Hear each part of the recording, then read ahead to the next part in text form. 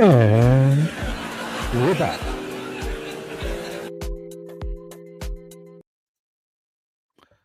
Hello. I know Paula's here. That's good. And it's a happy Thanksgiving specialty here. I'm going to read Elvis Field's Deposition. Sound fun, guys? Just wait for some stragglers to roll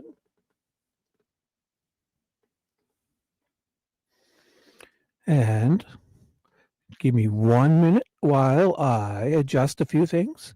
I'm here. Have no fear. Just 2 quick, short minutes, okay? Not even 1 minute, okay? And away we go. I'll be right back.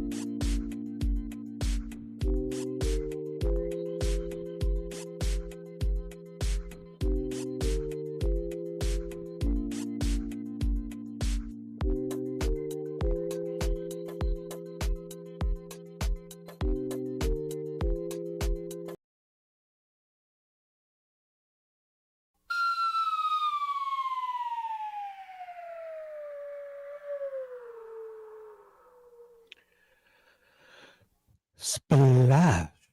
And here we are.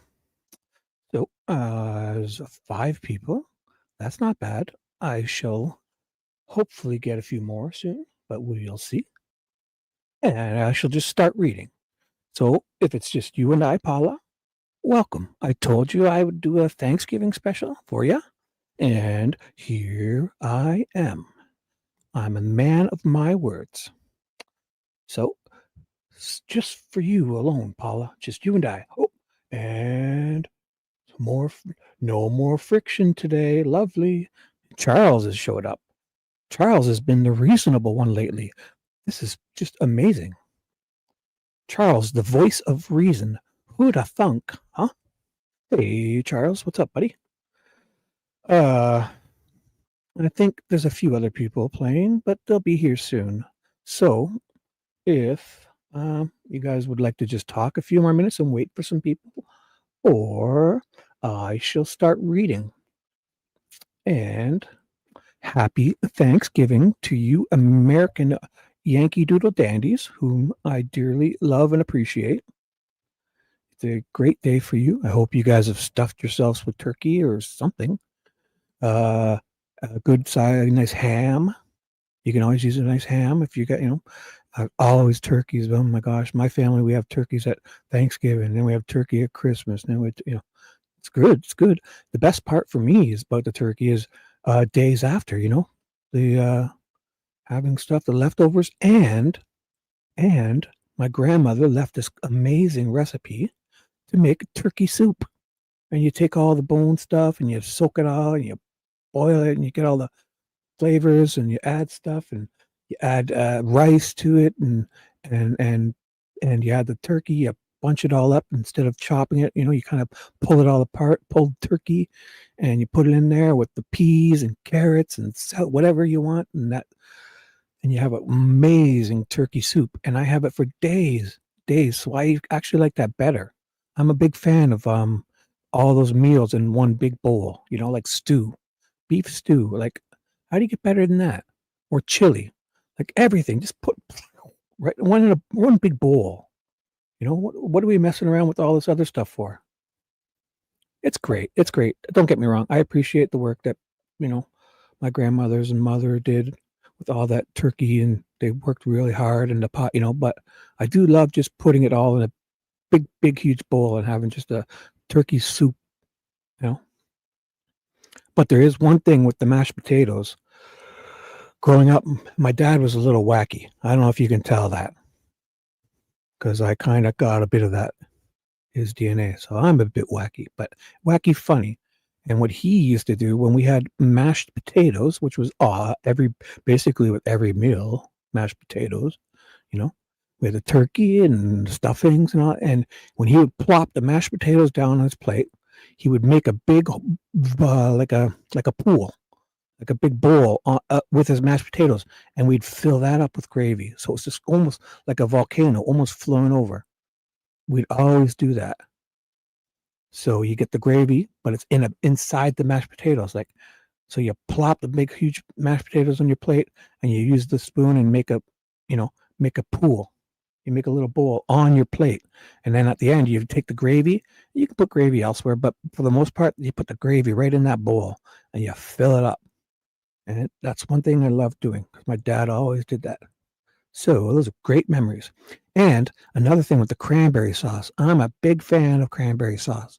Like, the cranberry, but I don't like the real stuff. I like the stuff in the can. So we always joke at every Christmas and Thanksgiving that if we don't see the little marks from the can, it's not the good cranberry sauce.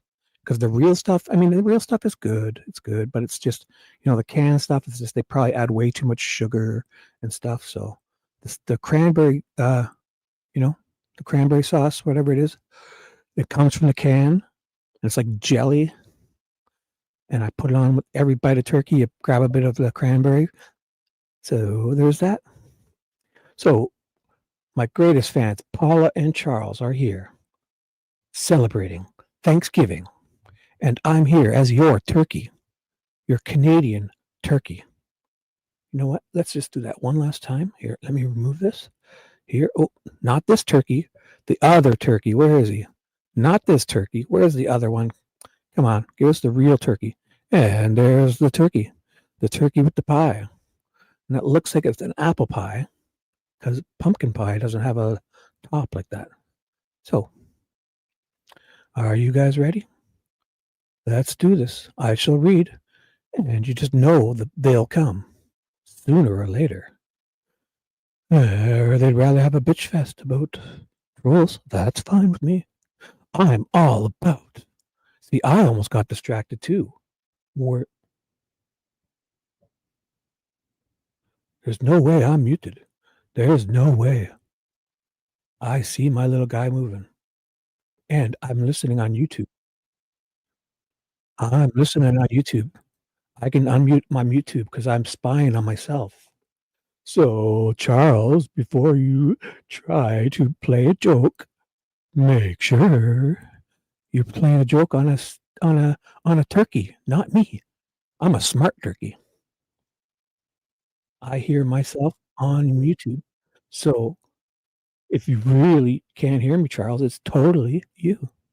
So, that being said, I shall start reading, and they will come. The Deposition of Elvis Field, brought to you by Turkey of the North, Shibby.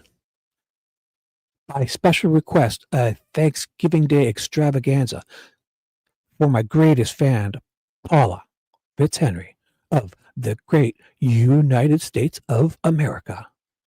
Coming to you live from Toronto, Canada, is a big, fat, plump turkey named Shibby. So here we go.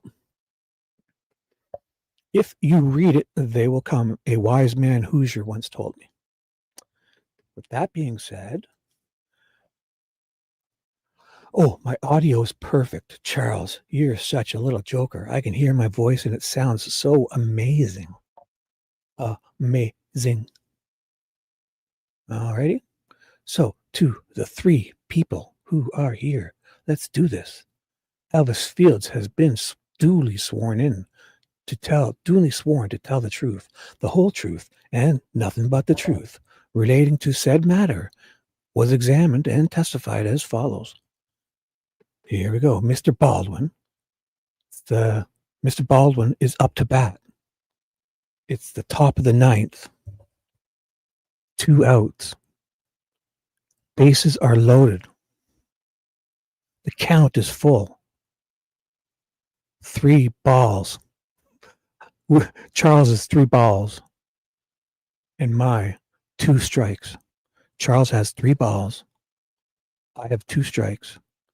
And Paula is up to bat. She's ready to hit a home run. Grand slam because the bases are loaded.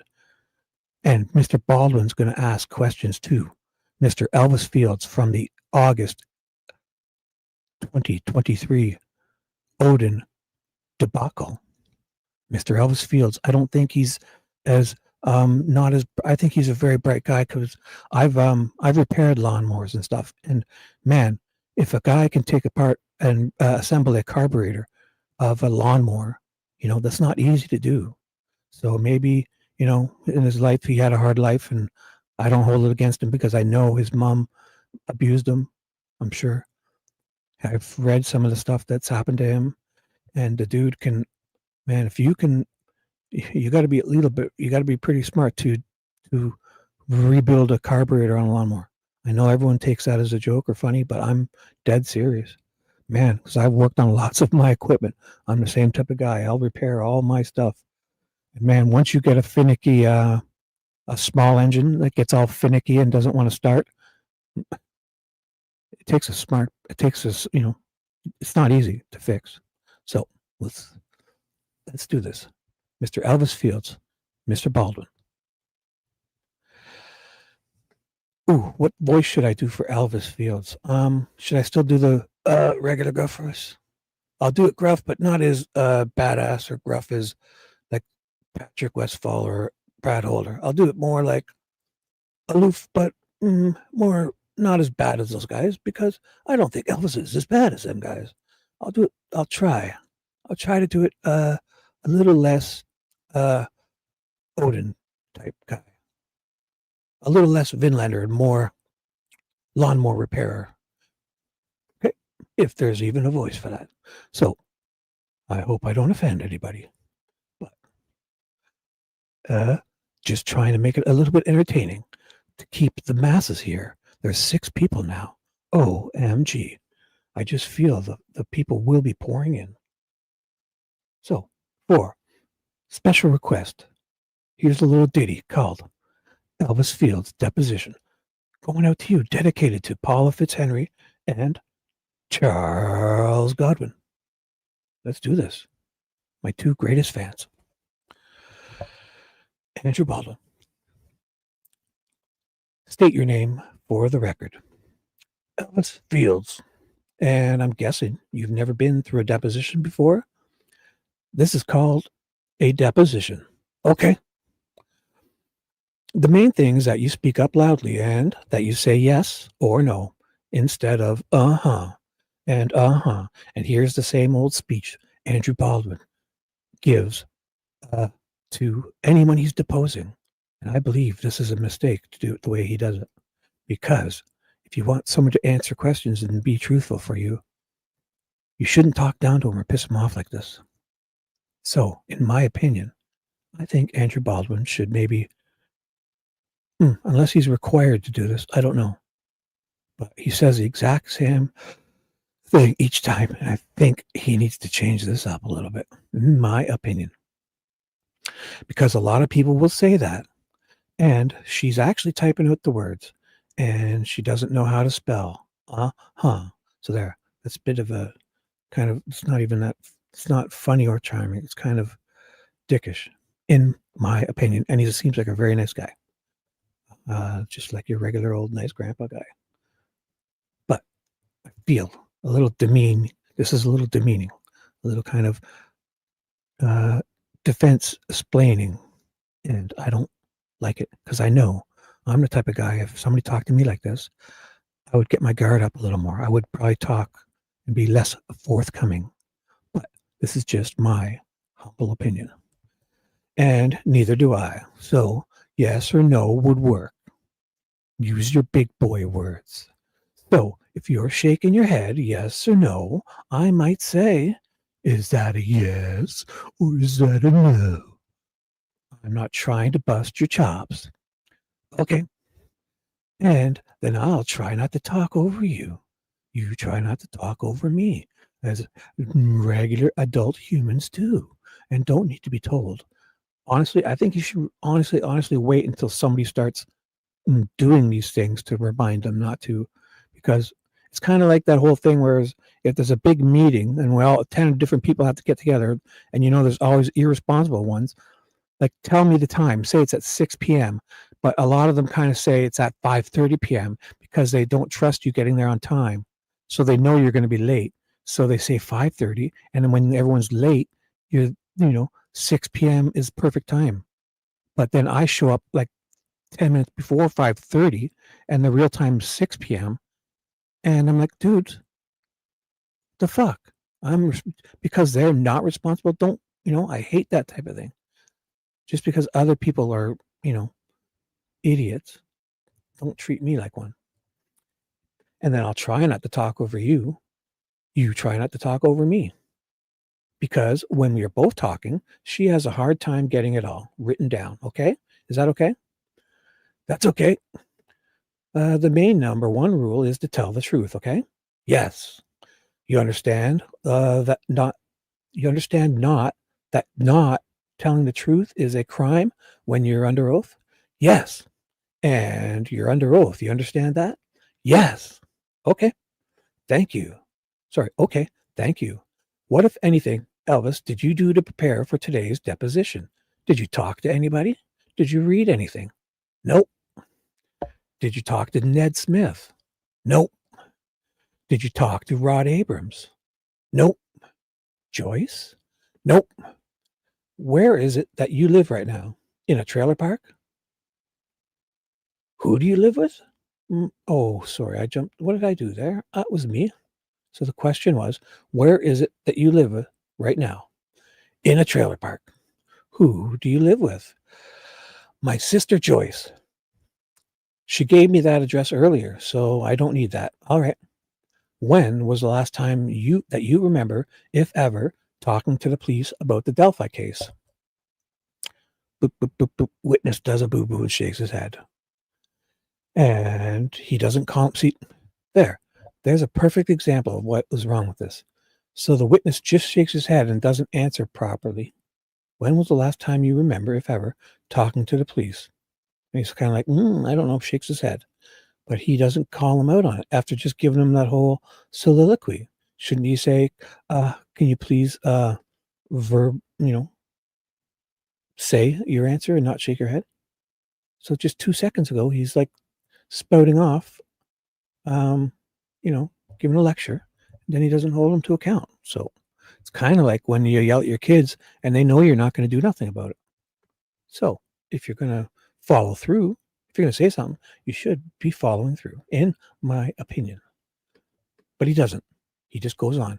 Have you ever talked to the police about the Delphi case? Nope. You don't remember talking to the police and FBI and getting in a room? Yeah. Tell me what you remember about that. Nothing really. What jobs, if any, have you had over the last 10 years? Have you had a steady job? No. Oh, I thought he was like a lawnmower guy, like a lawnmower repair or something with small engines. Tell me some of the jobs, that you've done. Odd jobs. Ned Smith, would that be considered an odd job, or is that, no, that's more steady? Yeah. Yes. What do you do for Ned? Whatever he needs. Not sure why that's highlighted, but what do you do? What do you go for what do you do for Ned most likely?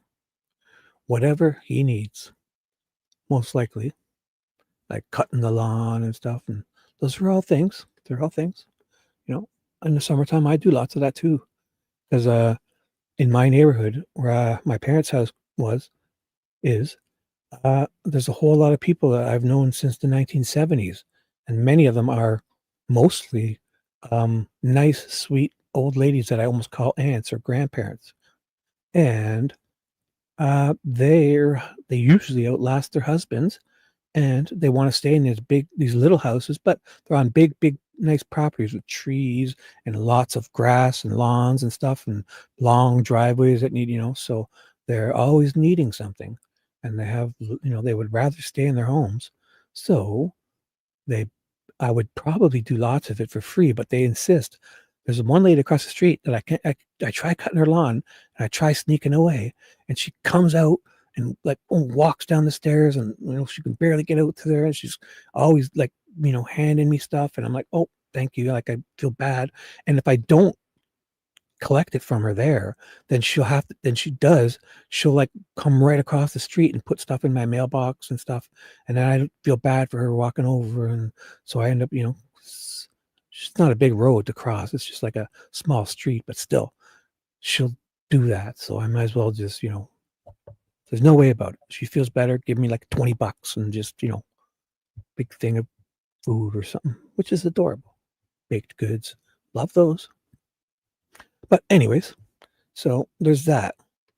And it's honorable work. If you're, cutting grass and doing landscaping and helping out people, and, even if they just give you money to help you for the gas money, because when I'm out there with my snowblower in Canada here, ooh, that's another thing. Yeah, in Canada, if you got your snowblower out here, and then say you do your driveways, but then the plow goes up the road, and then they like plow right past your driveways, and it's kind of like there's this huge gigantic pile of snow blocking your driveway.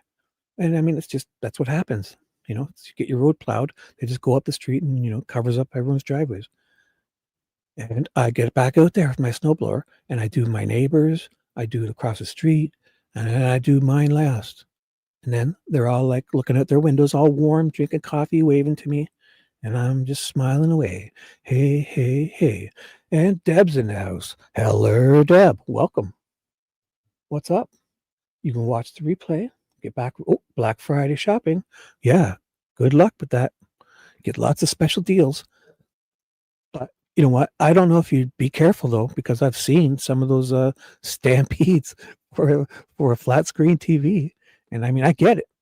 There's some great prices. Some flat screen TVs are pretty awesome. Just be careful. All right.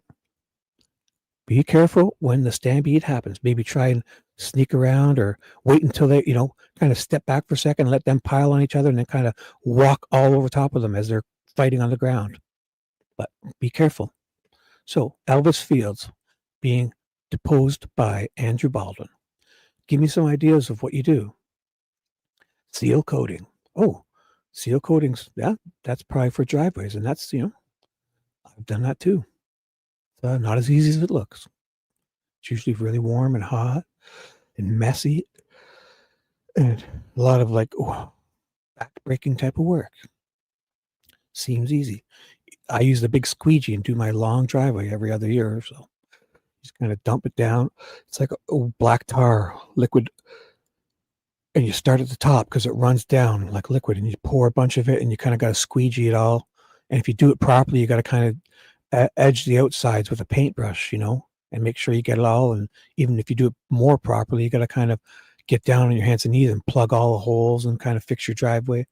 Because up here, if you don't do that, in the wintertime, the water gets in the driveway cracks and all that. And then when it freezes, it breaks all your driveway and ruins it. So it's very wise to kind of plug, use the special coatings to plug all the holes and fix anything up on your driveway. And then you seal it with the driveway sealant. So what do you do specifically? Broom. You've been trained to do that, I guess? Yes.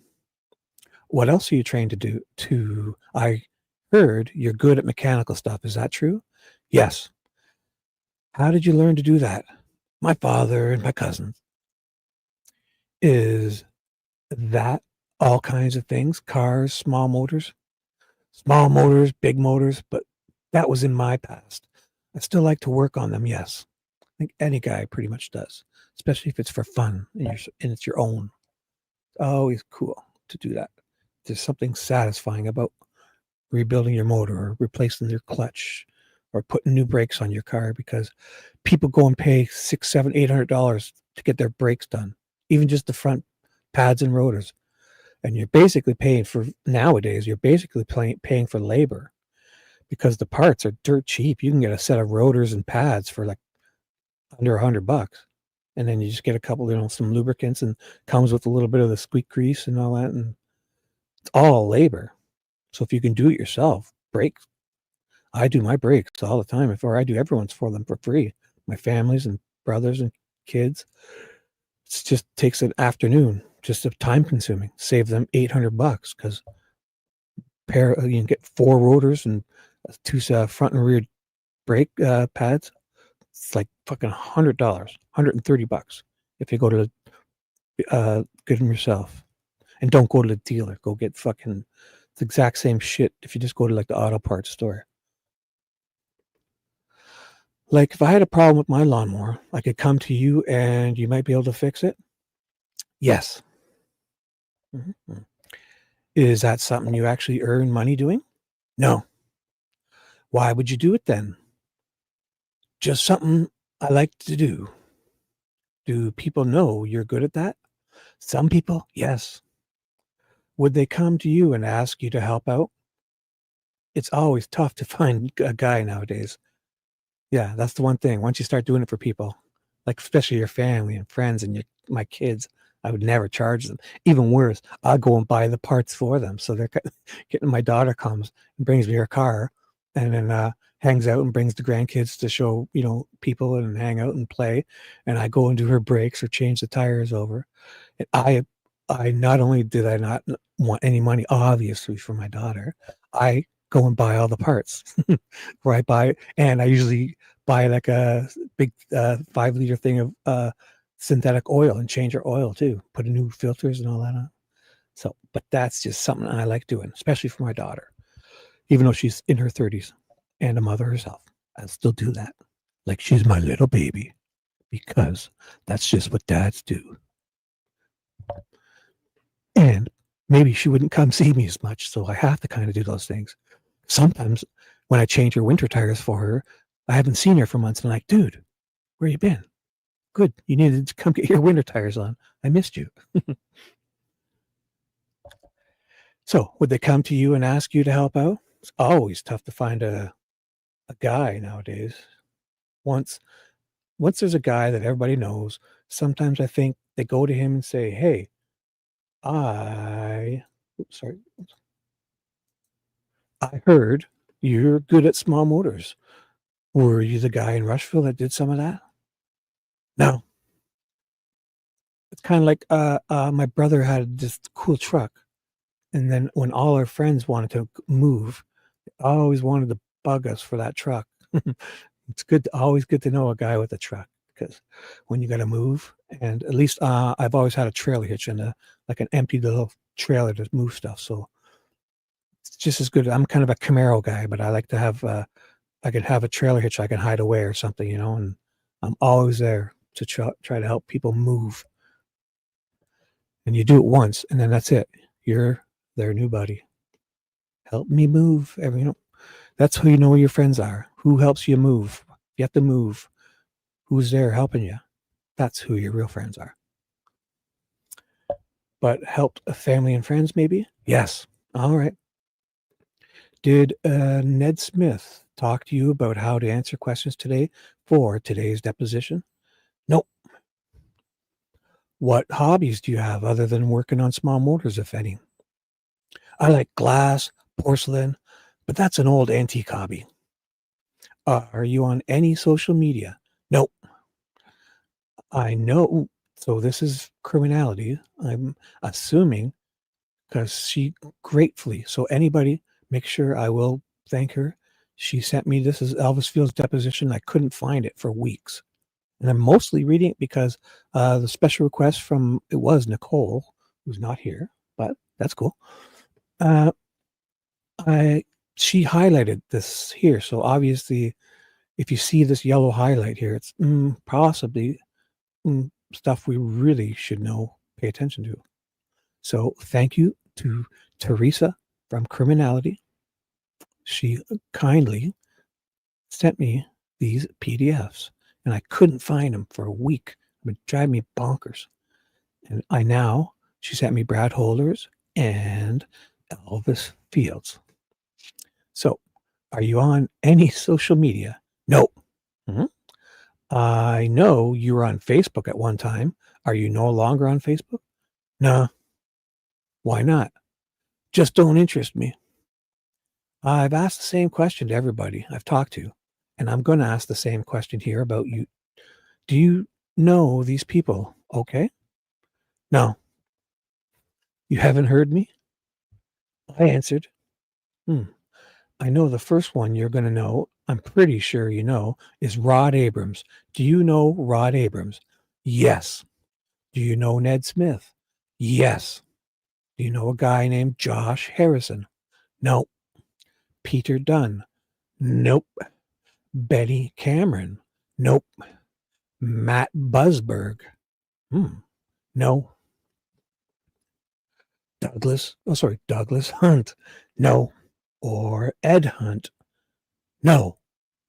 Or Douglas Ed Hunt? No. How about Mike Hunt? Do you know Mike Hunt? No. He goes by 3 different names, so if you knew him, you might know him as one or the other. Larry L.K. Spiegel. Nope. Denny Hammond. A little bit, but no. What do you mean by that? Just facial, like I'd recognize him, but I don't know him. Have you ever had a conversation with him? Nope. Johnny Messer? Nope. Brad Holder? Nope.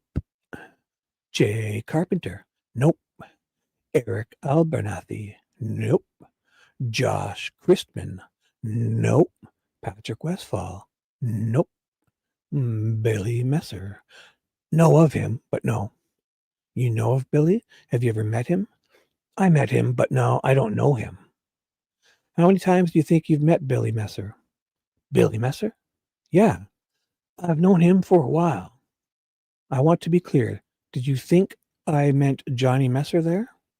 That's what I thought you said. I said Billy Messer, and I want to be correct here. Do you know Billy Messer? Yes. How do you know Billy Messer? He's an old friend. How well do you know him? Not real well. He's just an old friend. Did you just from time to time hang out? Yes. When was the last time you talked to Billy Messer? A long time. Did you ever go anywhere with Billy Messer? To the state fair or anything like that? Nope. Have you ever lived with Billy Messer? Yes. So yeah, you live with the guy. You must know him pretty good. Damn. I think anyone you live with must. Wow. Tell me about that. Just, I lived with him where there was nothing special or nothing. How long did you live with Billy Messer? I don't know exactly how long. A couple of months. Where was that? Over on 3rd Street. Whose place was it? I guess it was Billy Messer and Sandra Thompson. Who's she? That used to be his girlfriend. Are they still together? No, that I know of. No. Brittany Odom? Do you know her? No. Do you know if Billy Messer and Johnny Messer are related? Nope. Did you ever see Billy Messer and Johnny Messer in the same room together? Nope. Do you know some guy that called Dougie? Do you know some guy that they called Dougie? Have you ever heard of Dougie? Nope.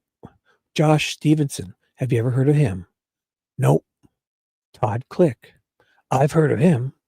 How do you know him? How do you know? I don't know him. I heard the name. You don't know who he is as you sit there? Shakes his head. Is that a no? Nope. Taylor Hornaday. Do you know Taylor Hornaday? Nope. Robert Thomas. Nope. Did Ned Smith ever talk to you or Rod Abrams about joining a club? Never. Nope. Do you know if Ned Smith knows Johnny Messer? Don't know. 1 second. I just need a quick drink, okay? Please hold if you're still here. There's 10 people. This is always good. 1 second.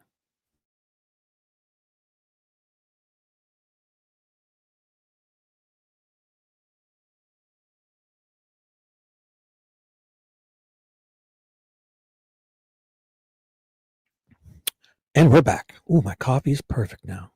What are you guys drinking? Anybody got a nice coffee? Oh, look what the cat dragged in. Gowdy time. Oh, where you been, bud? I've been alive for like almost an hour.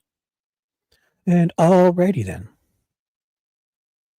I guess you guys would rather bitch and complain than read documents, but that's fine. Welcome, Gowdy. Dino Zinaus. Does Rod Abrams know Johnny Messer? No, I can't answer that either. I don't know. You never talked to Ned Smith about Johnny Messer? Nope. Have you ever talked to Rod Abrams about Johnny Messer? Nope. Have you any idea why I'm even bringing Johnny Messer's name up? Nope. Why did you tell a police officer named Kevin Murphy that if spit is found on one of the girls, but you can explain it away, would you still be in trouble? Why did you ask that question of Kevin Murphy? Didn't. You never said that. Nope. Do you remember being given a DNA swab in your cheek? Yes. And they talked to you about what DNA is? Do you remember that? Yes.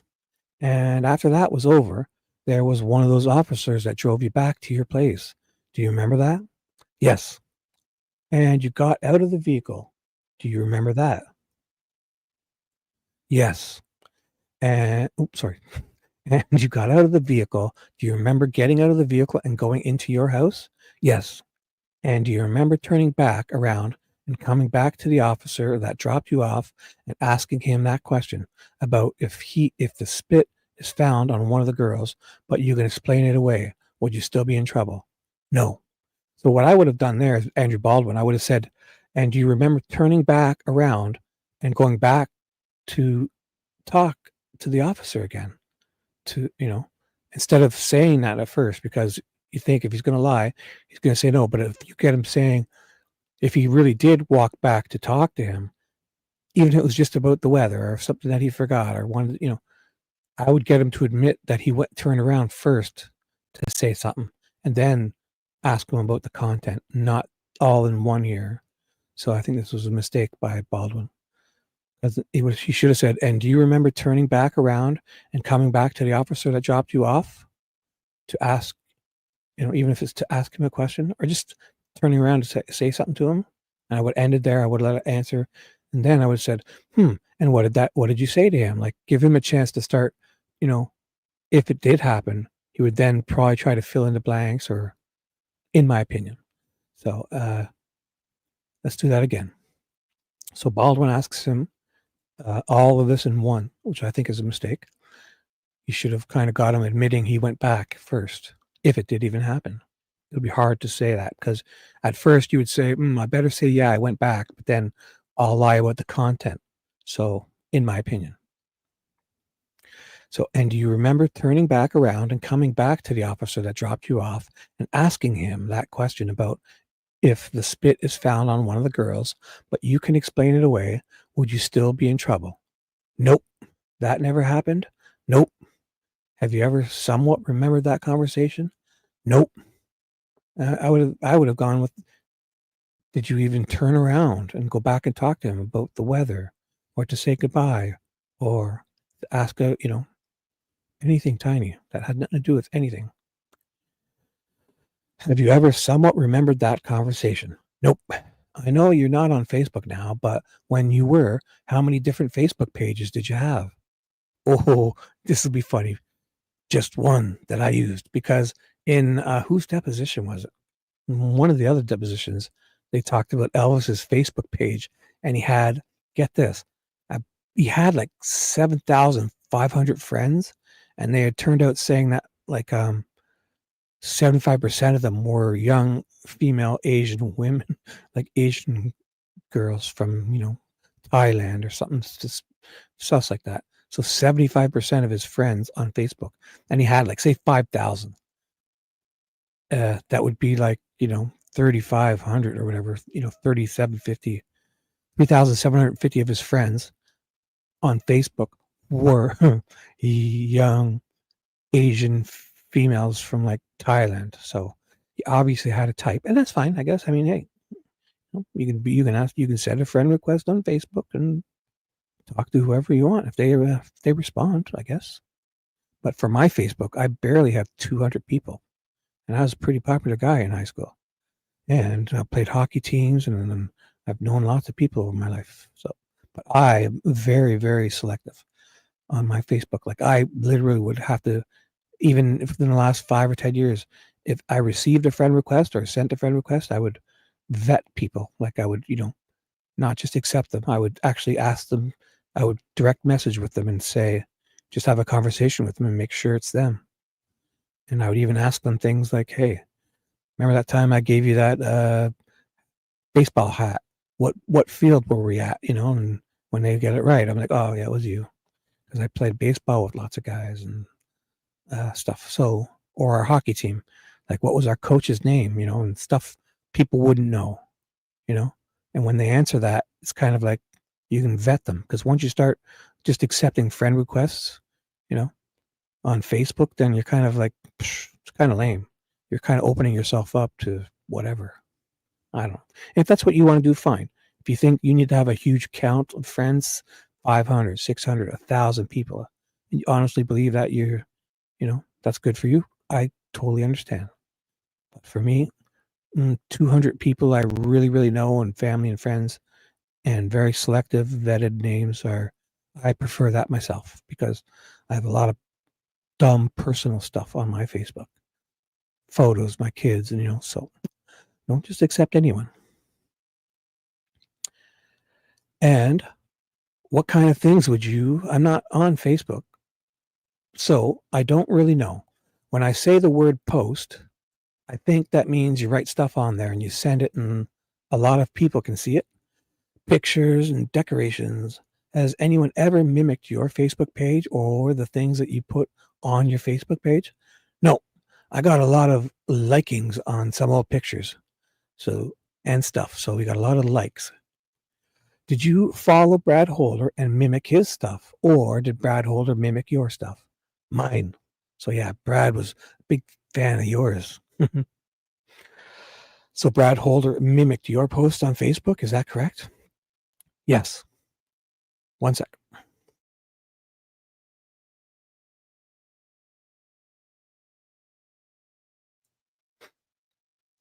Like what?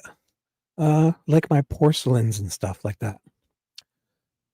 For those of us who don't know what porcelains are, tell me what a porcelain is.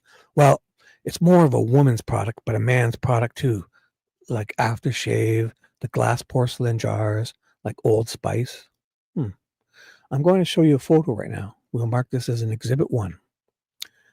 I'm going to ask you if you know who this guy is. Do you know who that is? Nope. You don't know photo number 1. Nope. I'm handing you what's marked as Exhibit 2, Elvis. I'm handing you Defendant's Exhibit 2. Can you tell me what that is if you know? Yes, just decorations. Is that something that you put together? Yeah, just something.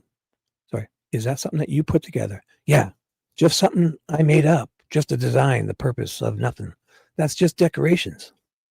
I understand, and I just want to know, you are the one that put the design together and you posted that on Facebook? Yes. All right. I'm going to hand you Defendant's Exhibit 3. Can you tell me what that is, Elvis? Yes. What is that? A knife. And is that your knife? That's mine. I've had it for years. I've got it for Christmas. Did you post that on Facebook? Yes. And I'm going to hand you Defendant's Exhibit 4. I have a question. I also seen on my Facebook page a picture of me, my tattoos. I don't have tattoos on my chest. That was your own Facebook page? Yeah, I seen it. How did that get on there? I don't know, but I seen it. You don't have any tattoos. I could show you. Oh, no, I believe you. Yeah, I mean, if a guy's going to take his shirt off and show you, it's obviously so somebody probably fucked around and put fake tattoos on him and put it on his Facebook, I guess, or whatever.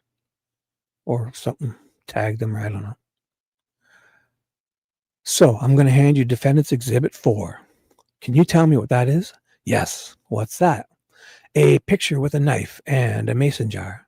Is that your picture? Yes. And you posted that on Facebook? Yes. A minute ago, you said that Brad Holder was following you. Do you remember saying that? Yes. I'm going to hand you what's marked as Defendant's Exhibit number 5 and ask you if this is what you were talking about. That Brad Holder's following you on Facebook, mimicking your Facebook page. Is that what you remember? That's mine. My picture of just a decoration. I know nothing about that indicating. Is that what you were talking about, Brad Holder? Yes. So, you know that's Brad Holder's Facebook page, right? Yes? Yes. And Luttrell jumps in. Luttrell is obviously, so Diener helped Nick with Holder's deposition, and Luttrell is helping out the prosecution. Oh, unless this is the deposition for the Hennessy's. No, because it would be Hennessy, so it wouldn't be Baldwin. Sorry. So Luttrell is the one helping out the prosecution. Could I ask a question here? Sure. Oh, that's Baldwin. Sure. What is Brad Holder's page? Just the image on the left? I'll have to come. I got to remember my goofy voices because, like, I finally got one the other day for the other lawyer, for Holder's lawyer, but then I forget how to do it. So take this pen, if you don't mind, Elvis, and which one is yours? Which one is yours and which one is Brad Holder's? That's mine. Put your initials next to that, if you don't mind. You might write on the right, then draw an arrow under the image that was on your Facebook page. You put EAF. Yeah, that's my picture, my decoration pictures. But you also notice that after you put that up, the guy over here, yes, Brad Holder was trying to copy mine. Can you put Brad Holder under that the same way that you just did? Just put his name. That way, later on, when we look at it, we know. So he does that. Okay, just Brad is fine. Now I'm going to show you exhibits number 6. Can you tell me which one is yours and do the same thing? Let me see if you've something a little bit more prominent. I've got a purple marker here. That will be good. Which one is yours? The witness complies. I don't know what he does. And the other one, is that where you noticed back then that Brad Holder was following you? Yes. Put his name, Brad, down there, if you would. And Elvis complies. Then I'm going to go to number 7, Defendant's Exhibit 7. This one is, this one, the coloring got a little goofy on my printer.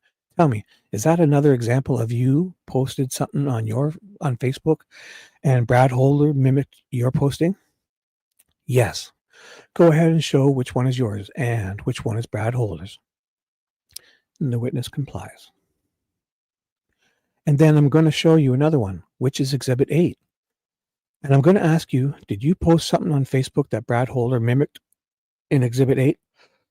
That's mine. Go ahead and put your name under that. And back then you posted that. And then you were aware that Brad Holder mimicked your Facebook post and posted something similar to yours. Is that correct? Yes. I'm going to hand you Defense Exhibit number 9 again. The color is a little off, but I think you can tell. Is that an example of where you posted something and then noticed later back to those days that Brad Holder had mimicked your Facebook? Yes. 1 minute. Sorry.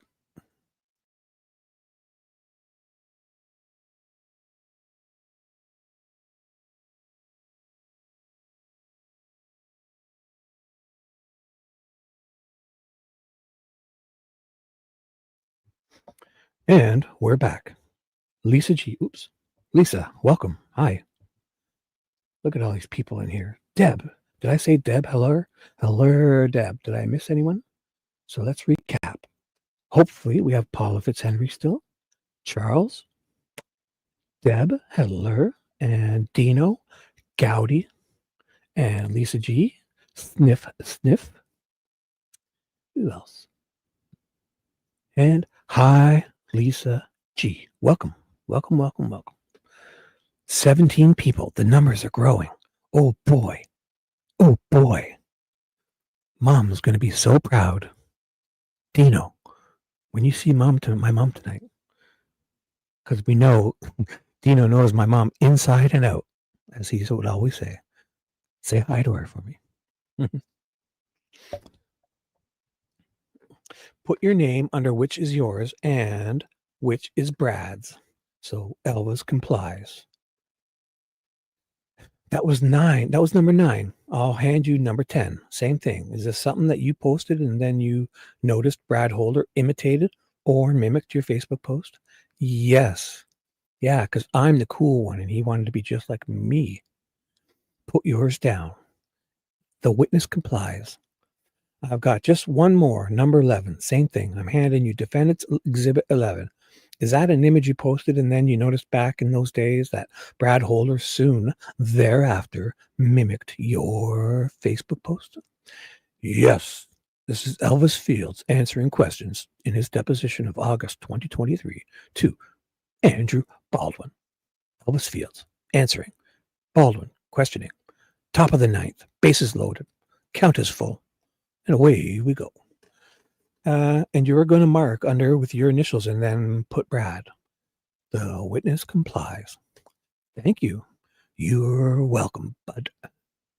Again, there was a document out there that I think said that you were following Brad Holder, but that is not the case. Is that what you were saying?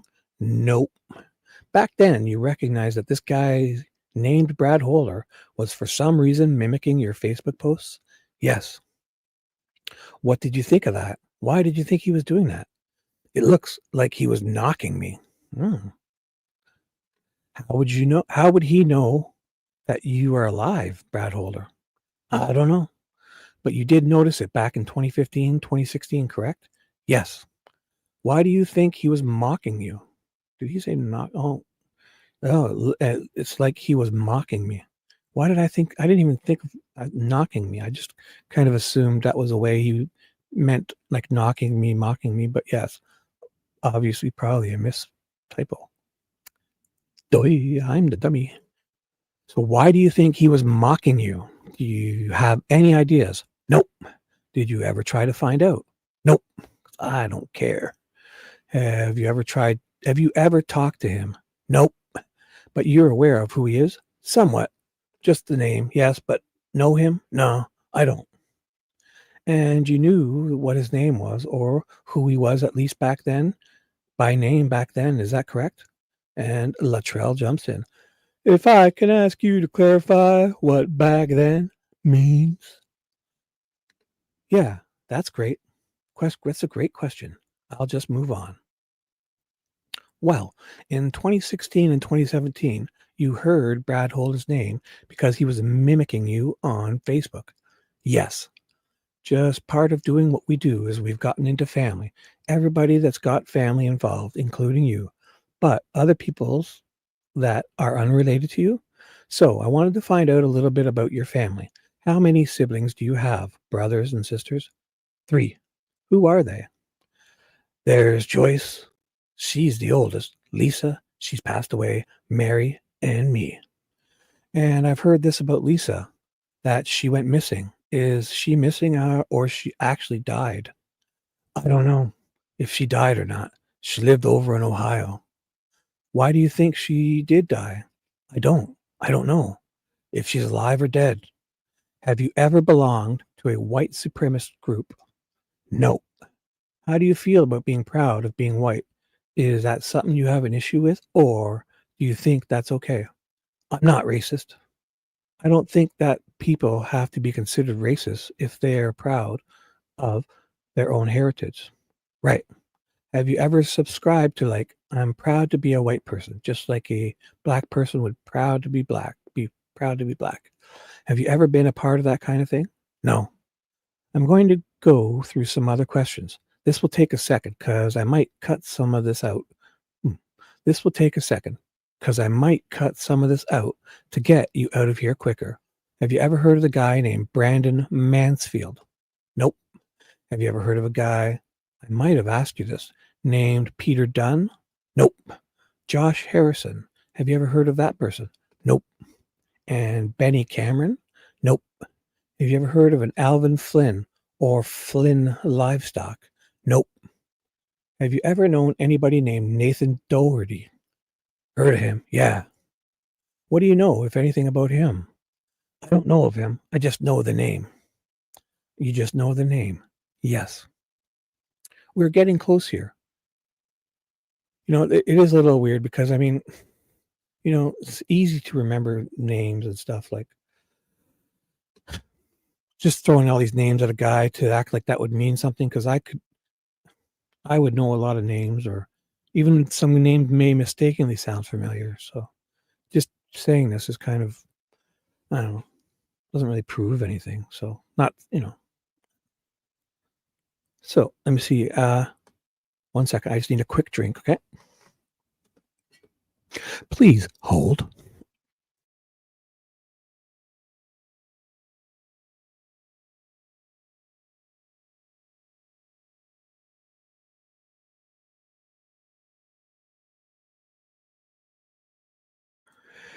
And we're back with the regularly scheduled programming. Damn, I need a new recliner. This fucking recliner. I'm like, every time I take a break, I kind of try to sit up. I'm reclined in my recliner, but I kind of like I slide down too much. I end up fucking almost laying down. So I think I'm gonna order myself a new recliner. I deserve it. Something cool, maybe with some heat and massage functions too.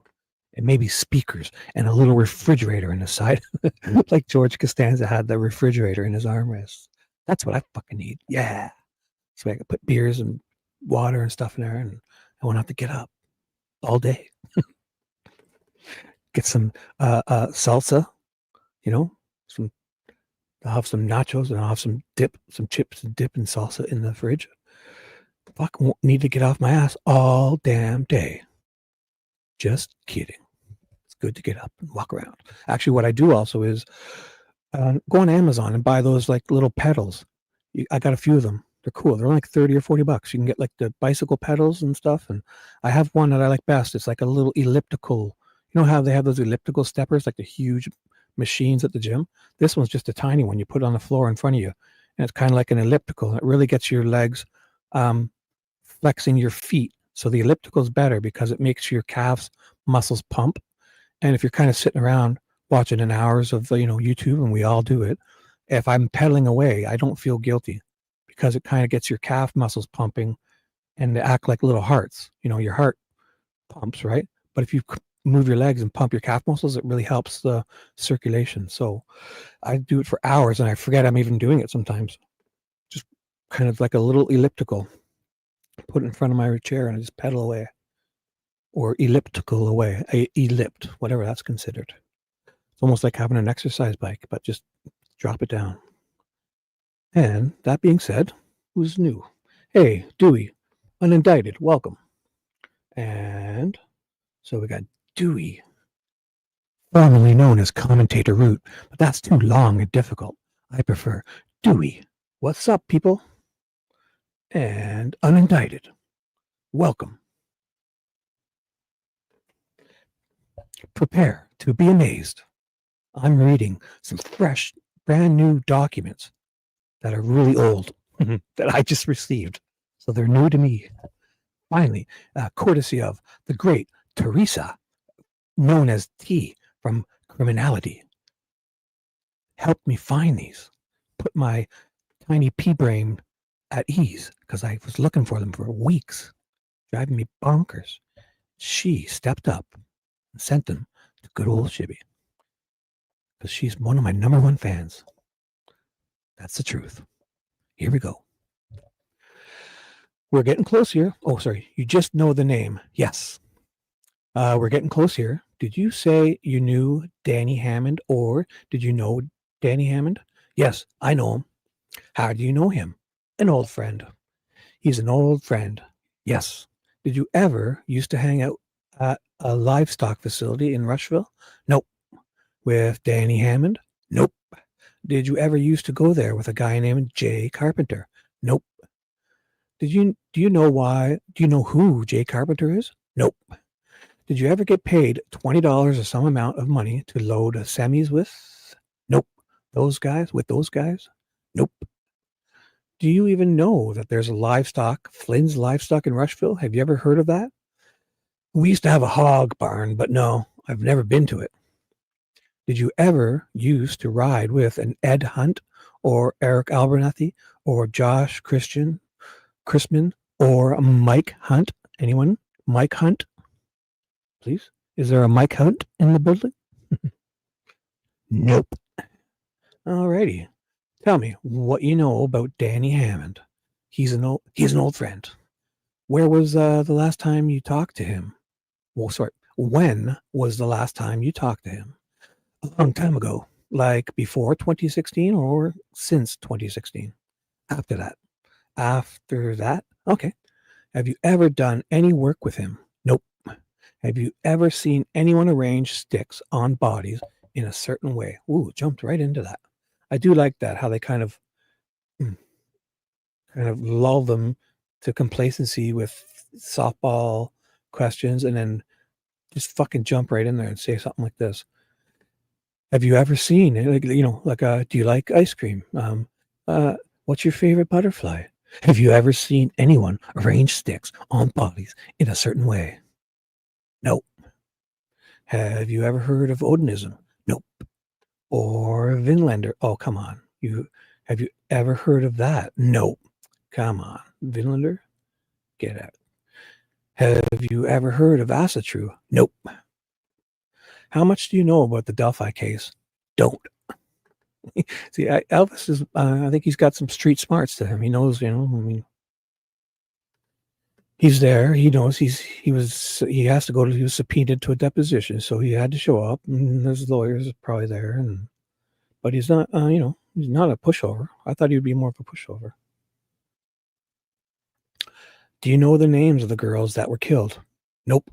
And even if you had, because that's the type of question where they kind of get you to get your foot in the door and start talking. Because, if you at this point, with all the talk and news, something that happens near your home locally, to know their names wouldn't be a bad thing because, people care. Like, look at, a lot of people in that area read up on this or are investigating. It doesn't mean they're part of it. So, but I think it's good. He just says, not good, but I don't, you know what I'm saying? Like he's wise enough to say no, because that's one of those questions where they kind of want you to get you to admit what's obviously the truth, and the Vinlanders thing too.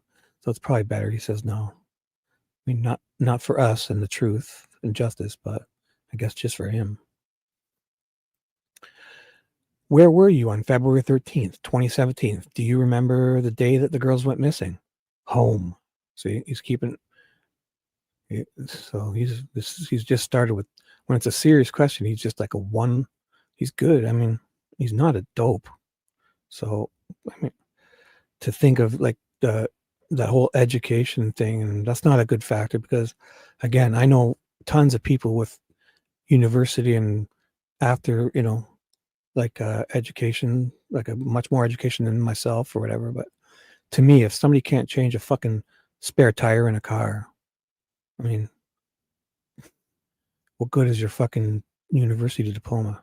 You need some real life practical experience, like, how water flows and temperature changes and just, electricity. That stuff is the real stuff you're going to deal with on a day-to-day basis, in my opinion. How do you know you're at home? I ain't stupid. I know where I'm at. I was at home. Seriously, I was at home. Ooh, on February 13th. That's a Monday, I believe. 2017, you were at home? Yes. The whole day? Yes. That's another thing. Like, they're asking him this in what, August of 2023? So he's so sure he was at home on only because he probably remembers because they came asking him at that time too. So again, if it was just his first time asking him about 5 years ago, he probably wouldn't remember. But since there was such a big hoopla made about it because the cops were busting his chops back then, I'm sure that's he should remember that. And that's what he's remembering, having to do this way back then. So I won't hold that against him. The whole day? Yeah. Fucking told you guys already a million times. Do you know who George Stanley is? Yes, I do. Who is he? He's an old friend. He's just an old friend? Yes. Is he still alive? Nope. Do you know how he died? No, I don't. Was he like a good friend? A true friend, yes.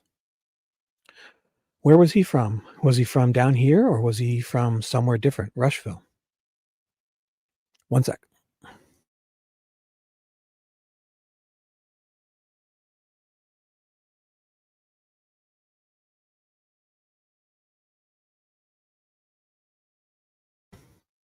Alrighty.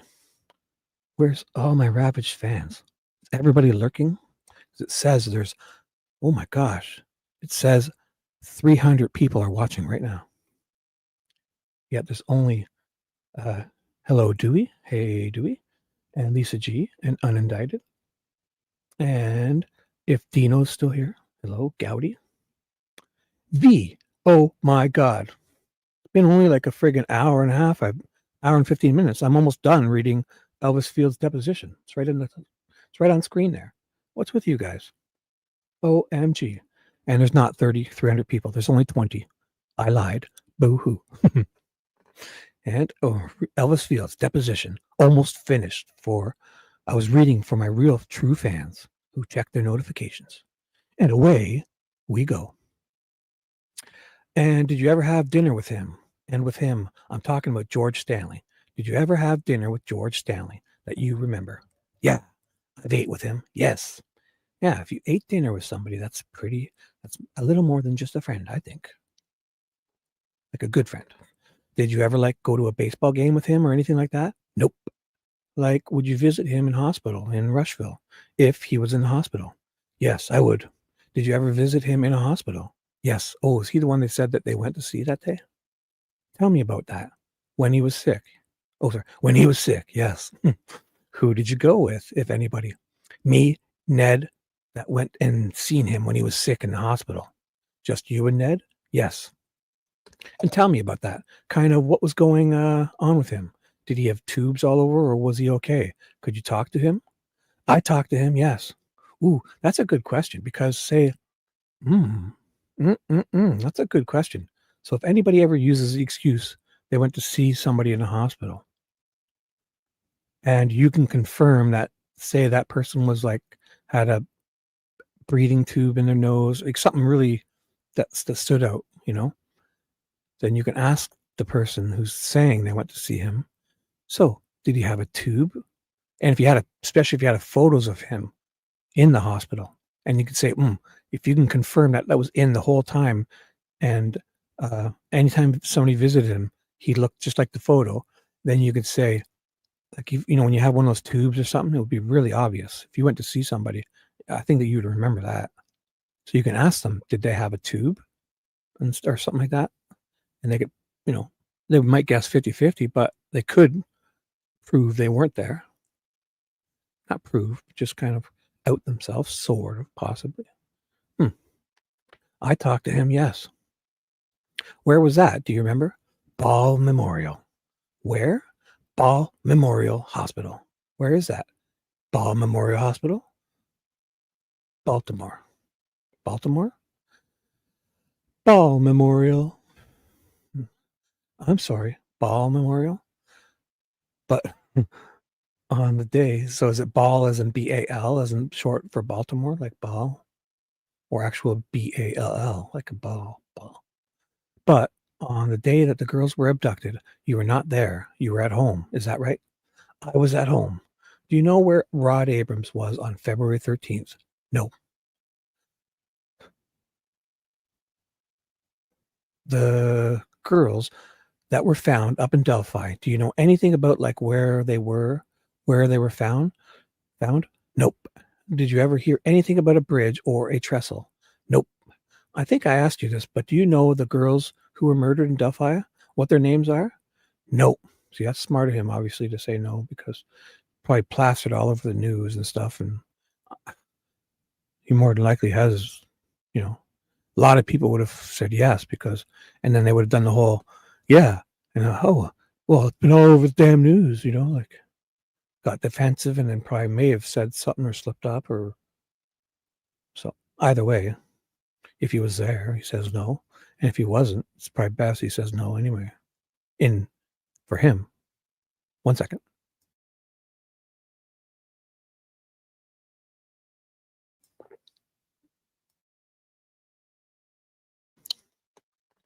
And we're back. Oh, look at this. We have someone new. Marissa, Beth, welcome. Sitting, listening, and trying not to die from heat exhaustion. Oh my gosh. No, it's okay. Yeah, lurk. Stay cool. Where are you? From heat exhaustion. Oh my God, you must be out in Australia or something wacky like that. Hey, Marissa, Beth, welcome to the program. Yes, please stay safe. Get yourself into a little kiddie pool or a cool bath or a cool shower if you're that warm. Like what I do is I love it when I'm in Canada now. It's actually getting really cold here in our winters, but I love it when it's like the heat warning days when it's like 34 degrees Celsius. I go out and cut my lawn really quickly, and then I got sweat. Like it's like actually, you're like dying to sweat. Only like 15, 20 minutes. So it's quick, right? Nothing too bad. And then Brisbane, Australia. Welcome. And I get super sweaty. And then I have like a cold beer. I'm not, I can go for a long time without drinking beer, but there's nothing like when you really, really sweat and worked hard outside and doing, mostly cutting stuff and in the hot summer and you sweat. I love having a cold beer. And so I come in and have a cold beer, jump in a cool shower, it's always a great feeling to get a good sweat. So now, I bet you want to have a good laugh, Marissa. Where I'm at, I'm 15 minutes west of Toronto in Mississauga, Ontario, Canada, province of Ontario, on the north shores of Lake Ontario. And it is right now, I can tell you, why can't I see my battery must have died for my outdoor temperature thing. I can look at the app. My weather here is, and since Australia is like the rest of the normal world who uses the metric system, you'll understand that I'm -1 Celsius right now. -1 Celsius. And it's going down to, -3 tonight. So it's right now where I'm at, it's 12:45 a.m. on Friday morning in Eastern time zone. And it's going down to -3 tonight, Celsius. And the high tomorrow is going to be 0 degrees. Literally, that's my high tomorrow. The high temperature in the middle of the day will be 0 degrees. Snow is coming, but it's beautiful. It's lovely. I mean, it's fun. It's a difference. Put some hair on your chest. And when it gets really cold, we can skate for like a couple kilometers in one way, right up the rivers and stuff, and go tobogganing and snowball fights and build forts. And, it's fun. I love it because we have really hot summers and really cold winters. That being said, I'm sure I'd really love being there in Australia too. And away we go. So you stay safe. Get yourself somewhere nice. Polygraph. Hello, Polly. Welcome. Michigan, yeah. So you get the same. Basically, you get the same as me, Dewey, because I'm probably straight across from you in Michigan. I'm in southern Ontario, so I bet if you went straight across and looked where Toronto or Mississauga was, I'm right there on the north shore of Lake Ontario. So we get the lake effect snow sometimes, but I'm also in a snow belt. So we have the jet stream kind of goes down on the west coast of North America, dips in around Texas and all those southern states and grabs warm air and comes back up through the middle central area, across like Michigan and New York and Indiana, and right up over to me. So it brings warmer air up to us. So I'm in a snow belt area, so it's not as bad in this part of Canada. That's all I'm trying to say. But we do, I mean, we have our moments, trust me. But anyway. And one last look at chat. V is here late. So I'll let you make up for it, V, because I know you're one of my faves. Everyone, make sure to welcome Marissa. Stay safe. 37. What? OMG. 37 degrees Celsius. OMG. You guys know a lot of Americans won't understand that when they see it, but I'll convert that for you. OMG to Fahrenheit. Wow. That's freaking, that's like, oh man. C2F. 37. Holy shit. That's a hot. I mean, we've had that, but I mean, that's like stay inside. That's 98.6 degrees Fahrenheit for all you imperialistic, wacky Americans. That's 98.6 for, it was Marissa is boiling. And it's weird because Australia is like the opposite, where they're going into their summer now when it's our winters over here. So they're just going into summer as we are freezing. So for me, I'm at -1 degrees Celsius, which is, so first of all, Marissa in Australia is 37 degrees Celsius and it's 98.6. And me, I'm -1. So that's basically 30 degrees Fahrenheit. Man. Anyways, let's do this. So welcome everybody. Man, heat wave. That's all. But I mean, oh my gosh. Do you have like at least a little room air conditioner or anything? Oh man, at 30, yeah, you'll need something for sure. Candy, welcome. Yeah, you're late, but it's okay. I've been on for an hour and 25 minutes. So if you're just getting here now, and you consider an hour and 25 a while ago, which it is, it's late. Basically the first half hour, I kind of farted around waiting for people. So if you go back, if you want to go back, I'm just reading Elvis's Deposition, or looks like I'm probably about over halfway through. So if you get a few options, if you want to just stick around now and kind of catch up later. The first half of Elvis's Deposition, it wasn't as interesting. So I think it's about to get more interesting. Or you can go back to the beginning, say 30 minutes, and kind of hit the double speed and do chipmunk voice Shibby, and catch up to us. Or you can just stay in chat and catch up later. Or you can mute me if I'm annoying you and just talk in the lovely chat here with all these great people. Yes, you've heard this before. I know. Yes, V. I love it. V. I love V giving me shit. She holds me to account, and she's one of those rare breeds, and I respect her for that. She won't placate to the host. She will tell me straight up how it is. And girl, I respect you for that. You know, you do it very well. You do it gracefully. You do it honestly and respectfully, and I love you for that. So I've heard this before. I've heard his before. It's fine. I just wanted to give Shibby shit for no reason. Thank you very much. Yeah, I've heard this a million times too, but also, you know, it's neat. Like, I mean, I feel like every time I read this shit, or I swear to you, I watched Teresa do this a bunch of times. I've read this a few times. Probably watched other people do it, and I swear to you, I find something new every time. Because honestly, I'll be honest with you. When I'm in chats, even if I'm moderating or not moderating, I kind of don't. I mean, I don't ignore the host like me. You know, I don't ignore the person, but I kind of like, it's like I want to save your thing, so I try not to take it all in, so I can watch the replay again and kind of relive it and catch that, because I'm enjoying it so much. You know what I'm saying? So I do that intentionally. It's part of, I don't know, it's part of my, I don't know if you call it neurotic or what. And I'm definitely on some kind of spectrum for adult ADD or something. I do it intentionally. Like I try to, even with a video or a movie I'm watching, Like, I'm loving it so much. I'm like, oh my God, if I really pay attention, if I watch it again, it's not going to be as interesting. So dumb. I know it. I know it. I know I do it. I admit it. I confess. I'm an idiot. But I intentionally do it.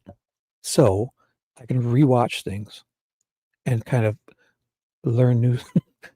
Anyways, you know what I was trying to say. And Alina, welcome. Candy, welcome. Yeah. Plus, also, well, Elvis, he. It's said, you always hear that Elvis Fields was, what's the developmentally challenged in a way where he had like lower IQ or whatever, which but I sense he's a lot, because if anybody, guy or a girl, if you've ever had to rebuild a carburetor on a 30-year-old lawnmower that's acting finicky, or a leaf blower, or a grass trimmer, once those things start acting wacky, if you have to rebuild a carburetor, it's not, and even just getting the settings right, the high speed, the low speed, the little nut, there's more than just a couple idle screws, if you have to do all that, and filters, and hoses, make sure, and leaks, and it's not simple. So if somebody can get a 30-year-old lawnmower running that has not been running well, then I think that I wouldn't care if they scored what they scored on an IQ test. I would respect them more than a person who got 130 on their IQ test and couldn't change a damn spare tire on a car. So that's my opinion. And he seems pretty streetwise, because when there's Baldwin's kind of trying to trip him up with questions, it feels like, and he's not falling for it. Like when, so where am I? Page 33. Ooh, remember that, 33. So there's a few questions here where he's like, yeah, like, when he probably knows not to talk, he's like, no, nope. He's in his mind. He's wise enough, because he knows there's trip ups here, because this whole just asphalt and, working in meat packaging. So he's just like, nope, nope. And in a way, I believe he's a lot more wise than people give him credit for.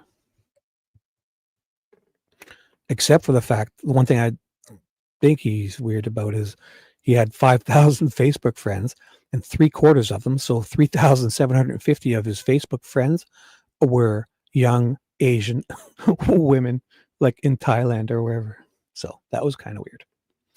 Did you ever tell Joyce that you had spit on the girls? Oh, did I miss something? Oops, let's read this again. Sorry. Yeah, I was here. Have you ever worked at or near a meatpacking plant doing anything like asphalt or anything like that? Nope. Did you ever tell Joyce or Mary that you were working at a meatpacking plant or near a meatpacking plant? Nope. Did you ever tell Joyce that you had spit on the girls? Nope. Where was your phone on February 13th when the girls were abducted? At home with me. So I probably should read on. I'm sure I'll get the answer to this. But wouldn't it be wouldn't it be obvious couldn't they have, I guess it's at this time, they can't prove it now, but at the time, wouldn't they have checked his phone to see if it was being used? Because, I mean, if you leave your phone at home, we've talked about this a few times. One sec, I just need to clear my throat and take a drink. Sorry.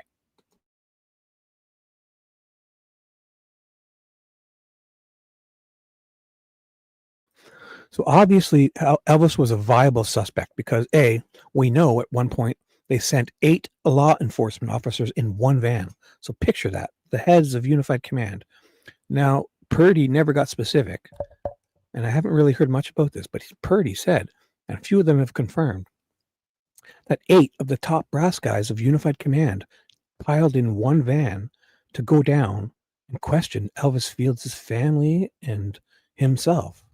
So there was the 4 people at the home, this Mary Jacobs, and I think her husband, I don't know, and maybe an older kid, or I don't know, whatever. They were going there to ask about Elvis, and there was 4 of them in the house, and they brought 2 cops to question each. That's a big deal. No, that's a huge deal to me. So 8 of them go down there to question them about Elvis Fields, and I'm pretty sure they said they talked to him too. Like, I mean, he's the reason they're going down there. Turns out he's not in this trial. What the fuck? How is that even possible? to say there's no third party defense or there's nothing, but this guy was, we felt him legit enough. There was enough about him that we sent 8, like picture Jerry Holman, Tony Liggett, Leesenby, Purdy, this Lourdes, Murphy, maybe who else? I don't even know. Some J guy, maybe that Portwood guy, and whoever the fuck was in it. 8 of them piled in a van, drove down to Rushville just for Elvis Field. And Gull, I forget what the reason was. If anybody smarter than me remembers, for whatever reason, Gull said he couldn't be questioned in this trial. Isn't that wild? So, oh yeah, for sure. They in if you listen to my last live stream, I did, excuse me, I did Brad Holder's deposition, and Brad Holder, the I think Diener, the one that was now helping the prosecution, Diener was there, just like Luttrell is here, helping on behalf of the prosecution, on behalf of Nick McClelland. So Luttrell is here, and I'm sure Elvis has a lawyer. I forget what that guy's name was. So the last one, if you look, the live I did last night, I read Brad Holder's deposition on the same time frame. And so his lawyer jumped in a few times, rightfully so, because you want to make sure, you know. But Brad Holder last night and his deposition, what was I about to say? Who was it? It was Diener. Was almost like, it was like she was really trying to like emphasize how he wasn't, you know, protecting him. Like she was coddling him, kid hand type, you know, kid glove type of, you know, reinforcing his alibis that really they can't. Like she was really standing up for Brad Holder instead of just, you know, she wasn't his lawyer. She was there as the prosecutor, you know. So I know that they want to, I guess it could be something as simple as if they kind of make Brad Holder look credible, then it reinforces the fact that Richard Allen, the one they really wanted, was, you know, more guilty or whatever. But to me, on my, like, what, they really felt like they were protecting Brad Holder a lot.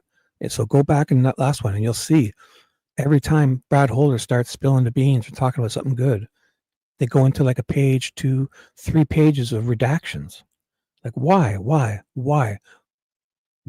they redact Brad Holder, a 52-year-old man who was his son was a boyfriend, his son's girlfriend is one of the murder victims. His son's girlfriend had sticks on her that looked eerily similar to a tattoo on his hand. That enough so that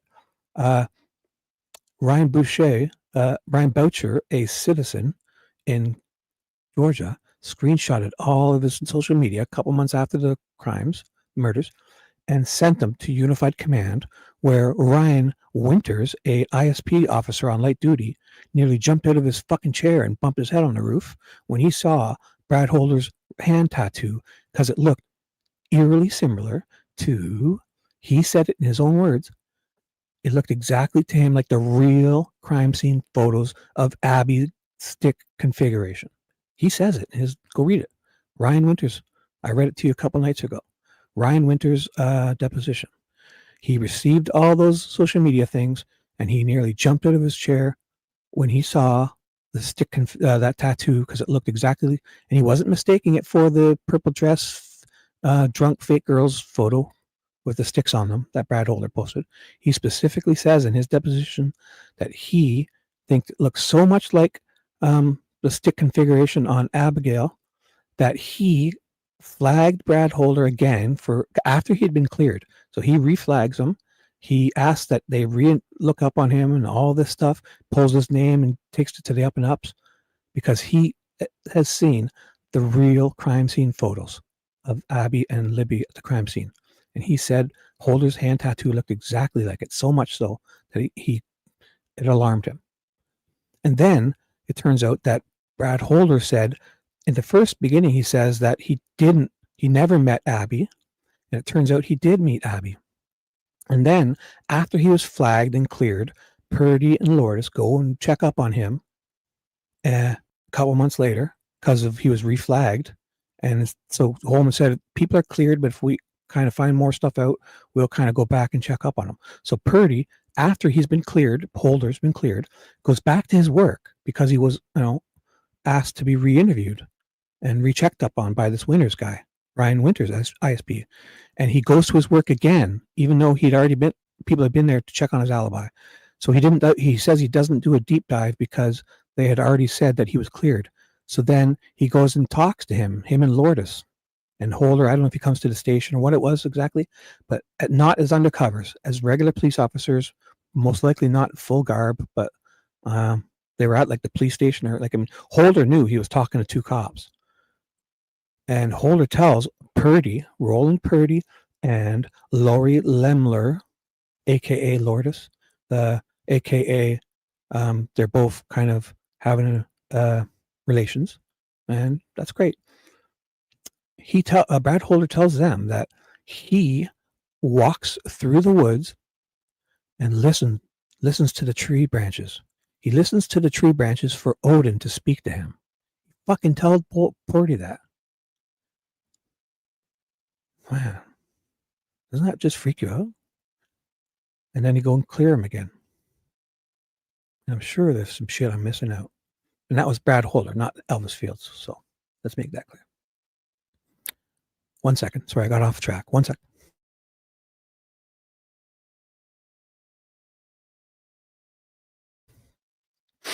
All right. Anyone new? Anyone you guys having fun in chat? V's here to protect me from any bad people. Dewey says, yep. Why, Jody? Why? And just Marissa, hope you're staying safe. Cool. Here we go. So, where was your phone on February 13th when the girls were abducted? Oh, that's why I stopped. Like, wouldn't they be able to check his phone at the time, especially to see if, if you leave your phone, it sits there, there's nothing happening on it, because we know these phones, especially then, would tell you, hey, the screen came on, you got a notification, you answered this notification, you took it out, and you were listening to your playlist, and you did this, and you raised the volume, and you charged about, there would be use, so I think that'd be easy. Even on a shit old phone, I'm sure there's ways they can tell. I mean, to be at home all day and not touch your phone, even if it's an old phone, you would make a phone call or send a text or something. So there's that. But again, they wait 5 years to do all this, and it's understandable they can't get all these records because but they should have had them back then. I don't even know what I'm saying. Would you have been using your phone during the day? Yeah, I used it. What would you use it for? What did you use it for? Phone calls. So you took phone calls that day, February 13th. Yes. Do you remember who you talked to? No. Do you also, like a lot of people, do you also, like a lot of people do, get on there and get on the internet? Facebook. I guess, do we ever find out what kind of phone he was? Because obviously probably some kind of smartphone, even if it's just an Android or, iPhone in that time was the iPhone 6. And I actually still have an old iPhone 6 here that I use kind of to, if I sometimes want to listen to playlists or something, or to turn my lights on and I'm doing something else with my other phones and that, I can use it because I have all those Wi-Fi plugs and all my lights outside are Wi-Fi, and I could touch a light and change all my lights, to certain, I have programs, and there's an app I use. I programmed it all in to turn all the lights on in my basement and then turn them on high or turn them on warm, so I could use that phone, or I use it to check my security cameras or something silly like that. And the iPhone 6 still works, except for the fact that I have to leave it basically plugged in because the battery is so toast, but it still works. It was a good phone, even now, except for some of the apps you can't download. Like, they limit you on the iOS. But again, I wish I knew what phone he had, because it doesn't sound like one of those little clamshells. It sounds like he's going on the internet, and actually it's some type of smartphone. So even the shittiest smartphone back then was not bad. Would you have been looking at your Facebook that day, you think, on February 13th, 2017? No, definitely not. Like, what? See, that's, oh my God, one sec.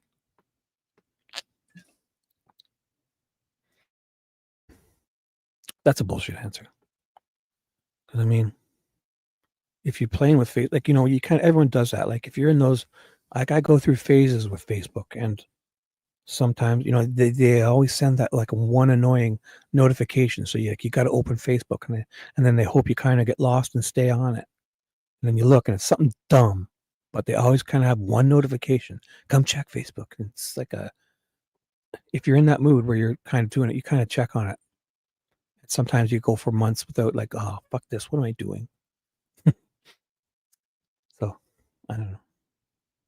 So I would kind of find his record and say, hey, the day before, the day after, was he, is today matched? And I bet you, like, the day before, if, in my opinion, just a hypothesis, if he was like lying, you would see that the day before he's like fucking all over Facebook talking to his 3,750 Asian girlfriends. And then that day it's like, boom, nothing. And then the day after it's like, boom, he's grabbing it every 10 minutes looking at it, So it's weird that a case in 2017 is so light on technical information and all that stuff, like proper videos and trail cams, and like they really, all the talk about it, yet there's none of it. There's a couple screenshots, and they're fuzzy, shitty fucking screenshots too, or Mullins going back and taking screenshots, and then all this fucking shit going disappeared, missing all the interviews, and that marathon gas station video, and then dick swinging contest between them and the FBI, and we can't check his height because it fucking cost $10,000, and oh my God. And excuse me, Shibby will no longer bitch. I will get back to the regularly scheduled program. 25 people. OMG. Would you have been looking at your Facebook that day, you think, on February 13th, 2017? No, not at all. I let my 3,750 Asian girlfriends, I kind of let them thirst over me, and, I kind of teased them with my presence, and I kind of starved them for the day to let them realize how much they miss me. Why not? I don't know. But your phone was definitely with you on February 13th, 2017. Yes, it was one of those too. Yes. The day that the girls went missing is what I'm talking about. I had my phone with me on that day. Oh, look at this, redactions. Okay, so we're going into a page of redactions here, folks. This is where it gets good. So I like to pay attention to the page before redactions. Let's do this again. So it's talking about his phone, but your phone was definitely with you on February 13th, 2017. Yes, it was one of those 2 days. Yes, the day the girls went missing is what I'm talking about. I had my phone with me on that day. Okay, thank you. And definitely during the day on February 13th, 2017, the day the girls went missing, you were definitely using your phone that day. Is that true? Redaction. Like, fuck, honestly. So this is another older man that they may suspect or whatever, they're deposing him.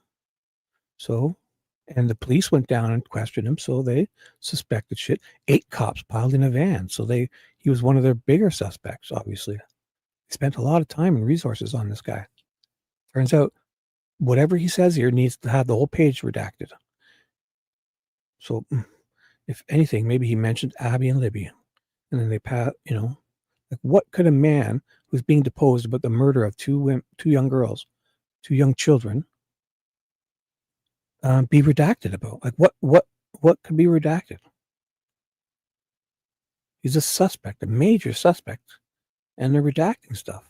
I mean, redact the name, redact the sentence, redact the time, redact the phone number.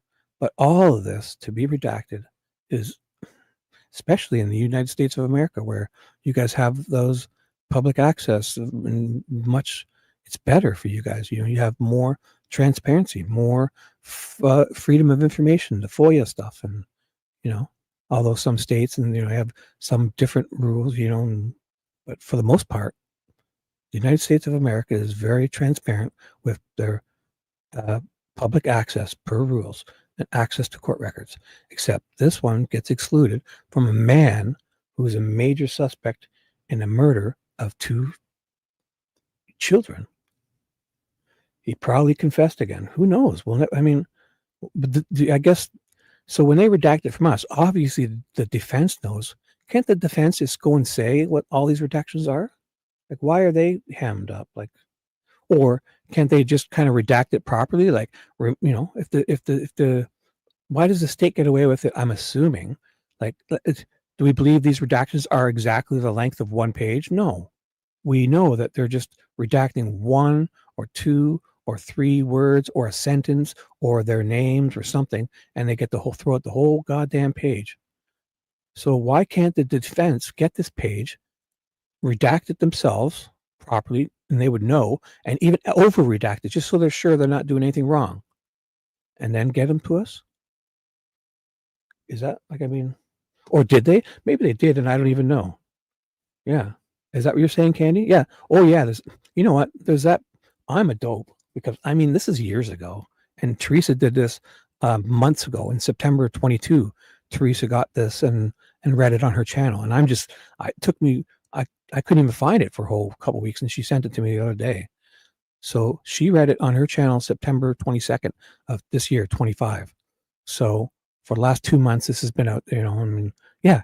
If that's what you're saying, Candy, you're probably right. If that's what you're implying, because I totally agree. That's a great point. Yeah, maybe they did tell us all this, and I don't even know because my fucking head is spinning. So here, Candy OXO at 1:11 a.m. my time. Ooh, Candy OXO says they probably did and laughs at me. Hopefully, because I'm a dope. I'll admit it. So there's that. Yeah, like, I mean, um, man, yeah. So maybe we can look up on that, or they haven't.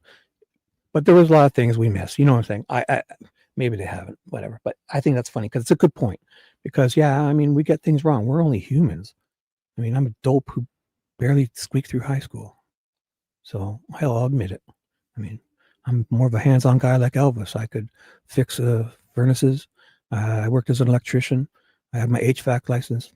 I play with RC cars, so I'm good with stuff, technicality, and work with my hands. And I change my own clutch in my car, and I do my own brakes, and I'm very technically inclined. But this court stuff, yeah, it's hard. So I don't even know. But if they did, I hope. Yeah, or redacted was probably what really happened, possibly, yeah, or who knows? But why can't the defense get that to us? Like, because I feel, I guess everyone's kind of clear on that, oh yeah, they've taken enough heat for leaks. No, I'm not saying, I mean, I know a lot of people are down on the defense and they could have did this, they could have did that, but I'm not there. Because I remember at the time, Gull was saying no to everything to anyone. It would have been the same as anyone, and I don't think anyone would have acted as diligent or as hard for Richard Allen as these two guys did, especially at the time. They were up against a brick wall with Gull, and she was just going to say no to anybody. So, sure, we can all armchair quarterback. They could have did this. They could have did that. This happened. I don't even know. Funding, money, this, that. I don't even know. But at the time, I recall they were going balls out. So, right. Oh, yeah. And there's the see. I'm a dope. Right, V. Right. Great point. Oh my God. See, yeah, I'm a dope. Yes. Nobody wants to jeopardize the appeal. And that's another thing. Yeah. So, I mean, we're here busting their balls. And that's another thing. It's like you're doing something right. And it's hard to not do what they want to do. And then on top of it, you got dopes like me criticizing them for not doing it. So it makes it even harder. Yes. The main thing is what's best for him and the Richard Allen and the appeal. And that's a great point, V. Very good point. Again, I'm just a dope, just talking here with you guys. So when I say things wrong, and I promise you, I will again, probably in the next 15 minutes. Just know I mean well, and I want the best for everyone involved, especially justice, the truth and justice for the girls to find who really did this, And I just know Richard Allen will be exonerated in that process. So again, when I get the next thing wrong, this is a preemptive apology. I mean, well. Yeah. Well, who knows, right? Yeah. Or he may have said something like, OMG. So there could be many things. Oh, definitely, Candy, I agree. There could be many things, but why do these guys get away with kiboshing the whole damn page? Because, like, let's say I was doing this the other day. Like, let's say they wanted to, where's a good one? They wanted to there was something here they wanted to redact, like the meat packing plant couldn't be mentioned. So then, does that mean even the meat packing, they could kind of black this out, but we wouldn't learn all this other stuff that he said. Like, would you have been using your phone? Because this whole page would get thrown out. That's all I'm saying. It was weird. This is how do you know how old Elvis is? But it's an older man that 8 cops felt that they should pile in a van to go down and question. So he was a major suspect. And all of a sudden, we can't fucking talk about the guy at trial. His deposition gets redacted, heavily redacted for whatever fucking reason. He talks to he has 5,000 friends on Facebook, and 75% of them, which would be 3,750 of his Facebook friends, are young Asian girls. And then he gets redacted. So thank you all. I'm going to continue reading. And again, I'm just throwing out stuff called, I like to freeball and hypotheses and opinions and just talking about it, brainstorming. And I know you guys are too, and nobody's saying anything definitively. And I enjoy just bouncing stuff off because I would be reading these again by myself. So I enjoy having you guys here, and we can throw just ideas off each other. And I love, you guys aren't even all my real regulars. You're my new regulars, and you're all being great and respectful in chat and just talking. And I appreciate you for that. So again, anything's welcome here, even like talking about the weather, talk about your dogs, talk about your cats, your annoying husbands, your baby husbands, women, those infant men that you basically have they're stunted from birth, and then you marry them and it's like you adopted another kid. Talk about them, anything.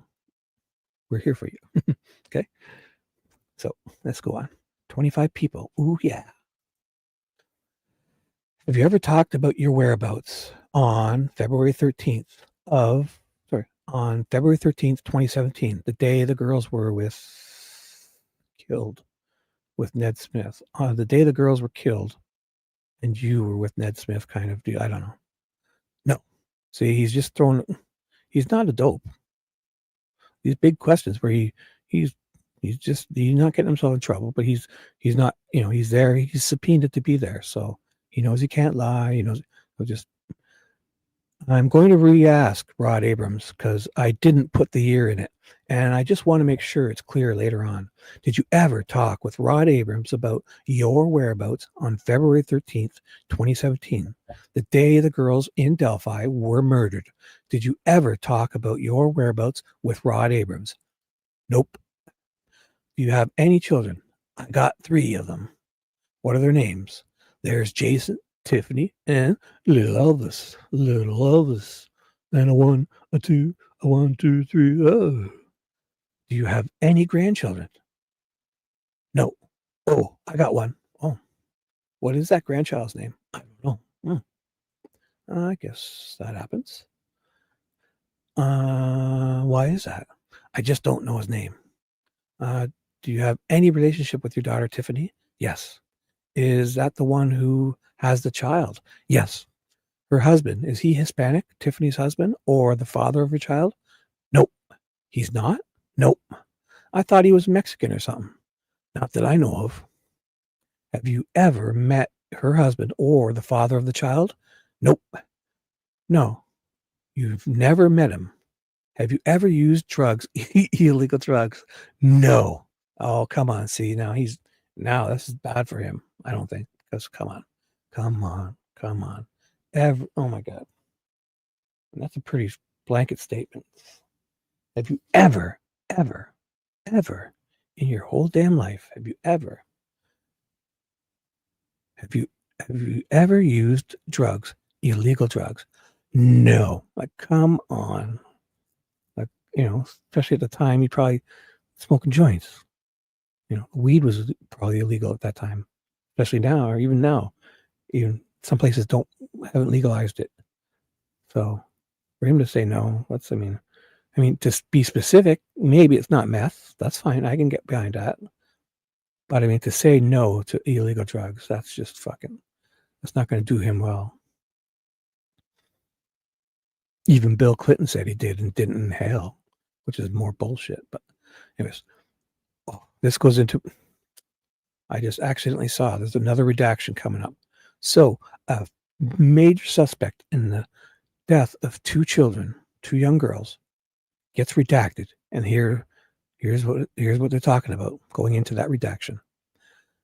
There was a few seconds lapse, 3 or 4 seconds maybe, in answering that. Did you stutter? You are under oath. It's okay. Nobody cares. You're not going to get arrested if you've used meth. But we need you to tell the truth. I don't do drugs. So you've never used meth. So then they fucking redact this guy stumbling about never using any drugs and what. Oh my God. This is the most absurd thing I've seen in a long time.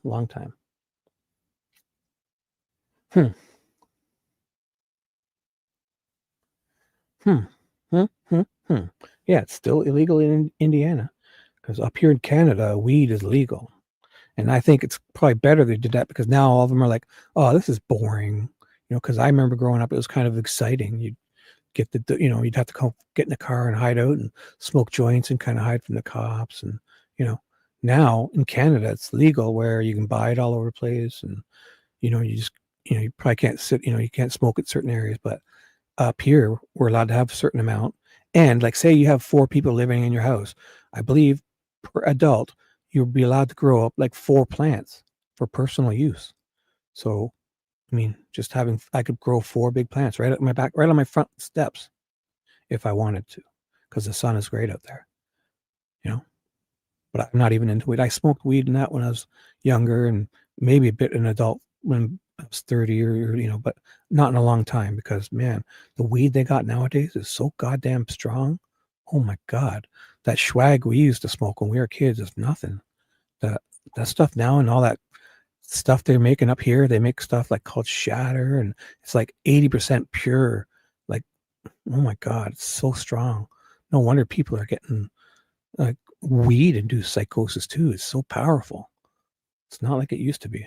And there's some people, when you start, I don't know, I'm guessing like when you start eating it, you kind of think, it's not kicking in. Like, oh, maybe I didn't have enough. And then they eat more, but then that first part kicks in, and then the second part kicks in, and they're like some of those cops are calling 911 because they ate some of the stuff they took from drug dealers. And there was one cop that called 911 while he was on duty, freaking out, saying he was dying or floating or something, because he ate some brownies that he stole, or he took some, they busted a guy and he skimmed some of the drugs off and he ate it, and then he didn't get high. So then he thought he'd eat some more, but then he got like too high and then he called 911. It's on YouTube. I don't know what it's called, but anyway.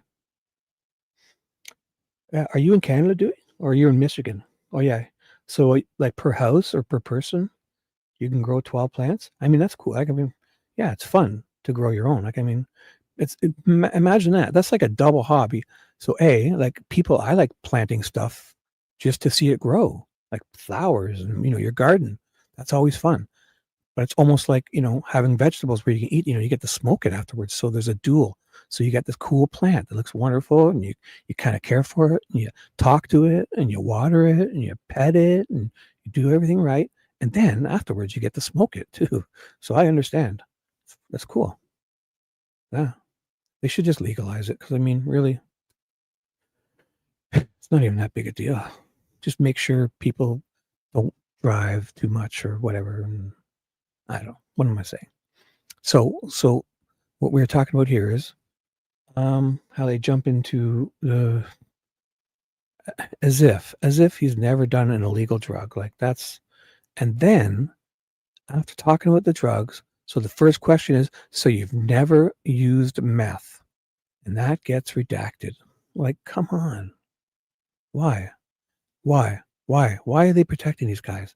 The So we're at the page. We're at this point now where every time he's about to say something, it gets redacted from the state.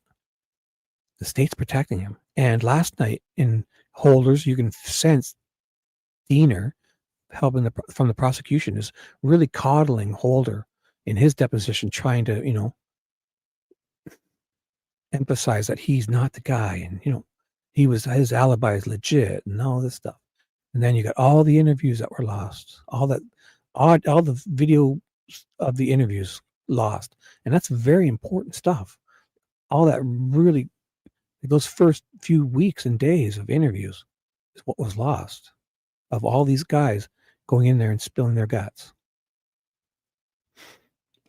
And then they 8 cops pile in a van to go talk to Elvis and his family, questioning them.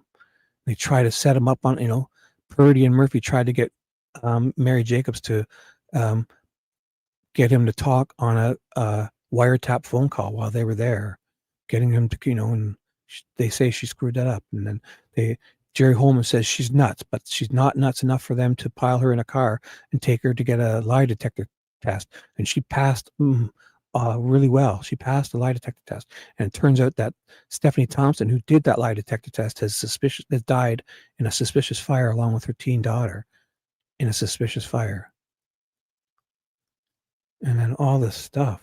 And then, so all this with Elvis, and then it turns out, I forget the reason why, but she says they can't question him at trial, or they can't, they can't have him come on the stand or whatever. I forget what it was. So he is not enough of a suspect or whatever for them, the defense, to get him on the stand at the trial. How is that possible? How the fuck is that possible?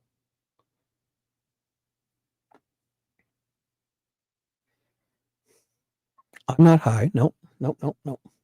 I feel great. No, I don't even do drugs. I'm just drinking a coffee and talking away. Not 45 minutes. What is that? You're a melodramatic one, aren't you, V? I love it. V is my melodramatic subscriber. I've been here like 45 minutes now. Oh, wait, you forgot to add, V, that you were an hour late. I was over an hour late. And I've been here 45 minutes. And Shibby has read literally 2 lines. Shibby, are you high? Nope. I'm high on life. No. Good excuse. Okay, V. I can't wait to see your live streams. When are you going live, V? Let me see how well you do. Come on, V. Tell me. Chat, am I wrong? No, you're not wrong. You're right. And you're going to prove it when we go to when's your live stream, V? I want to see how well you do. I've been here 2 hours. Freeballing. I'm just a dope. I'm a dopey dude. Never. There. Never. Chicken. I used to think that too until I did this. I mean, I'm just a dope. I'm a 52-year-old grandpa who's I have my RC car business and I do security. I'm like a construction type of. I'm a Neanderthal. Barely squeaked through high school. So, yeah. I have no idea what I'm doing. I've only been doing this for a couple of weeks. So, anyways, yes, your great point, V. Let's remove you and your comments. I'll get back to it. This is for V. Let's do this. So all the redactions. So do you do drugs? Do you do bad stuff? Redaction. Protect the older man who's fucking a major suspect in the murder of 2 children. Redact his fucking whole page. Don't want him saying anything wrong. Issues? No. Depression or anything? Okay. Have you ever felt that you've been part of a gang, like with a group of people that you like, that you befriended, or a group of people? No. I know you don't have a brother. You have 3 sisters, but did you ever know somebody so well, or, excuse me, Where was it? Oh shit! Where the fuck? I look away for 1 second. It's like I can't find. What the hell?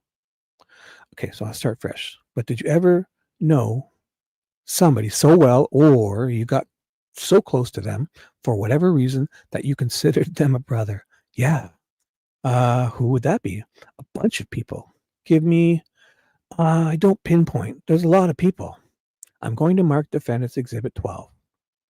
I'm going to hand you what's being marked as Defendant's Exhibit 12 and ask you if you've ever seen that girl before. Nope.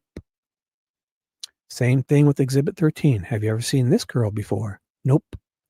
Do you know who those girls are? Even if you've never seen them before? Nope. I might be done. I want to double check. So I'm going to hand you a subpoena for trial. It doesn't mean you're going to trial. It just means I'd like to hand these out now so later on I don't have to find you. You are required to honor this. You have to be there on May 20th at 9 a.m. By the way, that reminds me, we had given you a subpoena before and you didn't come to that deposition. Can you tell me why that was?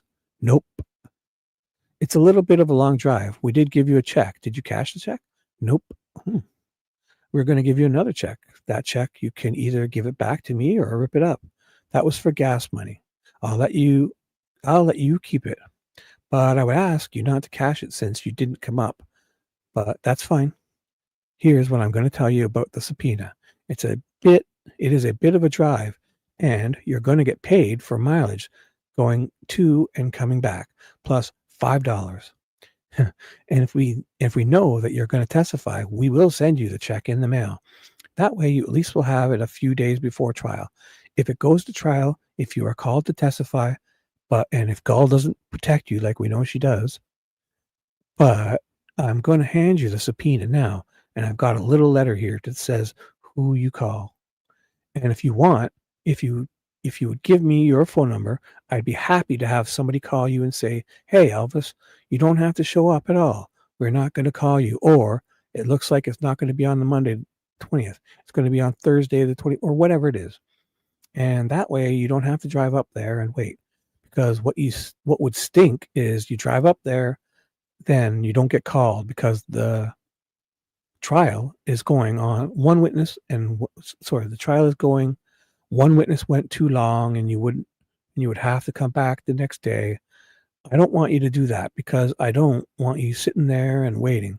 So I've got a number here. If you want to give me your number, I can call you, or somebody from my office will call you, or you can call this number or both.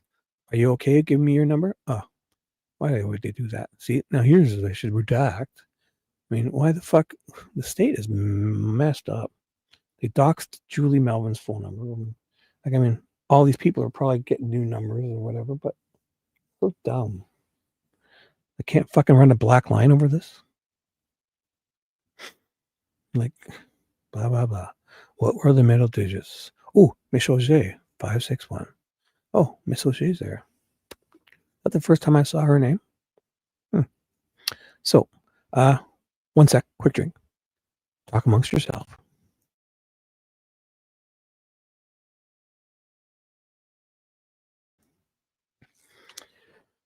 And we're back. Hey, Peach, welcome. Peach is in the house. Dewey, Candy, and my fan club, one of the presidents, vice president of my fan club, V. Elvis, is that Elvis's number or Auger's? I can't see. No, I think she's helping them correct. Auger says so. It's all 5616. So he says this number, and what were the middle, and she helps in. She says 561. So it's all his number. You want to call Miss Auger? Anyways, I'm sure anyone who's seen the number in this can, I would just toss that obviously and get a new number. Imagine that, eh? Like people's, this number now, say he gets rid of it and gets just goes and gets a new phone, especially if you play by the month or whatever, pay as you go.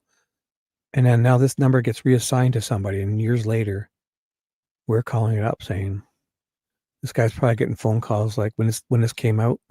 Some people do that. I don't know. I wouldn't, but some guy sitting there at his work, and people are calling me, "Hey, Elvis, what the fuck, Elvis? Elvis?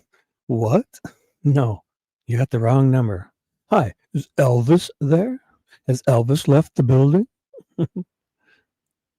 uh, anyways, you guys having fun? All right. Yes. Yes. Yes. Call Elvis. See who's got the number. I can imagine this guy, whoever's got this number now. Imagine that. Fucking people asking for Elvis. I mean, of all names. What next? Whitney Houston.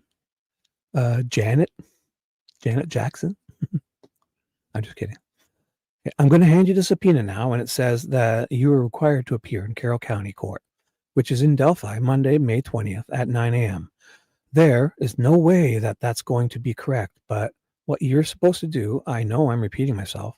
I just want to make sure that you understand. I don't want you to have to go through all of this and then have to keep coming back. Until we release you from the subpoena, you are required to be up there Monday, May 20th at 9 a.m. However, if we stay in contact, or our office or Brad Rosie, he's another lawyer, if we stay in contact with you or you stay in contact with us, we can tell you, don't come up May 20th. Come by on Thursday or whatever. But if you don't show up, I'm telling you what we tell everybody. So don't take offense to this. If you don't show up when we ask you to, until we release you from your subpoena, we will ask for the Rushville County Sheriff to come pick you up and bring you all the way up to Delphi. I don't want to do that, so there's your subpoena. I'm gonna hand that to you there. I don't think I have any other questions. Do you? Ooh, Miss Auger. She helps. She does some questions. So, but then again, we all know now that Gull, whatever it was, I forget the reason. Gull, protected Elvis and said he couldn't be in the trial. How is that possible? Am I missing something? It could be just me, and there's a good reason for it. But how can a guy that had 8 cops think he's such a suspect? He's probably one of the main. He's got to be almost, besides Richard Allen, Elvis has to almost be the number one suspect, because they didn't, to send 8 cops down to question all his family and all the stuff they did with him, and send his sister for a polygraph test. He's got to be, and he wasn't allowed to be asked. He wasn't allowed to be questioned at trial by the defense as a third party. Isn't that wild? You guys are. Am I off on that, or?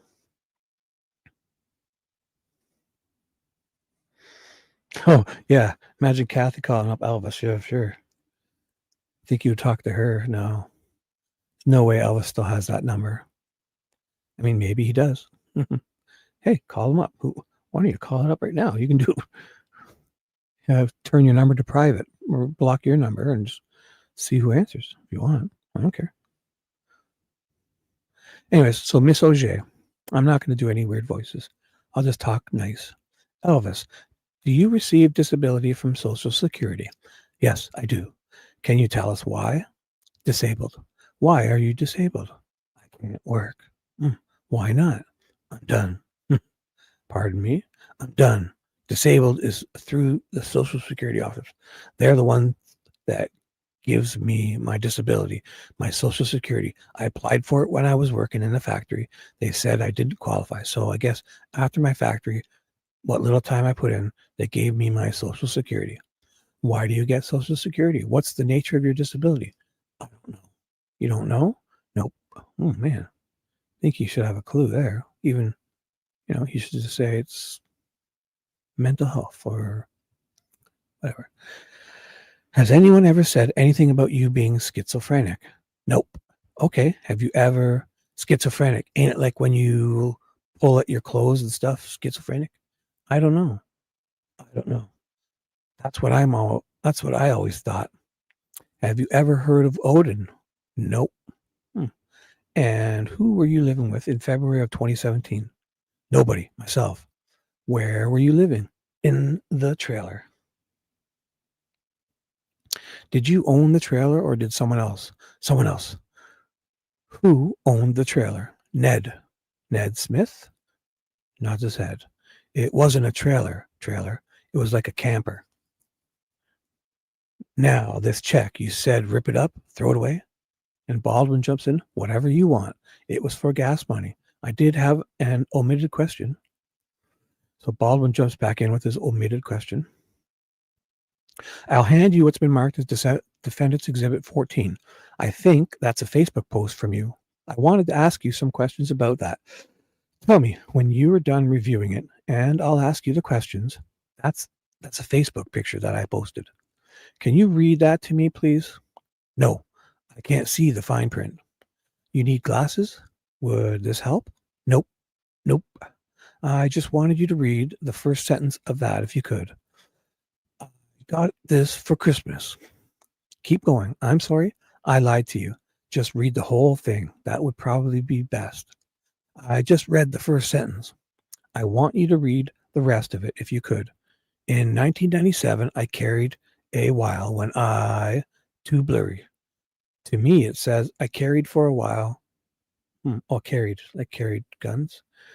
To me, it says I carried for a while, then hid it in my sister's Dodge RV camper then I hid it in my sister's Dodge RV camper for 6 years and 6 months. Then my sister, it's an old antique, yes. Does that ring a bell? What this Facebook post was about? Just an old antique that I got for Christmas for many years. I think you might have misspelled it, but I could be wrong. Did you hid this old antique in your sister's? Because it's a souvenir I've had for a long time. What was the business with tearing down a 1970 camper? My sister's Dodge camper that we tore down. It didn't run anymore. It's an RV camper. Which sister was that? Mary.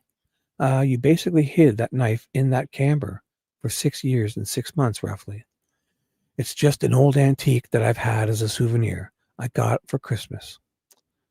That's it. Now I don't have any more questions, but the prosecutor may. Yeah, I've got a few questions for you, Elvis, and we'll get you out of here. Questions by Mr. Luttrell, who sounds exactly like Nicholas McClelland. You wrote down, I think it was pretty consistent, that the photos on the right-hand side were your Facebook. Yes, them are mine. And photos on the left are not from your Facebook. Nope. You didn't put them on a page together. Nope. Did you do anything related to the text? See what's typed here? Elvis Fields, Brad Holder. Nope. Did you do anything with this? Nope. But do you recognize that these photos on the right-hand side were from your Facebook? Yes. How did you ever learn that somebody was putting the photos on the left-hand side on your Facebook? Do you know? No. It just seemed like every time I posted a picture of something, like he was mocking me. How did you learn he was posting them? I just seen them. Where would you have seen them at? On Facebook. Was he a friend of yours on Facebook? Nope. How would it even come onto your... I don't know.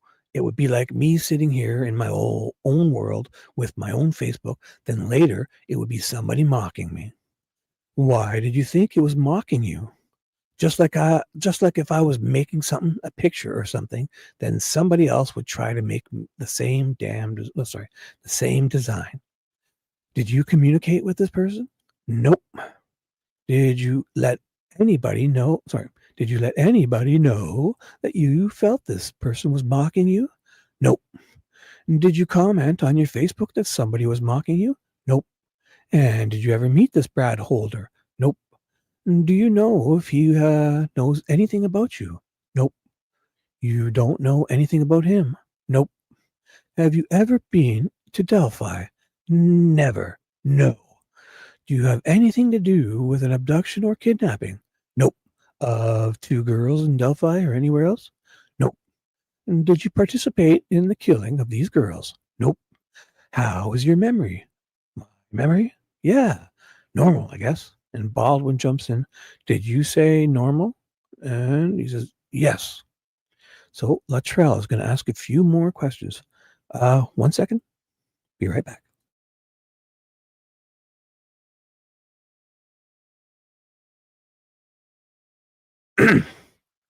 And we're back. Anyone new? Anyone? OMG. Just my regulars. Thank you guys for being here. Please enjoy chat in any way you want. There's still 24 people, so that's always good. Maybe some people are just lurking and want to listen, so that's cool. So hello to you lovely lurkers. I hear you. No, I don't. I feel you. I feel you out there. So if you do feel like saying hi, please come say hi. If not, I hope you're enjoying yourself. We're at page 50 of 52, so it's not much longer. And I don't really have anything planned for after this, so we'll probably be shutting down. So, ooh, Charles is back. That's a good thing. So these last few pages I'm going to read. Do you guys have that all eyesight or anything you'd like me to cover or talk about? Or because I will. I just I thought this was going to be more. Maybe this is the other deposition because I remember this being funnier. Not funnier, but so this must be. I remember, unless I should finish reading, there might be more. I thought there was Elvis was talking about not funnier. I wouldn't mean to say funnier, but how he was treated as a child and how his mom abused him and stuff. Not funny. I didn't mean to say funny. So, or was that a different time? Or how many times was Elvis deposed? Do we know? Ah, well. Anyways, this is almost finished. And if you guys have something you'd like to do or talk about, let me know. So, Mr. Luttrell, I do just want to know if there's some reason when you were asked about February 13th, 2017, how would you, sitting here today, know where you were on that day? My cell phone, that's got the time and date on it and month. Plus, cops are fucking right up my ass that whole time, too. So I kind of have to know. I remember because of that. Did you go back and check it against that day to find out what you were doing that day? No, because I knew where I was at that day. And how do you know today where you were 7 years ago? Well, there's different days and different hours. Is there something about that data, that date, that you learned it was important? No. Huh? And you, no. Well, that's bullshit because the cops were fucking asking him about that date. He was in getting interviewed at the police station, wasn't he? And did your disability have anything to do with any mental functioning at all? I couldn't answer that. I don't know. Did somebody help apply for you and help you to achieve this disability? No. Social Security office. Did you have to go to them and put in an application? Yes, I went there too. Yes. When you did you talk to them about any either physical or mental or emotional difficulties? Nope. Why did you go to them and talk about disability? Because I was working in a factory at the time and I thought I had my early points in, and I didn't. I was 22 years old when I first applied for it. How long have you been on disability? A long time. How old are you now, Elvis? I'm 53. And so sometime between 22 and 53, you were able to get disability. Can you help me out and tell me about when? I've had disability since a long time. 20 years? Something like that. Longer? In your 30s or your 20s? Or in your 20s? 30s. In your 30s? I didn't have it in my 20s. Okay. All right. I don't have any further questions. Thank you. And Baldwin, I don't either. And further, the deponent saith not. Signature waived by Elvis Fields. That's a wrap. So there's that. So let me talk amongst yourselves And I will, I will double check one thing. Put this back up here. Oh, do I have to reach? Oh, what have I done? Oh, I don't want to do that. Excuse me. 1 second. I want to share this over here and make it big. And remove this. And, oh, remember it's a Thanksgiving, or I guess Thanksgiving's over, but still. So we got this turkey. There's 2 turkeys on screen to wish you guys a happy Thanksgiving Day, if it's still going. Caution, things evil may be over-exaggerated or be said in a sarcastic way. Ooh, are you giving me what is that again when they give you a warning? Trigger alert. Charles may be sarcastic. That's a good trigger warning, Charles. I should put one of them across on my banner. Caution, Charles is always sarcastic. And he carries on the sarcasm way too fucking long and gets people mad at him. But if you stick with it, he's usually pretty funny. But most people tell him off and hate him before they get to the funny part, I believe. So, trigger warning, Charles is super good at sarcasm. All right, guys. Let me share this back, and I'll remove this super sarcasm, and I will share this, and I'll get rid of Mr. Turkey Face. I gotta unshare it. I gotta remove it. Stop screen sharing and re-screen share this. Share screen.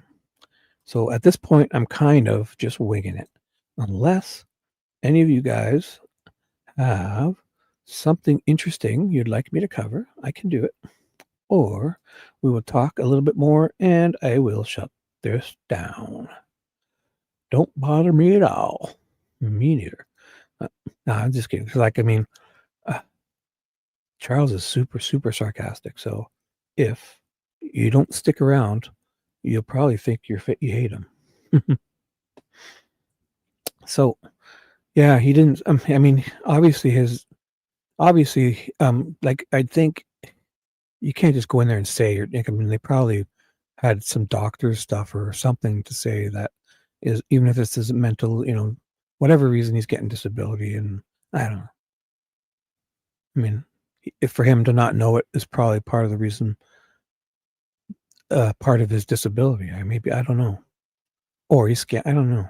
Is it that easy for them to just go in and get 20 years of just for no reason? I don't think that would be that easy. They obviously think that his, whatever. So rude. Facetious. Oh yeah. Self-deprecating is funny. Humble. Yes. Charles is definitely nicer than Shibby, for sure. Yes, facetious and then sarcastic. And there's the comment. Oh my God. You guys, you might as well stop commenting. Charles, I did not. I was. Listen, hey, I won't mention any names, but I'll be honest with you. When I was on a live stream, it hurts me. Listen, there's people I like. I have friends, and to see them bothered by, all the trolls on Twitter and stuff, it really affected me. Honest to God. And this wasn't the first time. For over 10 times, I had asked people, please just delete Twitter, please, or stop telling me because it's affecting my health. And is that wrong of me to ask? Like, say you were telling me something, and it was really I'm sorry to hear that, but it's something that it hurts me to know is happening to you. And I think by going on Twitter and arguing and fighting with people and troll, then to say if that's part of your illness and you can't stop checking Twitter, come on, guys, we're adults here. If Twitter's really busting you up, delete Twitter. Stop looking at it. I have people say lots of bad things to me in my comments and here and trolls, and I just block them and ignore them, because I hate it hurt, it's to start getting in those comment battles and then, have it, then personally myself, it gets to me and I think about it all night and I don't sleep as good and my blood pressure goes up and I really feel to a point it can affect someone's health. So I asked people, please leave me out of that. Please. I begged people, and that wasn't the first. I begged them 3 or 4 or 5 times. Stop sending me screenshots of what people are saying about me. I don't want to know because I don't care. Like, I mean, it's nonsense. And I asked so many people to stop, and they won't. And it was affecting my health. So if that's a problem with anybody, then hey, that's fine. But that's all I do is, and I'm not going to enable people to continue hurting me. I don't have that whole battered wife syndrome where I want to, I give people chances, but I'm not going to sit there over and over. I'd ask 3 or 4 or 5 times, like with Mustang, I gave her chances and then blocked her. So, I mean, hey, I don't enable people to hurt me, especially. So if that's too much to ask, is I wasn't being rude, and then I left someone, and I haven't gone back there. I don't go there and bomb in their chat. I don't go blow things up. I don't go make a bunch of comments. I just, I left. So if I'm a mean person for that, for worrying about myself, because I'm not, I can't handle that stuff. I let it get to me. I think about it all night, and it overruns me just like it's them. And it hurts me when I see people I care about being hurt. So, and then I just can't handle it. So, and I ask people to stop. And when they don't, when they continually do hurt me over and over again, then I can't handle it more. It's either I just have to stop being their friend. If that's bad, well, I'm bad. Because I stop. Because seeing people get hurt is a bad thing. Then, I'm over. My mom always said I'm fucking overly, what is that word? Sensitive or whatever. That's all that happened. So, anyways, do you guys want to read anything here? Who's slow? Elvis? Who? I believe he's slow, Charles, but I don't believe he's child-minded. Oh, with Elvis? Like he's probably, I don't know. He may have attention problems or whatever, but I don't know. I mean, like, seriously, guys, to survive in this world, and he lives alone, and to, fix small engines and just function. I don't know if he might not be Mensa genius, but I don't know if he's as slow as it's always sounded out. But whatever it is, I don't even know, because we're just kind of hearing him here. But for him, if his disability is linked to his mental, to whatever it is, I'm not even sure. Like, would it be that easy for you to just go in to say and get disability for 20 years in the States? Like, don't they make you send in your doctor's thing and check up on it every few years or something? So who knows? Maybe he forgets he's doing that. I don't even know. And there we go. Mary Alma. God bless you, Shibby. Well, God bless you, darling. How are you doing? Are you dealing with the heat?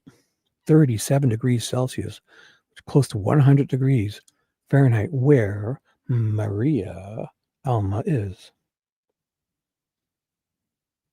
And who would breed with that? Oh, yeah. Yeah. I mean, I was fixing them when I was a kid. My old man's a tool and die maker. From a very young age, even, as a kid.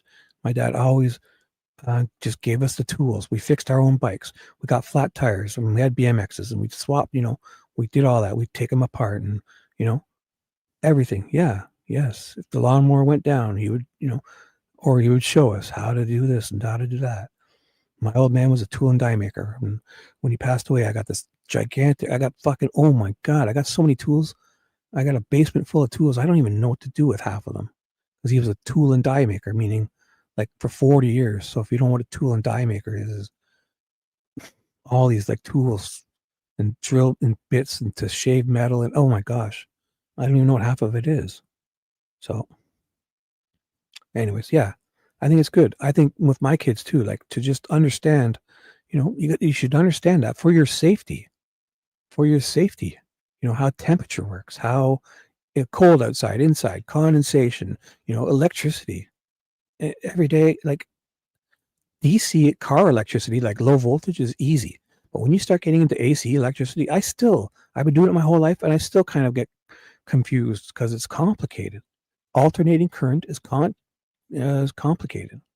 Understanding electricity and hooking up, AC and furnaces and motors and running electricity in homes and three-way switches, and oh my God, it's complicated. It can be dangerous. So I think that stuff should be taught from very young as a kid. So, and then to have all these fucking kids nowadays graduating from university and running around thinking they're going to be this and that in the world, and they can't even fucking change a goddamn spare tire. That's troubling to me. Troubling. I mean, I don't know. So, before I say something dumb, is there anything you guys would like to do, or just kind of talk? You guys want to continue talking, or do you want me to read something, or shall we shut her down? Let me see. What was it I wanted to read? I was reading, I do. You have a lisp. Charles has got great hair. So if anything, you have to give him that. For a guy, because at that age, I was definitely losing my hair. Here, look at this. Look at this. Look at this. This is, I've lost hair since. This is like last fall, I believe. OMG. You know how hard it is? Like, I'm man, if I showed you my high school photo, like the hair, I had a wicked mullet up here, up here in Canada. I had a mullet. We had mullets, and I had really long hair at the back and at the side. Oh my gosh, should have seen it. I could show you my high school photos. But I think it was around when I turned 30, it kind of just started going away, and but I didn't worry about it. I don't stress about it because I'm sure I'd have lost a lot more if I stressed about it. So, it is what it is. Thankfully, at my age, 52, if I meet somebody, I think what I look for in a woman is that they're not too worried about appearance. That's their quality. That's what they're looking for in a man. Humor, charm, and they don't care about his looks. Boom. That's all I need to do. Thankfully, you women are reasonable in that aspect. I'm a nice guy. I'm funny. And who cares if he doesn't have any hair? He's a nice dude with an awesome muffin top. And you better be looking for the same in a woman. Yes. Oh my gosh, V, have I not told you? You haven't heard? I'm not about all that. I understand you women have it so hard. The pressure to use all the AI and stuff, and I understand. And what I have to say is, even for us, I saw there was 74-year-old woman in that one of the TV shows I was watching, and she didn't worry about plastic surgery. She just kind of did her best to stay in shape, and she was gorgeous. And she was like 7 years old. So again, I'm definitely, for me, I'm chemistry oriented. If that's what's hot. So whatever, as long as you're happy with yourself, and I think I don't like seeing all the plastic surgery stuff and AI stuff. I just say do your best, age gracefully, and that's beautiful to me. So if you never heard that spiel, that's how I feel. I'm a poet, and I fucking know it too. So yeah, that's what I look for. For me, it's chemistry. And if there's chemistry, then that's hot. When you get along, when you can talk all night, that's fun. That's chemistry. That's number one for me. That's sexy. And if you don't need those big gigantic fake boobs. I can't stand. I want real. I want the real you. Just do your best. Stay in shape. Have a hot bath. Do your hair up and wear a clean shirt. And that's all you need to do with me. If we click, we click. You're in. Man, get me a Happy Meal and a fucking 6-pack, and I'll be yours for the night. Anything. Shibby, chat. Need to know photo, fake or not. Which chat? Which photo? Chat, Shibby, chat need to know photo. Which photo? My photo? You think of which photo? B? That's me in my bathroom with no filters or nothing. What? You think if I was using a fake photo or AI, I would use this torque? That's me. I'm like 5'10". Yeah, that's me. That's me. That's me. That's what I look like. That's just like I've even lost weight since. This is me, 52-year-old grandpa. Honestly, I have a little just for men. I definitely have more gray in the beard area, but what I use is the Just for Men, the shampoo. I get it from Amazon. I subscribe to it. So I have the Just for Men shampoo, and if you use it on your beard too, it just it doesn't give you that look like you're one of those wrestlers, like when Hulk Hogan went bad as a wrestler and he kind of came out with that black beard, like all those guys, you see them and their beards like dyed, it kind of just it kind of leaves gray ones. So because the beard hair is harder to dye or whatever. So I use that Just for Men shampoo and it kind of just hits just right. So yeah, I would be a lot more gray, especially in my beard is almost white. So other than that, that's me. I mean, fuck. That's it. Took me like 3,000 photos to find one I could put up. And I'm just coming out of 10 years of depression. So to try and get one where you're smiling and when you're alone, just like I went in my bathroom and just the lighting. Oh my God, the lighting in my bathroom is those nice older style, warmish yellow lights. That's me in my stupid bathroom. I took 100 wearing a cheap Amazon hoodie. Yeah, that's my next thing is to upgrade my wardrobe because I was depressed for the ages 40 to 50. I didn't talk to nobody, not even barely my family, and only because they knew where I was and I couldn't ice them out. And those damn holidays and birthdays, ugh. If it wasn't for that, I wouldn't have talked to anybody because I was like depressed. But hey, here I am, just a boy standing in front of a girl, asking her to not worry about my bangs. So yeah, that's me. I'll take more pictures. And pretty soon I'll get a camera and wow the world. The world will be abuzz. So that being said, Purple Amaryllis is here. Silver Fox with a dad bod, then maybe ladies find that hot. Ooh, cool. Yeah, I'm just a dude, 5'10". I mean,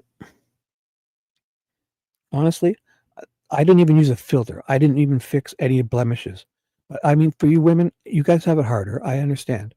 And if you did that, like, a filter, fine, or a blemish or two, you kind of, but those apps now, I mean, some people, honestly, God, I see AI photos. I'm like, who the fuck is that? They're like, oh, it's me. I'm like, no, it's not. I don't even fucking recognize you. So I'm just saying, you guys don't need to do all that. You don't need all of that. Just, age gracefully and don't like you see those stars like who is it? Oh, like Courtney Cox and stuff. They get so much plastic surgery.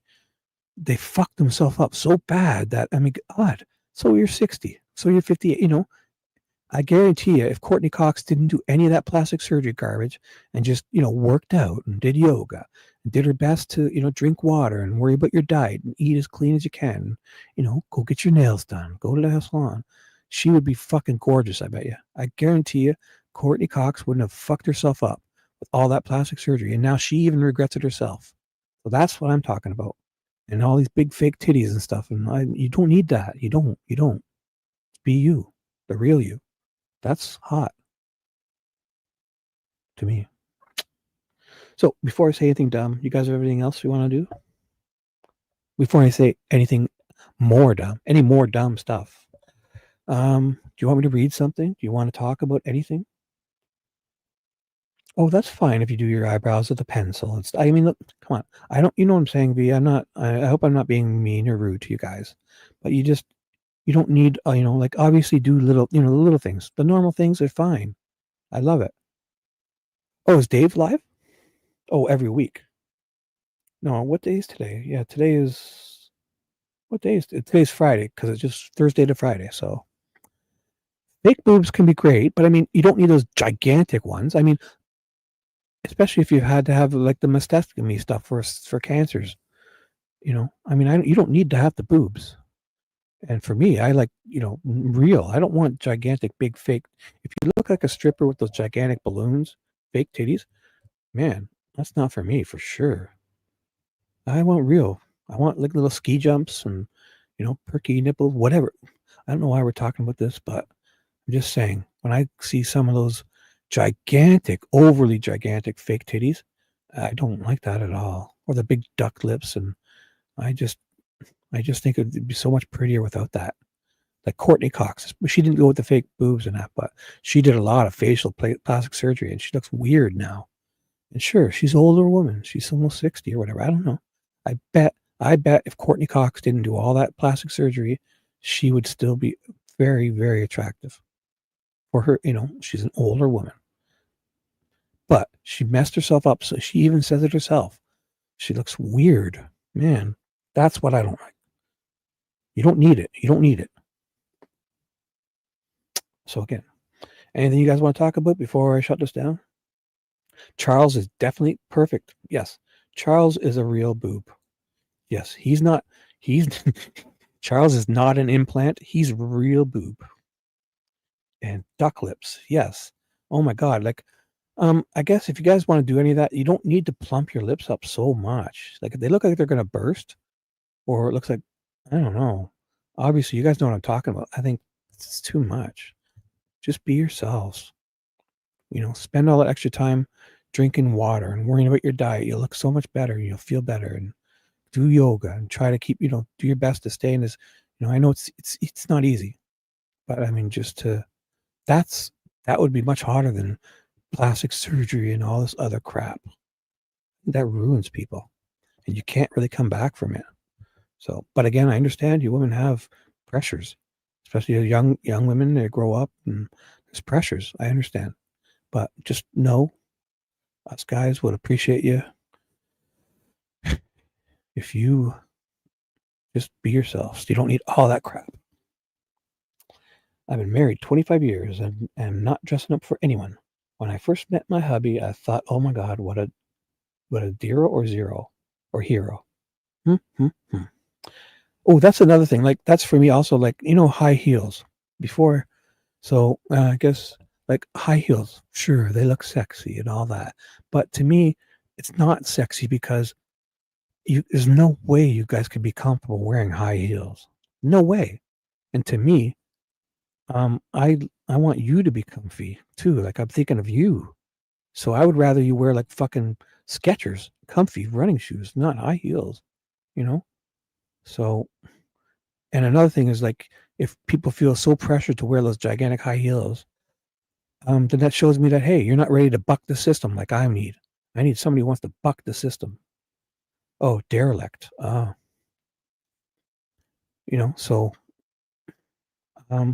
So I don't really care for high heels and stuff because they can't be comfy. And I want you. I think of your feelings. It's my Virgo side. I'm worrying about you. I want return customers, derelict. Oh man. Derelict here is not good. It's so slang. No. Oh, Dero is derelict, but isn't derelict a bad thing? Derelict means, ooh, Virgo too. Peach is a Virgo. Yeah, I'm Virgo. Hey, yeah, that's a funny thing. Drop your signs and we'll talk about that. Because I'm out of stuff to talk about, unless you want me to read more documents, but I always like talking about that stuff. So we got Peach is a Virgo, or fellow Earth sign like me.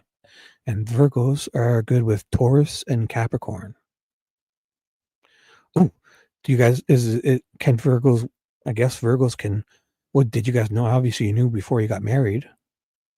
So I guess, is it true? Because Virgos are okay with each other?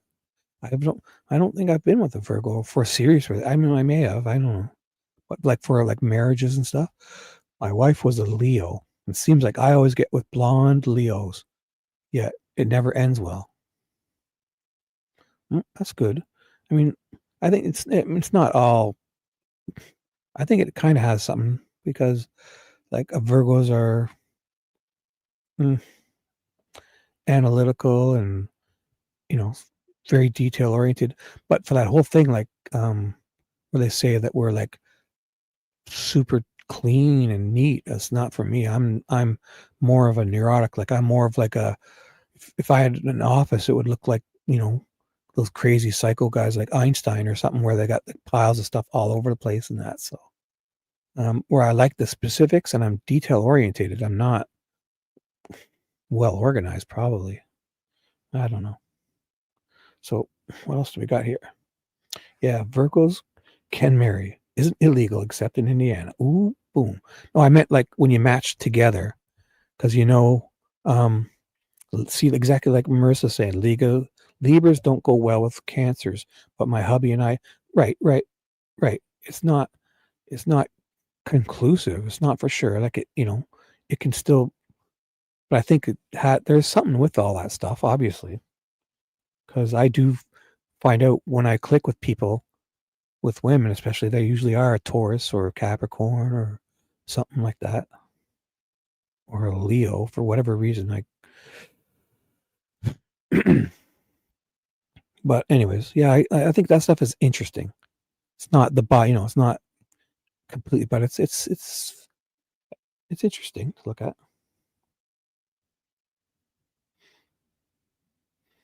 Where'd you get booted from? Oh, oh, your shirt, your tank top, your luscious hair photo.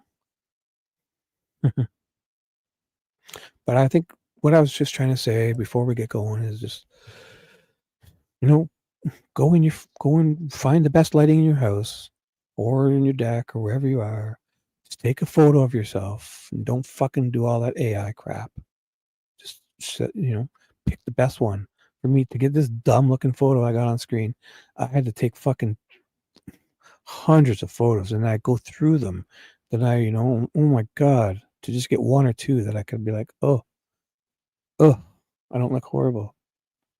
The lighting, for whatever, when facing that direction, the lighting in my bathroom is just perfect. So I know it's weird, and women, you probably see a guy, if I put that on my dating site, you think, oh, this guy's in his bathroom. Like, alert, warning, stay away from this guy. But I mean, I don't know. It's so hard to get a good photo. Hey, Peggers, where you been? Peggy's here. What's up? How'd your live go, Peggy? Sorry, I left. What a girl, Shibby. I do I have a dating site? No, but I did last year. I turned on that Facebook dating thing, and I kind of talked to. I don't know. I didn't go on any dates. I just kind of talked to on the hunt. Hmm. No, I'm not on the hunt. I'm just not uh, hiding under my bed anymore. I'm open to suggestions, I guess, but I'm not on the hunt. I'm in no hurry. I'm at that. I'm 52. I just like. I don't need a one night stands and all that stuff or whatever. I don't know. So I'm not on the hunt. No, I'm just in no hurry. And if something lands, like what I used to joke about, I go for a walk and I sit on a park bench and I put like breadcrumbs on and I put my arms out and chicks just land all over me. I'm just kidding. So no, I'm not on the hunt, but I'm single. Yes, very single. Like single for 12 years single. 10 years of depression single, kind of. Lonely, lonely boy. But, anyways, so, um, anything else you guys want to talk about? Eligible bachelor? I guess. Yeah, I joke about that too. Like, oh, no, I don't have 3,570 young Asian girlfriends on Facebook. Nope. I'm not like Elvis. But as an eligible bachelor, I joke that I say I have room for 10 wives here up in Canada. So you can all come and get a rose and there's 10 rooms, and you guys can, each day there'll be a competition to see who wins to get to sleep in the master's bedroom. And that's a totally a joke, like those stupid shows I can't even watch, Bachelorette or whatever they are, where they give out roses. I find that really weird, like, ugh. I mean, I guess it's funny to watch for some people, but I don't know, kissing all those people on the same day and that's so gross. Fuck that. Hmm. Hmm. Ooh, the secret language of birthdays. Shibby told me to buzz my hair. Yeah, shave it off, Charles. I'm jealous. I'm jelly. You got all this hair. No, I don't care. Well, but I mean, there will be a competition every day, like Survivor style. You'll have a chance to sleep in the master's bedroom. And it's just a joke. It's not even that funny. So, uh, no spare bedroom. I don't know. It's a non-funny joke, so I understand. I don't need. I would just like one great woman to hide away in the forest with me and build a cabin and just grow old, live. And I want neighbors where I can barely see with like a binoculars or a telescope. That's the kind of neighbors I want. Boom. I see you way over there, but you're really far. And I want a cool Camaro and a Corvette and a nice house, like a cottage style, but a modern home with all the amenities and Wi-Fi, all the good stuff, indoor plumbing, everything. And all I want is the little man cave and the garage, 2 or 3 car garage, Camaro, Corvette, and a nice 4x4, all my tools, and the rest of the house is yours. I'll build it and do it however you want. I'll set it up for Christmas when you want. I'll move furniture. I'll fix the fucking refrigerator. Everything. You can have it all. I just want a man cave and the garage. 3-car garage with cool cars. And then that's it. That's my vision of my near future. Alrighty then. That being said, almost 3 hours. So if we're done here, would you guys like to read anything else? I could read you one more bedtime story from All Eyes website or wherever. Is this it? Yeah. If you see anything, do you want me to scan through? I don't even remember. I'm doing better now at trying to bookmark, timestamp, and keep track of what I'm actually doing. So from now on, I'm going to plan and have things to do. But I do think I'm better off just reading these things and people get interested in that. And I don't know. For me to do a show, I mean, I probably will in the future plan stuff. And I'm new to all this. I'm just kind of getting good at it all. So here, Judge Diener's bizarre safekeeping. So this is 2 pages. You want to read this? Look at this. Judge Diener's bizarre safekeeping. Here, how about we read this? And this will be a way to close out the show, I guess. I just clicked on that. So you see what it was? It said, Judge Diener issues a bizarre rambling safekeeping order on November 3rd, 2022. On November 2nd, 2022, Tobe Leesenby, Sheriff of Carroll County, filed a request by the Sheriff of Carroll County to transfer inmate from... So is this the one where he calls up Judge Gull? Oh, no. I don't even know. So transfer from Carroll County Jail to the custody of the Indiana Department of Corrections for safekeeping. The court, being duly advised, finds that the defendant is an inmate awaiting trial and is in imminent danger. Or is this the thing, or is this just a... So I should probably read the official one. Is that basically... So this isn't an intro into it. It's actually what was said on November 2nd. So I should read the official one. It looks better, eh? Yeah. Sorry. So Judge Diener issues bizarre, rambling safekeeping order on November 3rd, 2022. On November 2nd, 2022, Tobe H. Leesenby, Sheriff of Carroll County, filed a request by the Sheriff of Carroll County to transfer inmate... Ooh, let me just hide this. Give more space. Carroll County to transfer inmate from Carroll County Jail to the custody of the Indiana Department of Corrections for safekeeping. The court, being duly advised, finds that defendant is an inmate awaiting trial. So I wonder why it's always bothered me how they can call him an inmate, because he's not he's on pretrial detainment. Shouldn't there be a separate name? Because if they call a convicted guy an inmate, why should a guy on pretrial detainee be considered an inmate? I think he should have a different name, like a pretrial detainee or something. Awaiting trial and is in imminent danger of serious bodily injury or death, or represents a substantial threat to the safety of others. This finding is not predicated on any acts or alleged acts of the defendant. Yeah, the guy's done nothing wrong. He hasn't caused any trouble at this point. No history of violence, no criminal, nothing. Since arrest, rather a toxic and harmful insistence on public information about defendant. So it's the public, it's not him. And this case. In general, this court has 30 days to rule on any motion that is. Sorry. Oh, let me 1 second. Sorry, I'll get rid of this for you.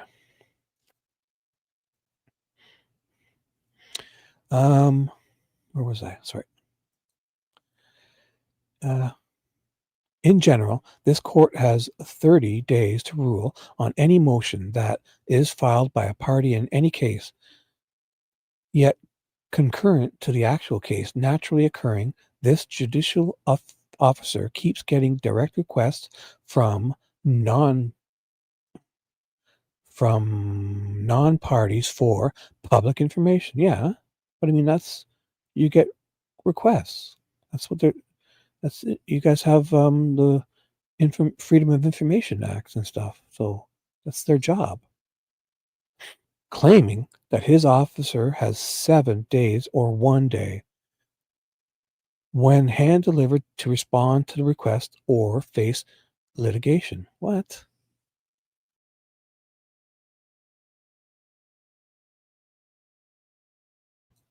This is kind of bizarre, because it's like they're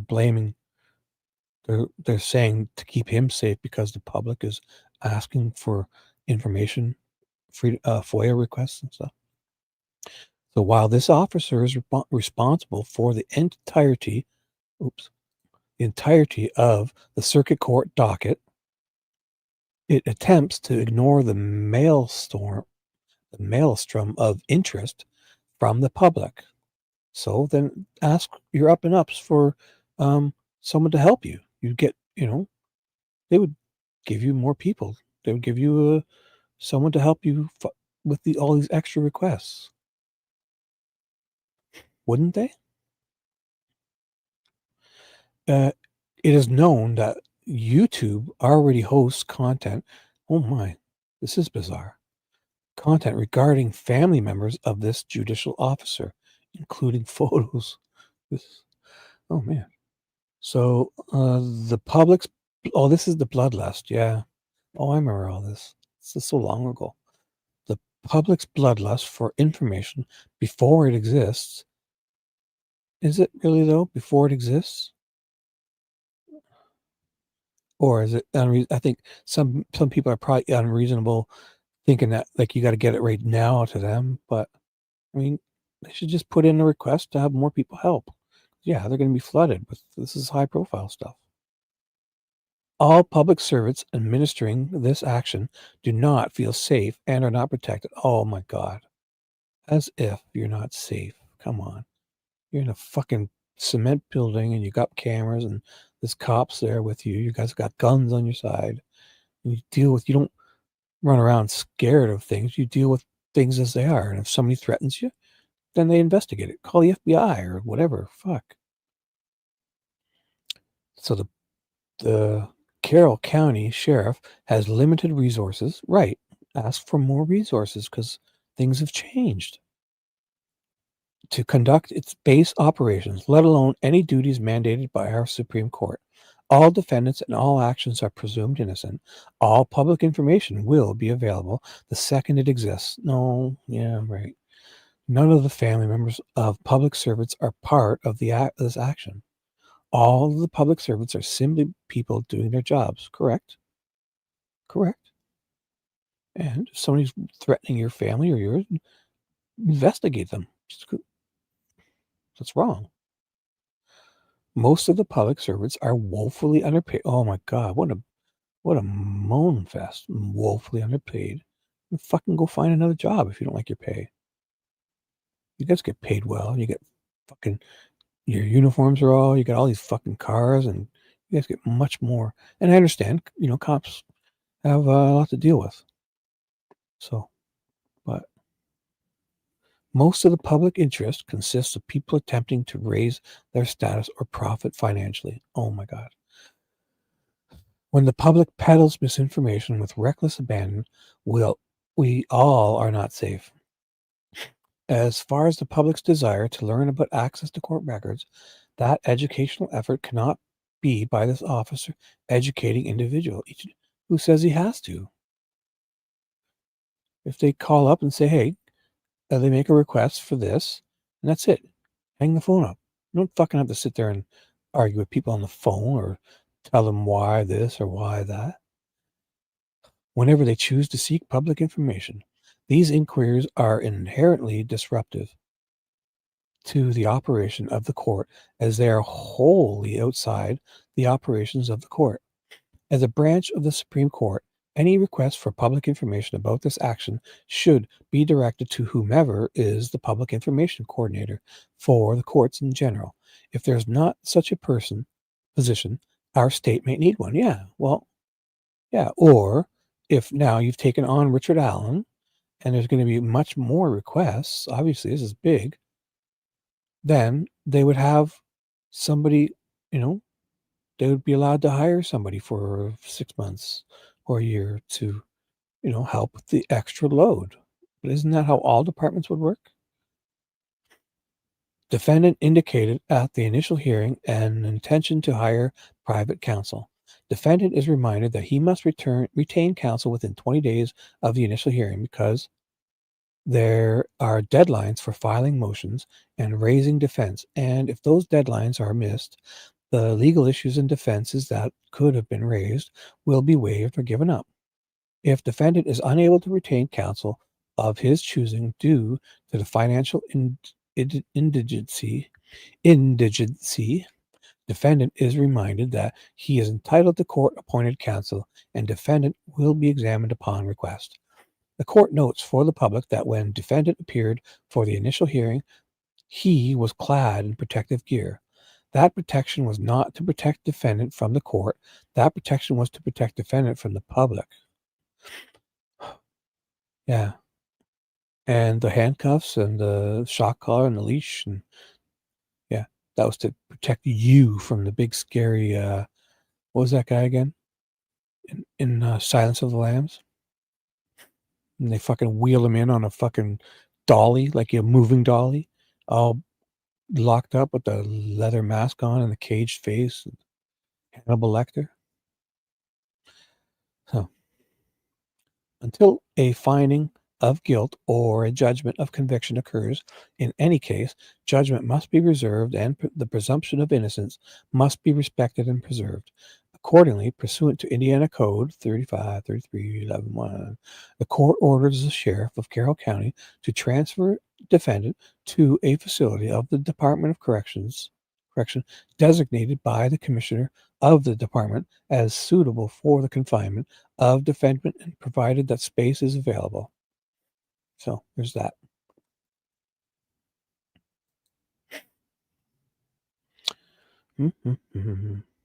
So what was, this is right at the very beginning. So so I'm probably going to shut her down unless, hello Brienne, welcome. Is the safekeeping hearing order while he had a lawyer? I think there was a part of this talk. This was the original part where I think he didn't have one, or he had one and he had a retainer of 5,000 given to some guy, but not the original ones. And because then he thought he would get lawyers himself, and then he realized how expensive it was going to be, and I think he changed his mind. And I don't know. There was lots of, this was the original stuff back in, look at the dates on these, November 3rd, 2022. So right after he was arrested, early on. So, that being said,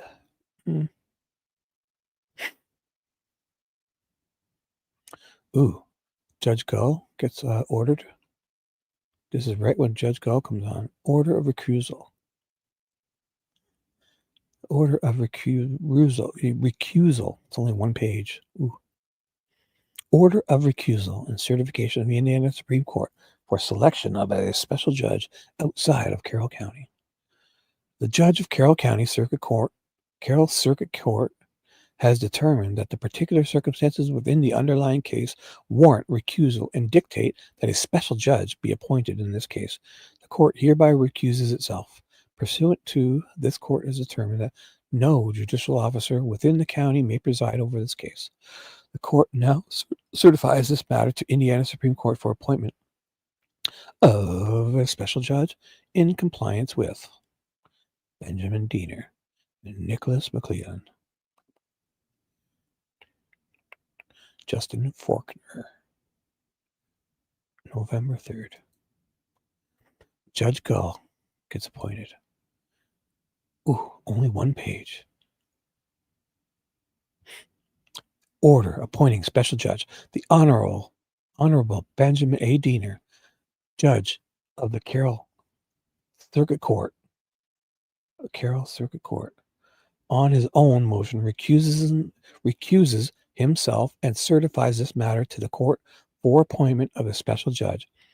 And this court, being duly advised, now finds that a special judge should be appointed to hear this matter in the Carroll Circuit Court, pursuant to Indiana criminal procedure.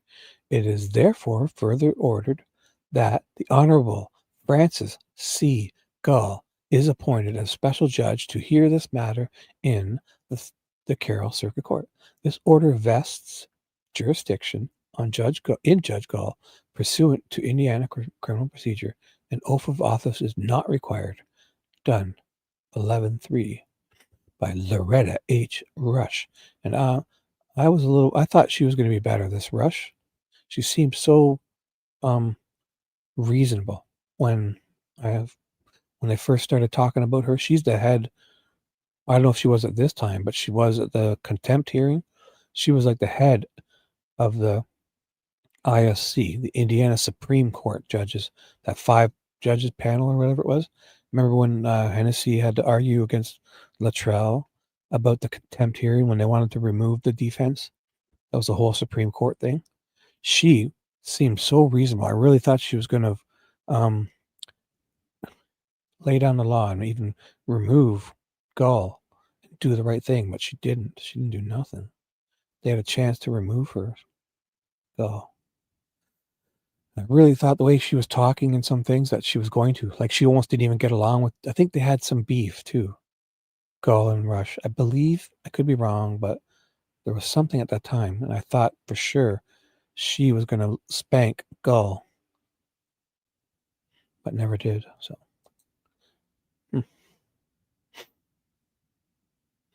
yeah, Dieter. Yep, back then at the time.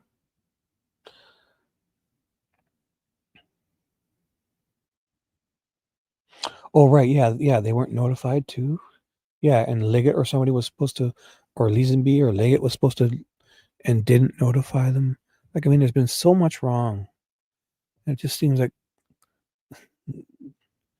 there's no, I don't know. They've just done so many things wrong. Even Gull, when she did that contempt thing, she took things out of order and didn't put things on the dockets, or just little things. And there's such, she's ready to remove Rosie because Baldwin sends a wrong email to someone, and then they're making all these major fuck ups, and nothing happens. So I just don't. How can you have a system where only one side is held to account? I don't get it. It should be more. Not only should it be even equal, it should be more for the state, because, like with officers, like these police officers, they can't run around thinking they're lords. Like, we give them these special powers, but when we're not breaking the law, then they're like a servants. Not like they need to come here and listen to our commands and sweep our, not that kind of servant, but like you're given these great special powers, but you should be held to more account. You should be more responsible. And if we're not breaking the law or doing anything, then you don't just get to fucking come around like some god or lord. So when we're breaking the law, you have these special powers, but when we're not, you're not. You don't. You shouldn't. You're no fucking lords or kings. You're public servants. And if we're breaking the law, especially with cops, then yes, you have these extraordinary powers. And you should be held to more account, more scrutiny, more responsibility. Like the state. The state needs to prove you guilty, not you don't have to prove yourself innocent. And it should be a high bar. It shouldn't be easy. It should be a high bar. But like with all the things they're doing wrong, it's just like, no problem. So I'll skim through this, and if you guys see anything interesting, let me know. This is way back in the beginning. Or would you like to talk about something else? Oh, hey TJ, what's up? Don't worry about that. I mean, did he? Well, I don't know. Peggy wouldn't allow somebody to misspeak, would she? No. I mean, he may have a different opinion, but I'll watch the replay and I'll let you know. Don't worry about it. I mean, Peggy was here, wasn't she? I guess she left. Oh yeah, she came in. She said hi, and she left. And Jotun judges catfight. Yeah, it wasn't really a catfight. Oh, were you talking about the Supreme Court stuff? Well, Judge Rush, she was like the Supreme Court. So not yeah, there was something wrong. I thought they had a little bit of beef because I can't remember exactly what it was, but I think Judge Gull might have wanted her position and they gave it to Rush or something, or I forget what it was. I could even be wrong, but I was just disappointed at Judge Rush at the time because she was not only was she on that 5-panel member of the Supreme Court stuff, then the Supreme Court of Indiana is, higher than the circuit or whatever where Gull is. So at the time when Gull did that and tried to remove the defense, she also did a few things wrong, I thought. And they could have really spanked her, but they chose not to. And I thought for sure if they just had replaced her at that point for all the stuff that I thought she was doing, and that would have been great. I could be wrong, but I'm pretty sure there was something between them.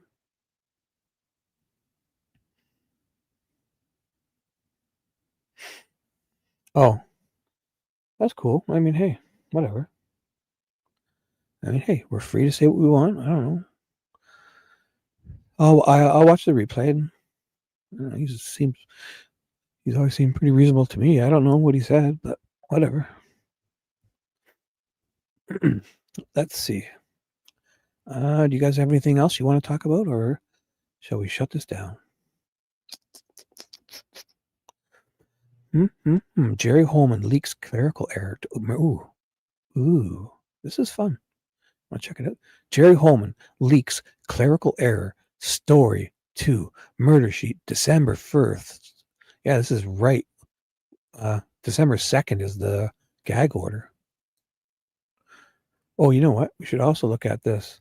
So what happens is the complaint. So the press release is the defense.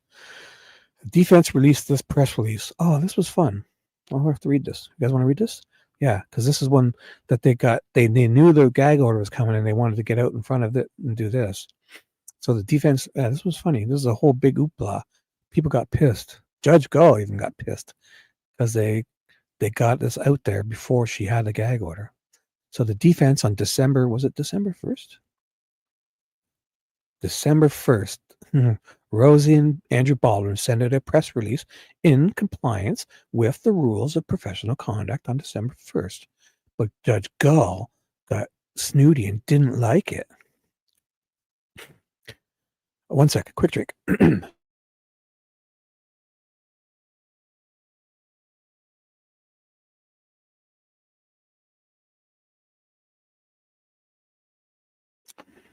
So, as Rick Allen's attorneys, we have received multiple requests from local and national media for interviews and comment since the unsealing of the probable cause affidavit. It would be virtually impossible to comply with these requests and continue to focus on the merits of Rick's defense. Therefore, we offer up these thoughts.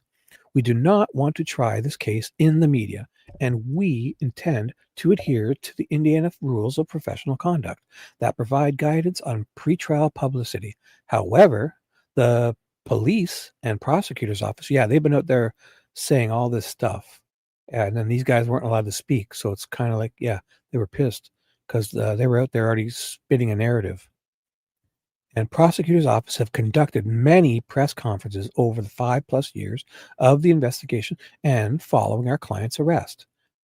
On the other hand, Rick's ability to assert his innocence has been reduced to only one short post-hearing press conference. Accordingly, we feel it appropriate, necessary, and within the bounds of our rules of professional conduct to make a few comments concerning the probable cause affidavit and Rick's innocence.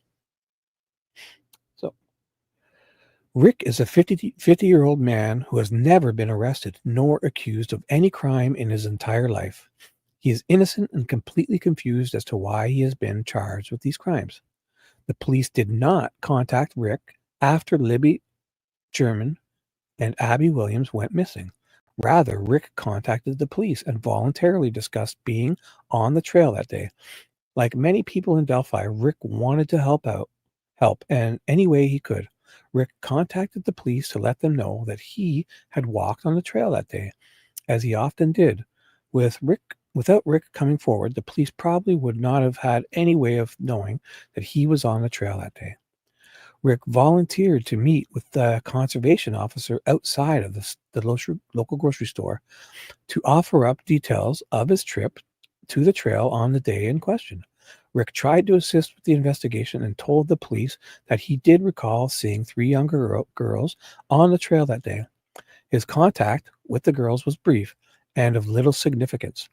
Rick does not recall if this interaction with the conservation officer was tape recorded, but believes that the conservation officer scribbled notes on a notepad as Rick spoke to him, as if, yeah, like if you're going to a cop, the cop's going to, at the very least, take notes, but should have at least audio recorded it, because at this time in 2017, we're all running around with fucking goddamn supercomputers in our pockets, even though it was only probably the iPhone 6, or maybe they got a hold of the iPhone 7. I don't know. You know, an iPhone 6 or 6S was pretty good still, especially then. Like, you know, even in 2009, the iPhone 3G or the 2G or the 3GS, you could fucking put it in your pocket and hit the mute button. You can even put it in airplane mode and then hit the voice recorder and record fucking 10 hours of conversations. You know, you'd put it, like you see it all the time. Put it down in front on the desk and throw it in airplane mode, hit record and say, you know, hey, this is you know you're being recorded. Yes. This is this date. This is this person. I'm here asking this person on this date about this, and here we go. But come on. The fact that we're not listening to that is very weird. Because this fucking Dan Doolin is sitting there with a fucking goddamn supercomputer in his fucking pocket, I guarantee you. After Rick shared his information with law enforcement officials, he went back to his job at the local CVS and didn't hear from the police for more than 5 years.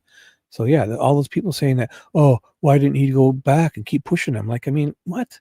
If you go to the police and say you're this and then they don't contact you, you're obviously thinking, wow, they obviously don't think I had anything to do with it because they're not contacting me. So to put that on him is just so fucking goddamn ridiculous. The fucking Doolin is a doofus. How about this? Instead of picturing him for 5 years, not kind of wondering why they're not following up with him, picture Doolin for 5 years. Every fucking day, Dan Doolin walks into that goddamn unified command. He sees that FBI photo and the BG video. He sees the blue coat. He sees BG, photos of him and videos of him. And everywhere he goes, I guarantee you, Doolin, you know, imagine the time at the beginning. That fucking that photo or video, you know, this picture of BG, that must have, and the sketches too, but that photo with the blue jacket guy on the bridge, that must have been everywhere, especially in the beginning when they walk into unified command. all over the walls, looping on replay on monitors, and fucking going to get going to the store to buy bread and milk, eggs, and bread. Fucking Doolin's probably seen that 10 times, 20 times a day for 5 years, and Doolin doesn't say, hey, guys, listen.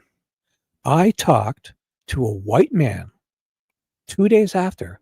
This white man told me he was on the bridge. He was on the trails. He lives on White Man Drive, and I put down his name is White Man. His last name, his surname is White Man. So for 5 years, Doolin walks around and forgets he talked to a fucking they're looking for a guy that was on the bridge or the trails that day. They were right. That's what they were looking for, right? So 5 years, Doolin forgets that the one man that was on that bridge said he was there and came to talk to him. He forgets, and you guys all think that's plausible. You're okay, just accept that. That right there is fucked up. That's not plausible. And the fact that Doofus Dan Doolin, fucked up so epically, and now he's the captain. They made him captain after that. The biggest fuck up in Department of Natural Resources history. And this motherfucker's the captain now? Goes to show you. This is fucked up. Anyway, sorry. So the next time, so the next time Rick heard from the police wasn't in October of 2022. This was approximately 2 weeks before a contested sheriff's election. I didn't really care about this because I understand they threw this in, but I don't think it was as big a deal as they made this out to be, because, I mean, I don't know. It's hard to prove something like this, even if it is true.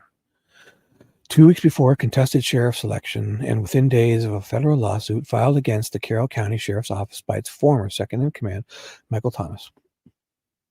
So, do you guys have any opinions? Don't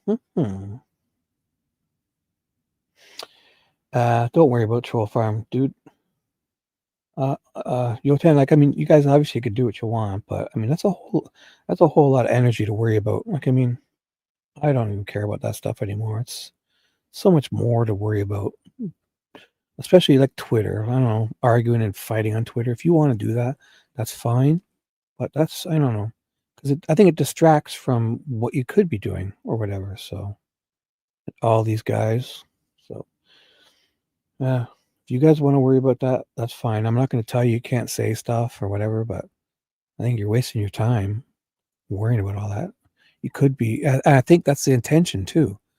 Instead, they want people worrying like that, because if TJ or me or all of us were making videos and kind of stumbling upon the truth and waiting for the retrial and the appeal and all that, and they don't want us talking about that, because they want to halt the truth, because they know themselves probably too that's going to exonerate Richard Allen and get justice for the girls all in one. They're trying to halt that. They're trying to distract you guys with all this dumb Twitter stuff and that. And totally, you're right. I mean, I used to get caught up too. I can't say I'm above it, but I was kind of done with it. I mean, I kind of enjoy watching it sometimes too, but I don't know. Like, I think there was one time that fucking guy did something about me on his channel, and I wouldn't even have known about it if somebody didn't tell me, and I didn't even care. So, I don't know. But again, if you guys enjoy it or you want, that's fine. I'm not telling you what you can and can't say. But it's not good for your health too, because I used to do it even with strangers, getting in comment battles and like under YouTube. We're all guilty of it, but it's stressful. I don't know. You get caught up, and you just kind of, it's not good for your health, and you might lose. For myself, I think about it. Like, some stranger I didn't even know comments to me 3 months later, and then I write a comment, and then I'm thinking about it for a day or two, and it's just, I'm done with that. But again, I enjoy you guys. So talk as much as you want. All right. In the lawsuit, Thomas claims that he Thomas had made suggestions and offered assistance in the investigation of a high-profile child homicide investigation, but those suggestions and offers were rejected by the sheriff. Thomas further claimed that the sheriff and others in the department feared the disagreements with Thomas it would become publicized as a result of the potential campaign for sheriff. So, which part? Who? With all the troll stuff? Well, yeah, that's fine. You can be fascinated, but if it gets too much here, I'll shut it down because I don't care for it here. I mean, if you guys want to talk about it, you talking about all the troll stuff, like it's a distraction. Like right now, even you guys, instead of me reading, what if I stumble on something that solves this whole case, or just talk about it and just learn about it more and more, which is enjoyable. But if you guys all worry about the troll stuff too much, like it's one thing I always say, like if people, even in the comments, like if I don't mind people jabbing once or twice, but I think it's when people get kind of stuck on it and kind of carry it on too long. That's when it becomes a distraction, in my opinion. But sure, if you guys, I'm not telling you guys what to do, and we all get caught up in it. But I mean, if you can kind of do that stuff and then move on to what you're doing, it would be good. I think some people, let's take even like this Gibbo guy annoying Peggy. Like Peggy can make such amazing videos. She's so good at it. She makes great thumbnails, and when she does those live streams about stuff, and it's really, they want her not doing that. Like Prof, and I understand Prof has been harassed to death, and man, the stuff he's been through, I would have caved long ago. So, but they're just trying. I believe those type of trolls are trying to really distract from good creators making stuff and kind of getting to the truth, and or keeping the truth in the air, and they want to stop that. That's what their goal is. And when they see people bickering and fighting, I get it, but that's their goal, is to stop, because they have nothing else. Like if some of those people were so happy with the verdict, then why would they even still be on YouTube? They would be just gone. They would go have a party at Chuck E. Cheese and celebrate. You got the guy. Richard Allen's got 130 years. Like, why would they still be here? Because they're trying to halt. They're trying to stop the discussion and the truth, in my opinion. So I just say, it's one thing if you respond, but just don't get caught up. And for me, I can't do that. I'm a pussy. I'll admit it. It's partly me because I'm sensitive. So when I see people that I really like being affected by it so much, like it really, some of the mean things have said and all the Twitter, I just say, please, just leave me out of it. And it's too much. So I hope you guys understand what I'm saying. I'm not telling you what to do, or I understand. I love y'all, and I understand what you do, what you got to do. But I just think it's a distraction as to putting good stuff out there and doing the right thing, in my humble. And also, I'm 52. I only stumbled on this thought like the last, 49, 50, so, 5 years ago, even when I came into this, I was like fucking jumping in chats and blowing shit up and acting like a dork, so I'm not better than anyone. So yeah, maybe it takes a while for people to realize. This is very recent for me to be just like, this is new Shibby, old Shibby. Oh my God. He was just like that, most likely. I would just jump in and say shit and overreact and comment battles and all this dumb stuff and getting banned from chats and just so much. I can't handle it. I'm getting too old. Like that, who's that guy in Lethal Weapon? I'm too old for this shit. The Griggs. The not Mel Gibson, the other guy, the cop, Riggs. He used to always say, "Oh, I'm getting too old for this shit." Yeah, I'm at that point now. But hey, to each their own. Just if it's happening here, just kind of a couple jabs and then kind of move on, please. And if you can, just as long as we don't get stuck on it and let it kind of take over. That's the main thing. Please. That's all. Rick was ultimately arrested on or about October 28th, 2022. In the 5+ years since Rick volunteered to provide information to the police, Rick did not get rid of his vehicle or his guns. Yeah, is that something guilty people do? Keep all their, imagine that. Imagine you do this and you use a gun for this and you wear these clothes to do something this horrible, horrible crime against these two girls. For whatever reason they thought it was, the clothing and all that. And then to not do anything, not change your appearance, not get out of town, not, anything. Like, come on. That's not what guilty people do. That's what people that have nothing to do with it do. His guns didn't throw out his clothing. He did not alter his appearance. He did, what would you do? I would, like, if I had a beard, I would never wear a beard again. If I saw myself on wearing jeans and they were looking for, I'm like, oh my God, I'm going to fucking wear track pants or the Adidas pants or I would move. I don't know. Just fucking, I'd sell my car and get rid of it. Come on. He did what any innocent man would do and continued with his normal routine. So, again, all opinions are welcome here. Just be respectful. And as long as you can respect other people's opinions, I know you guys will all get along. The probable cause affidavit seems to suggest that a single magic bullet is proof of Rick's guilt. Is it a bit premature to engage in any detailed discussions regarding the veracity of this evidence until more discovery is received? But it is safe to say that the discipline of tool mark identification, ballistics, is anything but a science. Right. Like, I mean, it isn't science because it's a science, like, you're using science.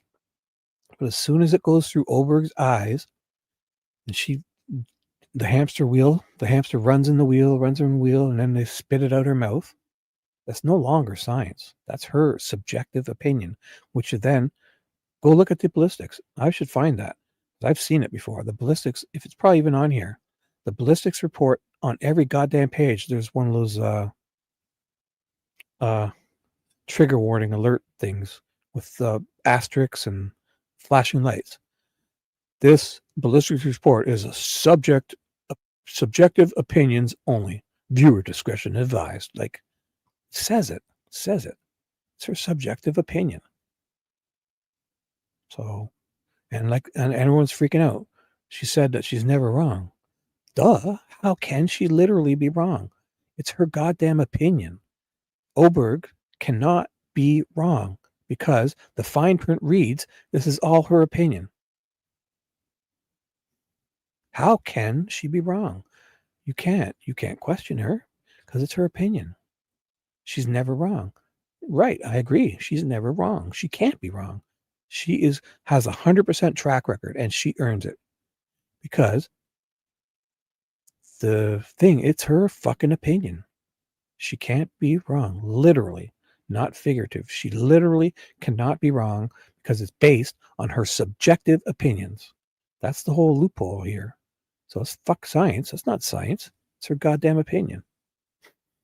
Is anything but science. The entire discipline has been under attack in courtrooms across this country as being unreliable and lacking any scientific validity.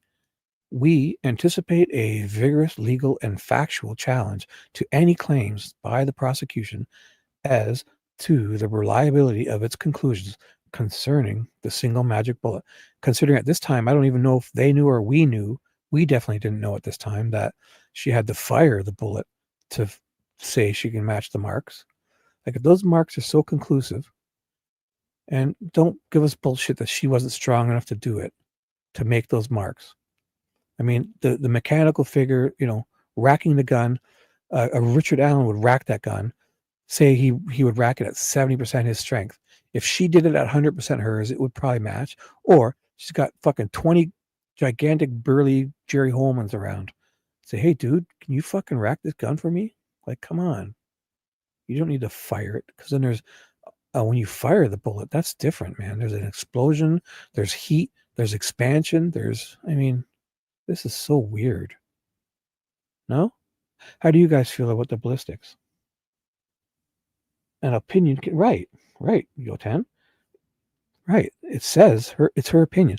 Now, I would take it much better if she could prove to us, take, some kind of logical test. It's like take 10 guns or even 3 guns and have us say there's serial numbers on the bullets. So we record the serial numbers. Like she's not going to go by the serial, forget the serial numbers. We're just going to have miscellaneous bullets and we're going to know which gun they came from. Then have her rack 5 out of each gun and have it land on like a soft, cushy blanket, comforter, a bed, anything. And then she takes those guns and those bullets that we know which ones they go with, like have her blindfolded, to whatever, I don't know, whatever the logical thing is, and just have her prove her record with a couple different guns and 4, say 10 bullets from each one. And then they're all laying on the bed, and then she picks up one and examines it with her with her expertise and says this one came from this one. And this one, and if she's fucking getting 90, if she gets, say there's 10 bullets of each, and there's, if she gets 9 out of 10 with each gun, right? That's pretty good, but still not positive. You'd think with this certainty, she should get them all right, really. But I just know they wouldn't. I just know it. Again, in the exact same scenario, rack the bullets, rack them. Just pull it. Have the strongest, goddamn, biggest motherfucking cop in that area. Jerry Holman's a pretty strong guy. Get his big gorilla hands on there and have him fucking say, dude, rack this fucking hard, as hard as you goddamn can. Or do the first one, do it, 70% power, then 80% power, then, racking it 90%. And the last one, really fucking give it your all, dude. Like you're going to hit that bell and try that with the sledgehammer at the circus and try to ding the bell, like, I don't know. What are we doing here? So what are your opinions? Ballistics tests usually require right, but this wasn't ballistics though. This wasn't the bullet wasn't fired. So to compare, because this isn't ballistics, this is tool mark. Tool mark is the extractor arm. Like you rack a bullet and you see it and the thing flies out. So you got a gun in the chamber and instead of firing it, you rack it and the bullet shoots out. So it's an unspent cartridge. And it's the extractor arm that grabs it and throws it out. So this is not ballistics type. This is technically, I guess they can call it ballistics, but it's tool mark. It's the extractor arm tool mark. So to compare it with a bullet you have to use the same comparison. So for them to have to fire the bullet to say they're getting these extractor marks arms on it when it wasn't fired, it's not. You think that's right? I guess I don't know. I respect you, but right. How many firearms? But I mean, okay, what am I misinformation? Tell me, Charles. Go ahead. So Charles is going to explain how my misinformation. Go ahead. So Charles' next comment is going to completely blow me out of the water. Everybody ready for it? Charles, we're waiting. Gull wanted them. What are you even talking about? Gull wanted them removed. What? What? Can you repeat what I said? That Gull wanted them removed? Where are you? Are you behind? I haven't mentioned that for hours.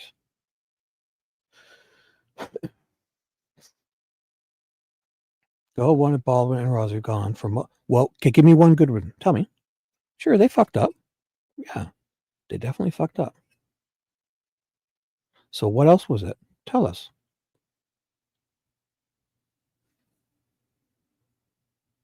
Go ahead. So what was Rosie? What did Rosie have to do with the email? Okay, so he fucked up. Yeah, duh, he fucked up. You telling me the state never made any mistakes? What happened to them?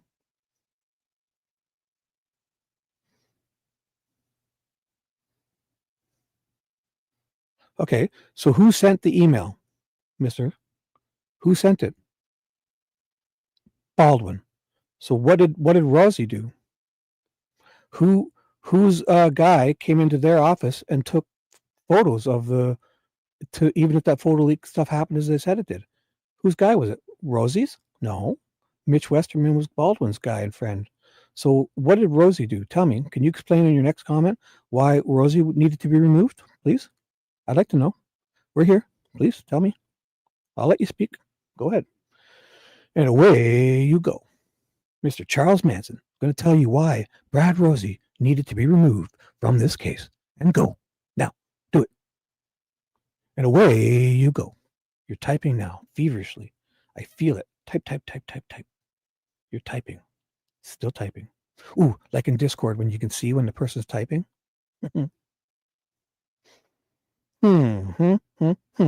He sent a known Odinist. Yeah, Baldwin did that accidentally. And Baldwin's Mitch Westerman did, they say, as it went, he took photos on a desk and then leaked them to Forts and Weber and all that. And yeah, it was wrong. Stupid, whatever it was. So, Brad Rosie, the other guy, what did he do? The time is ticking. Are you still typing, mister? Because I'm waiting. That's not our Charles, is it? That must be a different Charles.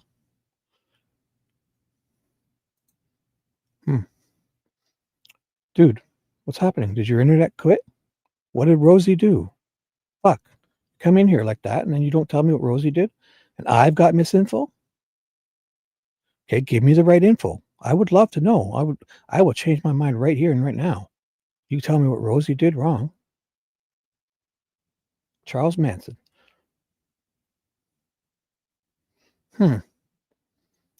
That's not our Charles. That's a different Charles. Because first of all, Charles is a mod here, like our. So that's just some obvious troll who wants to get banned or something. I don't know. That's why. I mean, I don't mind you saying I'm full of misinfo, but then, yeah, Gull wanted Baldwin and Rosie gone for multiple reasons, none of which Rosie was responsible for. So what do you? That's all I'm saying. All right. It's okay. Don't worry, Anarch. Yeah, might as well just hide the guy if he's not going to answer.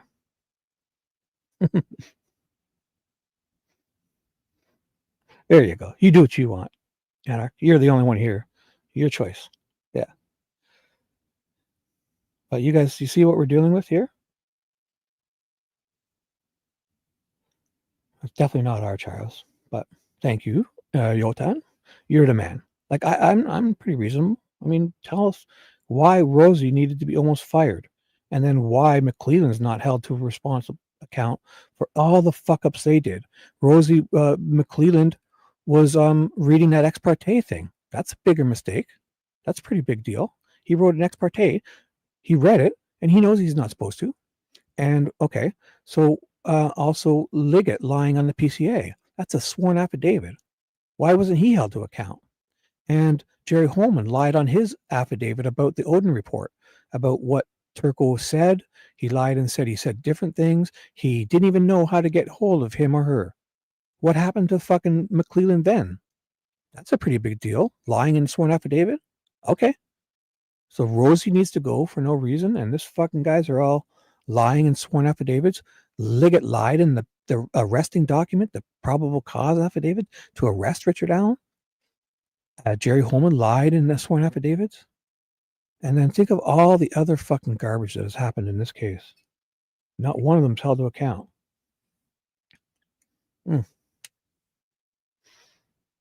But anyways, so he's gone. Here, I'm just going to do this for you guys. I'll save you guys. He's gone. Completely gone. Wherever.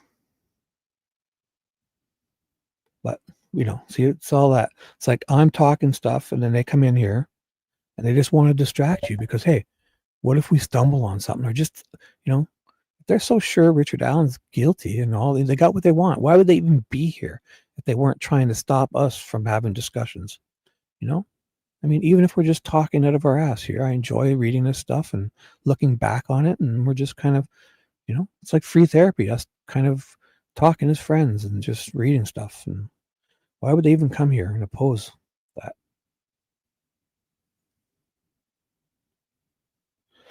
It's okay, guys. You did the right thing. I'll handle those next time. I knew he wouldn't have nothing to say. So, but basically, if you're not sure, don't worry about it. But um, eventually, I just hid the guy, so he'll never be able to come back unless he makes a new account, because we don't need that. I mean, I'm okay if people say I'm wrong, and oh my God, I'm wrong often, because there was a whole time there where I talked about the witness, or the one guy I mixed up, that Eric Williams, with what was the guy? The guy oh shit, the guy that he was wearing the fire coat in that Flora video, and I mixed up the witness and somebody else, and luckily it was, we're all going to make mistakes, and just know mine are in good faith. I don't want to spread misinformation. And if I have something wrong, yeah, I'm human. I'm just a dope trying to understand all this gobbledygook.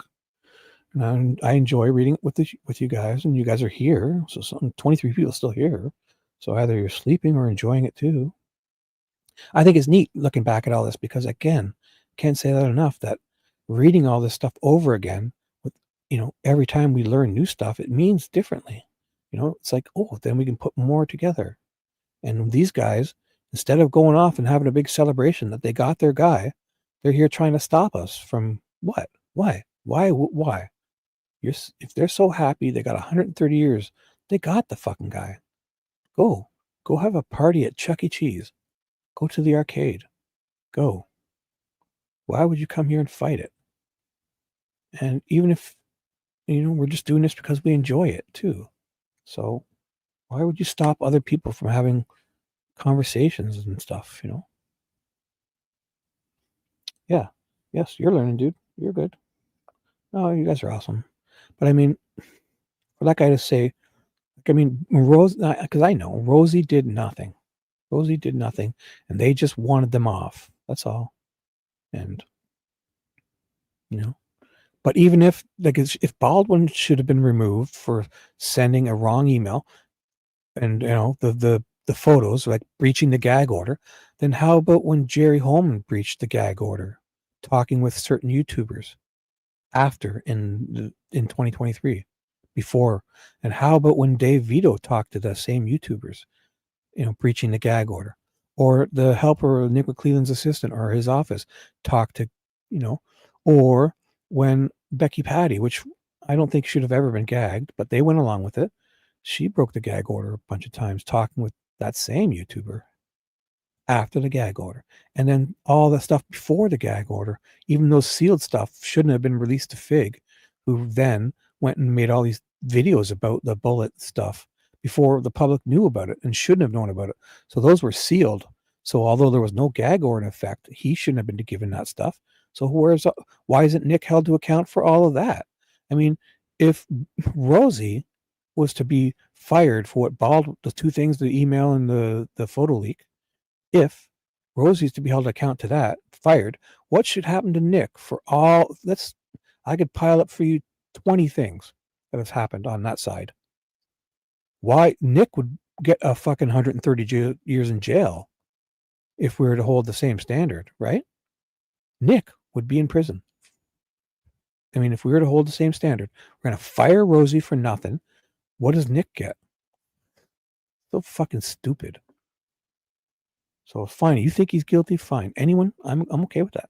But if you think you got a fair trial, how the hell can we know if he's guilty? Because he didn't get a fair trial. And they say he didn't get a fair trial. Most people can acknowledge the trial wasn't fair. The investigation was flawed. You don't just get to fucking, put people away for 130 years after you fuck it up so royally. My opinion. But hey, thank you for still being here. 24 people.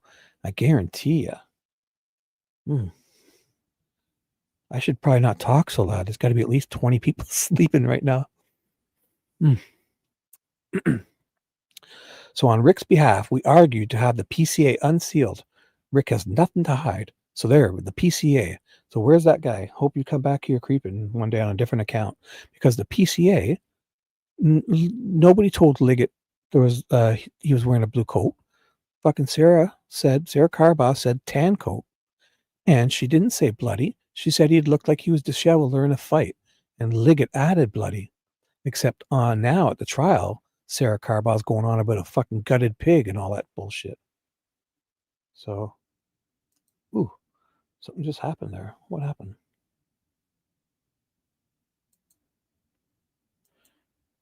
Are you guys not seeing this on my screen? What's going on? Oh, I'm behind on my lurking screen. Okay, let me see. Something just changed. 1 second. Let me remove this and put this back. Is this the one I want? Oh, something's going on here because it's showing not what I'm showing. So I'm going to remove this and I'm going to get rid of it and then reshare because something happened. My screen stopped sharing what I was sharing. Shared something I was sharing a long time ago, which is weird. So let's try this again. Boom. Now up on stage. So let me see. Does this happen? I'm just kind of scrolling through.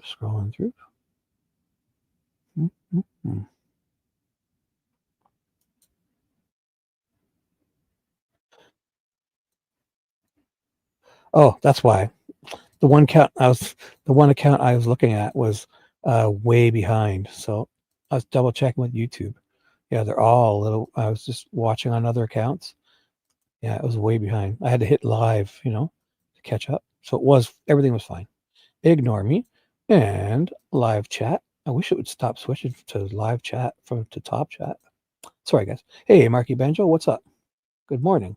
Hope everyone is enjoying Thanksgiving. Yes, I think Thanksgiving's. Oh well, I guess today you probably get Friday off, maybe too, or there's probably plenty of turkey to carry over, or some of you still in Thanksgiving. I guess. Ooh, if you're on the Pacific Coast, because it's 3:21 here on East, so technically it's 2:21 on Central, 1:21, and Pacific is 12. So I think 20 minutes ago is ended for all of North America because I think the longest is Pacific Coast, right? Time.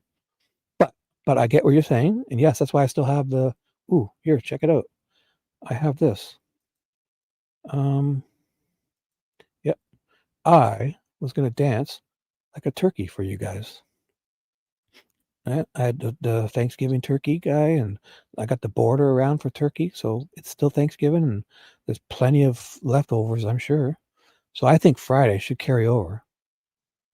So I think we could still be able to say Thanksgiving all day today too, especially for you Americans.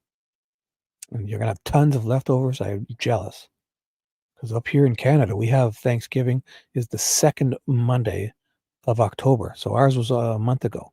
But I promised Paula I would do a Thanksgiving turkey special for you and dance like a turkey and entertain her.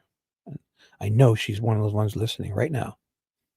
So, yes, happy Thanksgiving to anyone in the USA or wherever else they're celebrating.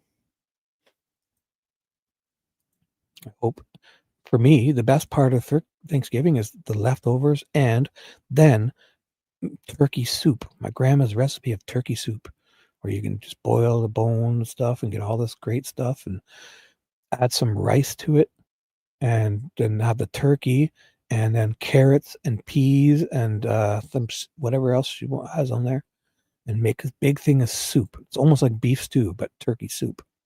And I have tons of that. And I could either freeze parts of it and take it out whenever I want. My grandma's turkey soup. So I love turkey dinners, but then when you have the leftovers, you got to kind of get the turkey out of the fridge. Then you got to put it back. Then you get the corn and then you put it back. Then you get the mashed potatoes out and you got to put it back, Whereas I like the turkey soup all one big pot. Just get it all in there, one big huge pot, and then you scoop out like beef stew.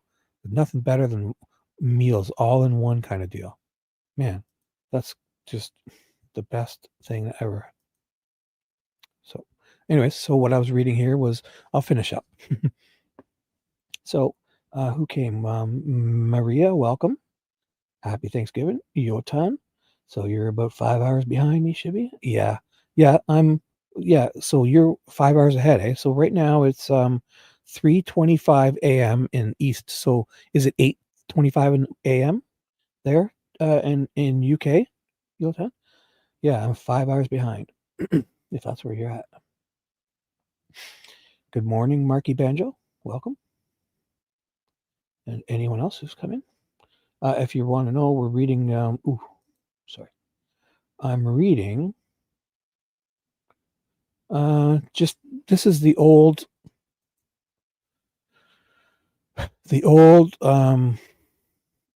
Brad Rosie and Andrew Baldwin sent out a press release in the day before the gag order, in response to the state kind of getting their stuff out. So I was reading this, Sophia. I was almost done it too. So on Rick's behalf, we argued to have the PCA unsealed. Rick has, where the fuck was I? I was doing something else there. Well, on the first line, Rick has nothing to hide. As importantly, we were hoping that we would receive tips that would assist us in proving up his innocence. Not surprisingly, we have been inundated with tips from a variety of sources, all of which will be vetted by our team. Although it is the burden of the prosecutor to prove Rick's guilt beyond a reasonable doubt, the defense team looks forward to conducting its own investigation concerning Rick's innocence. We appreciate those that have reached out to support his cause. The prosecutor mentioned at the last hearing his belief that others may have been involved in the killing. Yeah, so the prosecutor's out there spouting off that he believes others may be involved. That's the whole reason they wanted this gag order, is to not alert all the other people involved.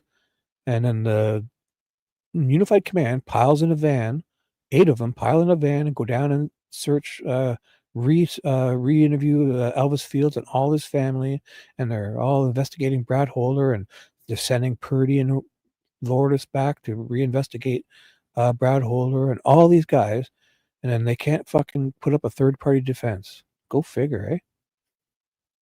So, the prosecutor mentioned at the last hearing his belief that others may have been involved in the killing, yet there's no mention in the PCA about a second suspect involved in the killing. The defense is confused by such discrepancies in the investigation and will be in a better position to respond as more discovery is received. Rick Allen owned a Ford Focus in February of 2017. His Ford Focus is not in any way similar to the distinctive look of the PT Cruiser. Oh yeah, we haven't heard of that in a long time. One person says PT Cruiser, one person says smart car, and Betsy Blair fucking describes a car. It's a 1965 Comet that looks like her father's, and it's fucking square as hell. Could not be mistaken. And it turns out that, who was it? Was it also Betsy Blair that pointed out, or no, it wasn't? Yeah, it was Betsy Blair. I'm pretty sure that in the 2019 narrative pointed out that the car she saw looked more like Dave McCain's car, who was also there that day, his flannel shirt guy with a camera around his neck. Why wasn't he in trial? Why? What the fuck?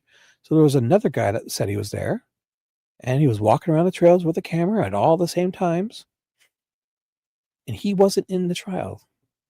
He wasn't there. And Elvis Fields wasn't there in the trial to be questioned. He was deposed. And 8 cops pile in a van to go down there. His sister gets a polygraph, and the polygrapher suspiciously dies in a fire. Jerry Holman says Mary Jacobs is nuts. She can't be trusted. Yet his guys, Purdy and Murphy, thought she was lucid and very well and not nuts. Just Murphy noted there was medication bottles all over, but apparently the medications were working. For a psychic, it's a good thing. You get prescribed stuff and you take it. And she seemed lucid and normal, so much so that they put her in the car, and Purdy and Murphy drove her to the police station where Stephanie Thompson's gave her the polygraph test. So if Jerry Holman's able to say she's nuts, then shouldn't he be in trouble for allowing his guys to take her, a crazy person, to get a polygraph test? Wouldn't that be wrong over that if she's so nuts? And meanwhile, Purdy and Murphy said she wasn't. She was, one of them even said she seemed very trustworthy, and she cooperated, and she even tried helping them do a wiretap phone call and get, but I guess she screwed it up. They say, Purdy said, she tried helping them get Elvis admitting it on a phone call. So if she's crazy, what are they doing that off? Well, that's fucking unethical if they're doing that.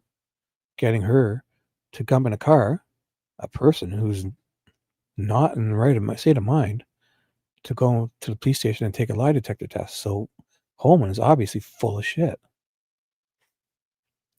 And all this talk with the different cars, it seems that the CCSD is trying to bend facts to fit their narrative. Yeah.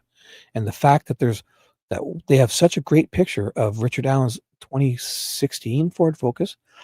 They have such a great photo of it. The one guy who came to them and said he had a car like that, and the car was 1 mile away for 5 years. The only one, if we believe that they didn't look up in the registry, the DMV, looking for a black car that they had, small cars like that in the town, they would have found out that there was only one in the whole town, and it was 1 mile away, and it was parked in front of the CVS, which is near their police headquarters too. So they're seeing it's right out there. Like, come on. And they couldn't find that one car for 5 years, yet they had all this fucking proof? No, they weren't looking because they cleared them. It's the only thing that makes sense. So if you want to believe that this tip was lost in some drawer, some dusty old drawer, while it was entered as tip number 74 in a sophisticated Orion system with server, this is a sophisticated reporting system where they entered it in, and it would have flagged 50 words in Richard Allen's statement, and it would not be fooled if they accidentally put his street name as his surname. So it was Richard Allen Whiteman. Are you telling me that the Orion tip system was fucking fooled by Doolin accidentally entering the wrong last surname? And there wasn't he was on the bridge that day. He was the white man who was the one guy who said the tip system missed the one guy who said he was there that day on the bridge. The tip system fucking missed it. Yep. Yeah. Like I say, just picture the Orion servers right now, like those fucking fembots in Austin Powers. It's fucking heads spinning around and smoking, popping off. Goddamn Orion server smoked and melted. Goddamn it! The Richard Allen Whiteman eluded them with his fucking fishing license too, and the whole fucking $1 billion NSA mass surveillance system using heavy duty technology and the Orion system was fooled by Richard Allen Whiteman. Dun dun dun. You believe that? You're a fucking retard. Oh, excuse me. That's not a good word. I should not use that word. If you scratch that, if you believe that, you are not listening to the facts of this case. And please excuse me, I misspoke.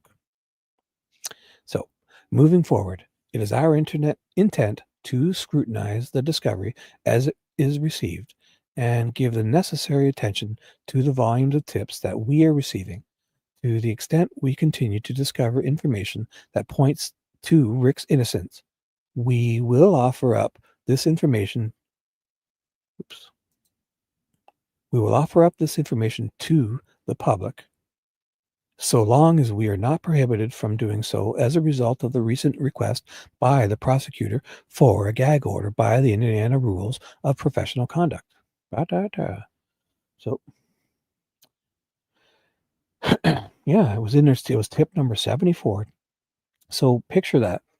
By putting it into the system, TJ, you can see it like everything that was on there, they type in, right? Like, so these systems, like, when you're searching on your computer, you use keywords, right? Think that this Orion system didn't flag bridge, all those things he said, trail, oh my God. It's just literally not believable. So now in banned because you got shit wrong and I tried to help. No, you're not banned. Some asshole was banned, not you. That wasn't you. Okay, so if it was you, then maybe you should explain to me what Rosie did wrong. Charles, was that you or are you just playing? Charles must be just joking. There's no way that was really you. I hid it. Yeah, it was me. I did it.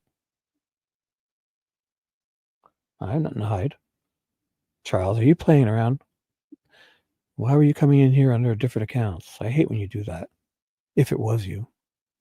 So, was that other Manson you, or was that somebody else?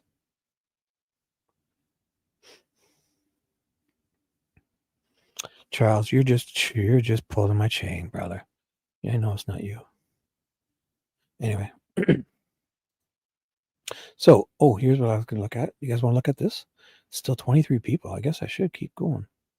The Jerry Holman leaks clerical error story to the murder sheet on December 1st, 2022. So, guilt by association. No. Yeah, well, I mean, yeah, we thought it was you, but I mean, it's just what she couldn't tell if he was on it. What are you saying? She couldn't tell if he was on it. Who? Because I was on my phone. So that was you? That other account? Good. Then that person that you was blocked. I hid you forever. That idiot is blocked forever. So I don't feel it was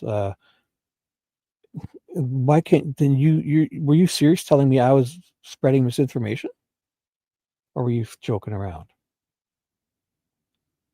So when I came in on that same first thing I posted was, I didn't see you. Dude, I'm running a show here. I didn't watch. Your first comment was that? I can look back.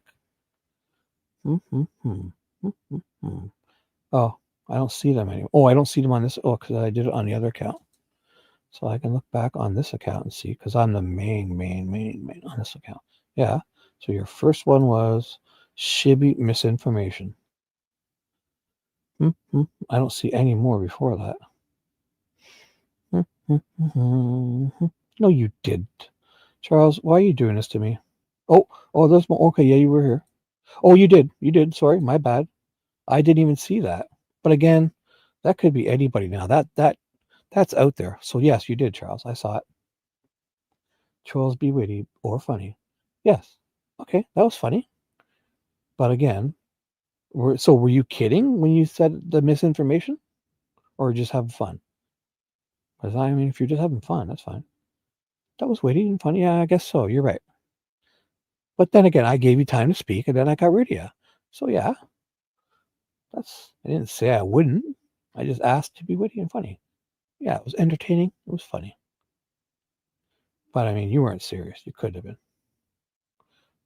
I'll give you that. So it was you. I'll go unhide you. Look I'll unhide that one now that I know. I just thought it was somebody. Look I unhid you, and all your witty, funny comments have magically reappeared. Check it out.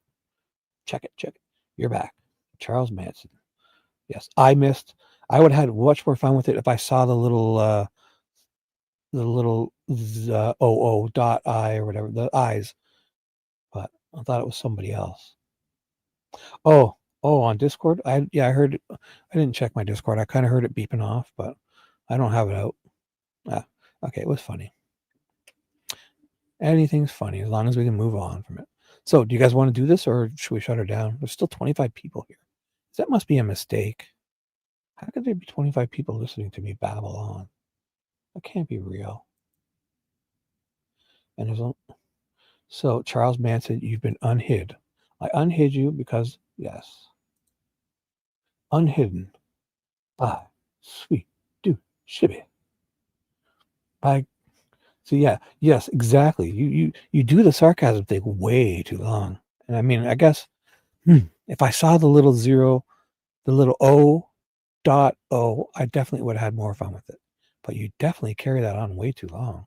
No wonder people get fucking riled up. No wonder your girlfriend stab you. That's it. Charles gets his women to stab him.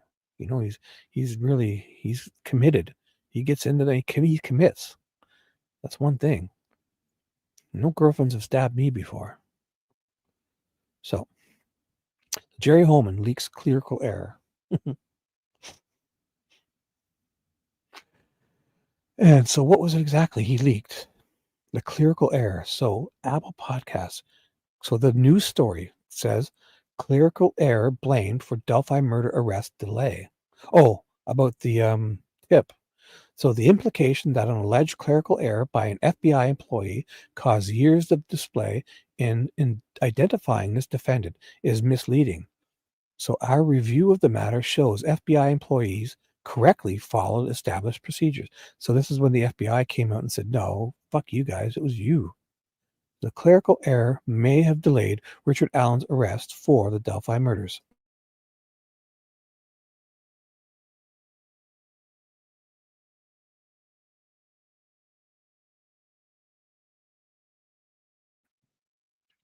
Sorry, I had to take a drink. Ooh, my earbuds just fell out. One sec, sorry. Ooh, I'm back.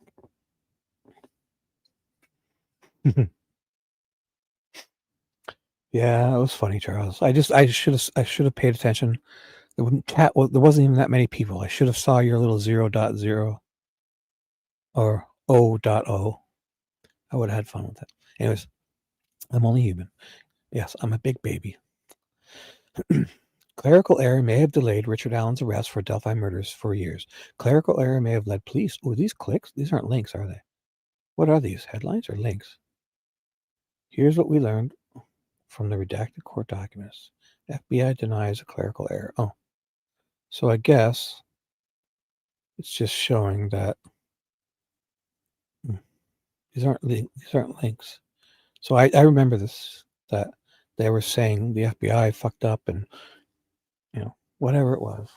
They entered it into the system. And are we to believe that a sophisticated system, Orion, had that all typed into it of a white man at a white bridge? The white man from White Man Drive with this surname Whiteman, Richard Allen Whiteman, was on the bridge and said all this stuff, that he was there this day on the trails, on the phone, in his spaghetti, all this fucking shit. And the Orion tip system didn't flag it. Come on, get the fuck out of here. And then are we to believe that Dan Doolin walked around for 5 years every single time he went into work, saw probably 20 times a day, saw that blue coat guy walking on the bridge, photos or videos or photos with fucking all these different sketches around it and all of this shit and press conferences and everything for 5 years. Dan Doolin, they were looking for a white man that might have been on a bridge. The one white man that came and talked to him, Dan Doolin forgot. But he forgot so badly that after this, he's now a fucking captain. So if somebody fucks up that epically and then becomes captain, to me, he says, he fucked up just right for them. Took one for the team, laid low, looked like an ass, and then boom. Hey, you're a captain. In my opinion. Oh, okay. See you later, bud. Yotan, have a great day. Be safe out there in the UK. Drive on the left side over there, right? Stay to the left, bro. Don't go right. And we'll see you later. Yeah, I'm pretty much done here. I don't even know why I'm still rambling. I don't know. Yeah, I'm pretty much done too. I don't know what I'm doing here. I finished hours ago.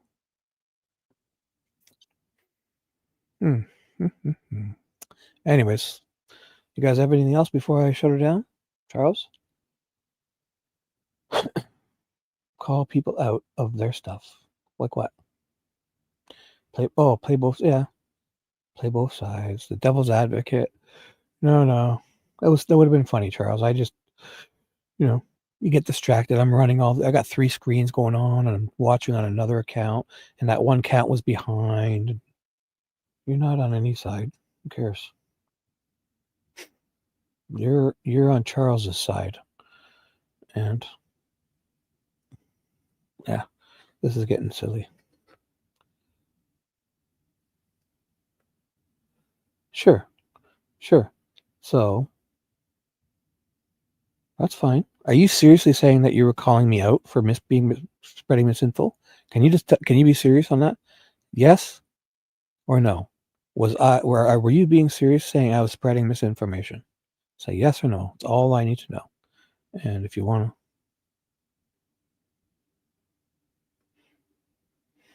No, don't get all bitchy, Charles.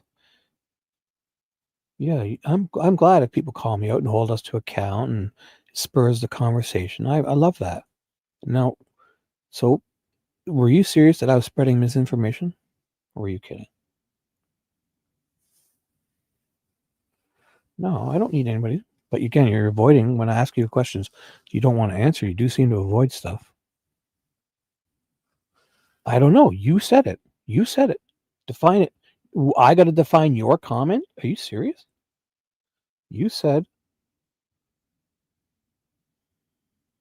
what is it? Where is it? Where is it? Before I unhid you, you said, glad there's not many people here, so I can easily find it, I'm sure. Oh, I should look on this account because this one's the major guy.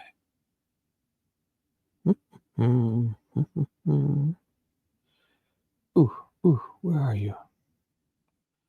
Do I have to refresh to get that person back? Well, no, here it is. I got it all. Shibby misinfo. I hope you don't actually think that's why Gull wanted them removed. So what was I spreading? Gull wanted Baldwin removed for multiple reasons. Okay, so what was Rosie? What did Rosie do? Yeah, he sent a known Odinist a flash drive. Yes, Baldwin did that. Yes. So you're not spreading I'm not accusing you of spreading misinfo because you said not for accidentally sending an email. He sent a known Odinist a flash drive full of discovery. Charles, who sent that? Tell me. Andrew Baldwin, right? Who took the photos and leaked them? Mitch Westerman. Mitch Westerman is who? Baldwin's guy from Baldwin's office. So the question for you now is why was Andrew Rosie? Why was Brad Rosie in the contempt hearing? Answer me this, Batman. Riddle me this, Joker. You got. He was. What the fuck? He wasn't? So you're an asshole. You're just fucking around. I'm done with you. I'm not even. I didn't. So I meant, yeah, the email included that flash drive. No, why do I have to fucking say what was in it? We all know it was an outline of his what he said, what he had. So it wasn't even technically a flash. Like it didn't have all that information, did it? No, whatever it was an email. We all know it. You choose the attachment. I mentioned Westerman. What? Are you just being a dick? You're just being a dick. Rosie didn't do nothing. He shouldn't have been removed at all. Not only did he not do what Baldwin did do was 1/10 of what's happened on the other side. So if you think Baldwin should be and Rosie should be removed for what those two things that happened, yet the prosecution shouldn't be fucking in jail for all the shit they've fucked up and lied and done. Holman lying in the a sworn affidavit, Liggett lying in the PCA, losing fucking all that evidence, all the fuck ups they've done. Nobody on there is getting held to account. Why? If you have to go, Jotan, that's okay. I was probably going to shut her down. But I think Charles is just fucking around. Him and all his luscious hair. His hair is in his eyes. That's his problem. Dude, you need to trim those bangs. I'm kind of done here anyways. Can I prove who didn't what? You need to get specific, dude. Can I prove he didn't? Can I prove who didn't what? That Rosie didn't? No. But again, people don't have to prove their innocence. You need to prove their guilt when you're accusing people. Are you new here? What? For whatever reason, it was Andy Baldwin that sent him. So if you think I need to prove Rosie wasn't involved in that, that's a fucking fucked up statement, dude. Because I don't have to prove them innocent. You have to prove them guilty when you're making the accusations. I'm not. I'm not making accusations. Prove. I mean, I'll be on your side if you prove Rosie was in on that. You can't just say that. Come with some goods. No, you're not telling me any facts. See, this is where you get confused. You haven't told me any facts about Rosie. What did Rosie do? What did Rosie do? Uh-oh.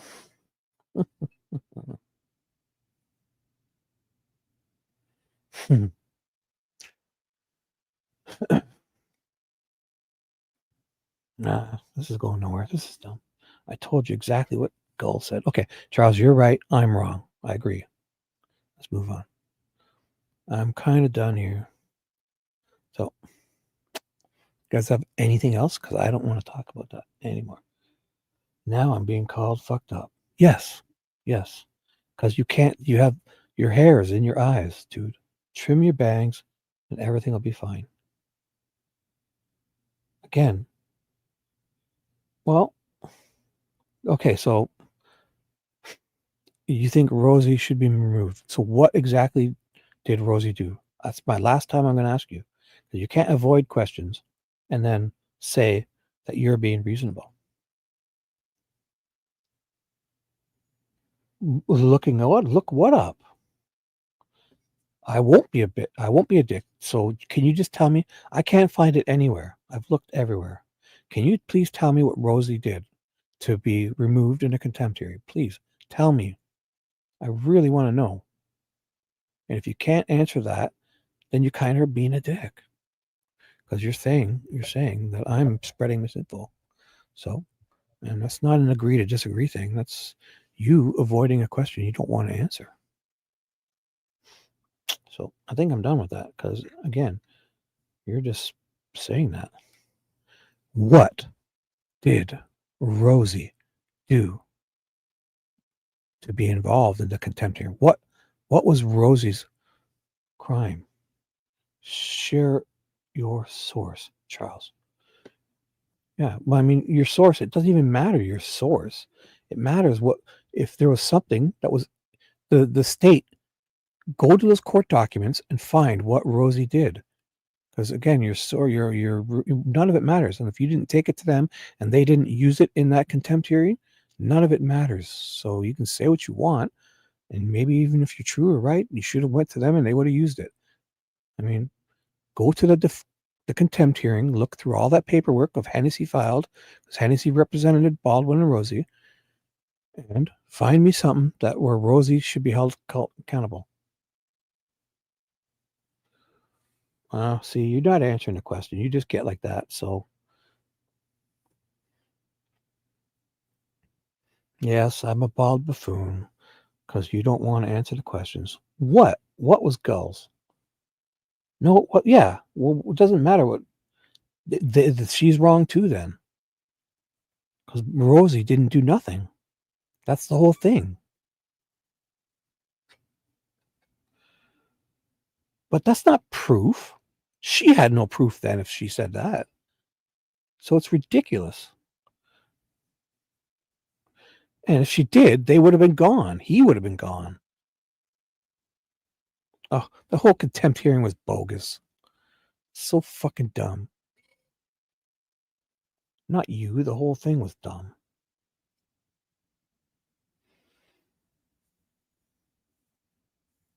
Maybe Charles, I'm a dope. Maybe I mistook what you said. Well, I'll accept that. Sure. I'm a dope. It's fucking laying here on a recliner, just fucking 4.5 hours just babbling away. Yeah, I'm a dope. Well, so let's go work it. Yeah, you think that was, you took that as, okay, well, she can explain what she wants. She doesn't mean she's right. I mean, forget about what she said. Do you agree with her? Or were you just saying what she said? Because then I mistook you. Yeah. I thought you were saying that and that you kind of. Where was that? When was that? That was in March of 2024, wasn't it? 2023. We're in 2025 now. That was in 2024, March. So it's way up here. If that's here, the contempt hearing, I guess it started probably late 2023. Yeah. Started here. because after all that stuff in October with all the leaks and stuff. So it'll be original, but it's going to be right here. Order from the Supreme Court to Council of when she started trying to remove them. Parents, oh yeah, pro bono. So that's why they were offering themselves pro bono, right? Wasn't it? Oh yeah, here's Librado, so it's before that. I've gone too far. Judge issues an order. Requests. When did it first start? It was that one. Oh, I did read it kind of the other day when she did the whole Hobson's choice and made them choose. Yeah, remember the squad? It's right here in front of me. It's on the screen. David Hennessy. Ooh, yeah, this is good. Okay, so maybe we'll look at this if you guys want. Hennessy filing. Courthouse management to corner. Yeah, this is the one. What did I read the other day? The confidential order, probably. Authorized payment, Dr. Polly. Letter from Shadal. Oh, the letter was because he didn't want them removed, so it's still earlier.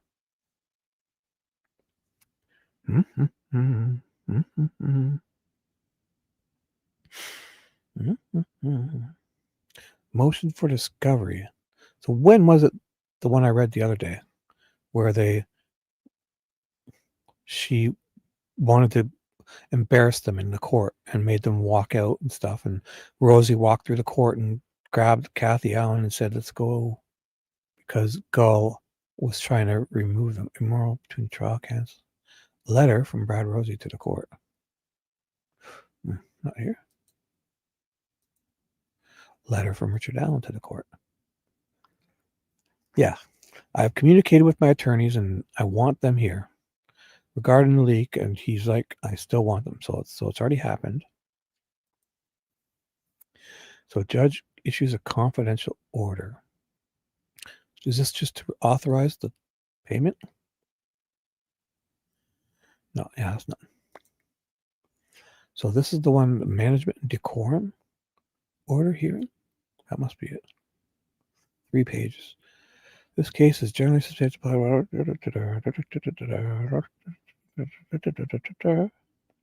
Oh, it's just how. Oh, no, it's not yet. No, it's not that. It's just how people should line up and get in line and act. That was kind of funny with the whole paying. They were getting people to stand in line for them and stuff. So.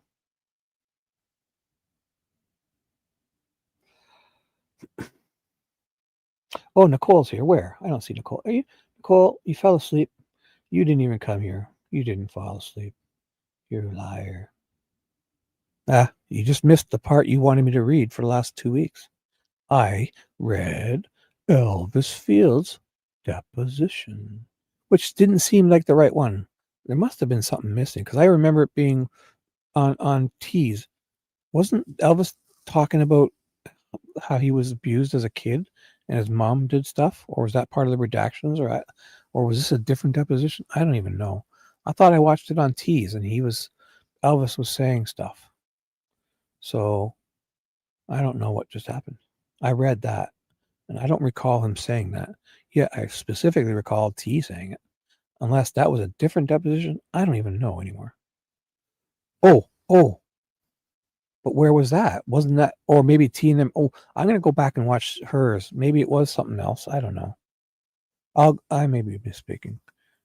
Yeah, his ex-wife said that. Oh yeah, there was like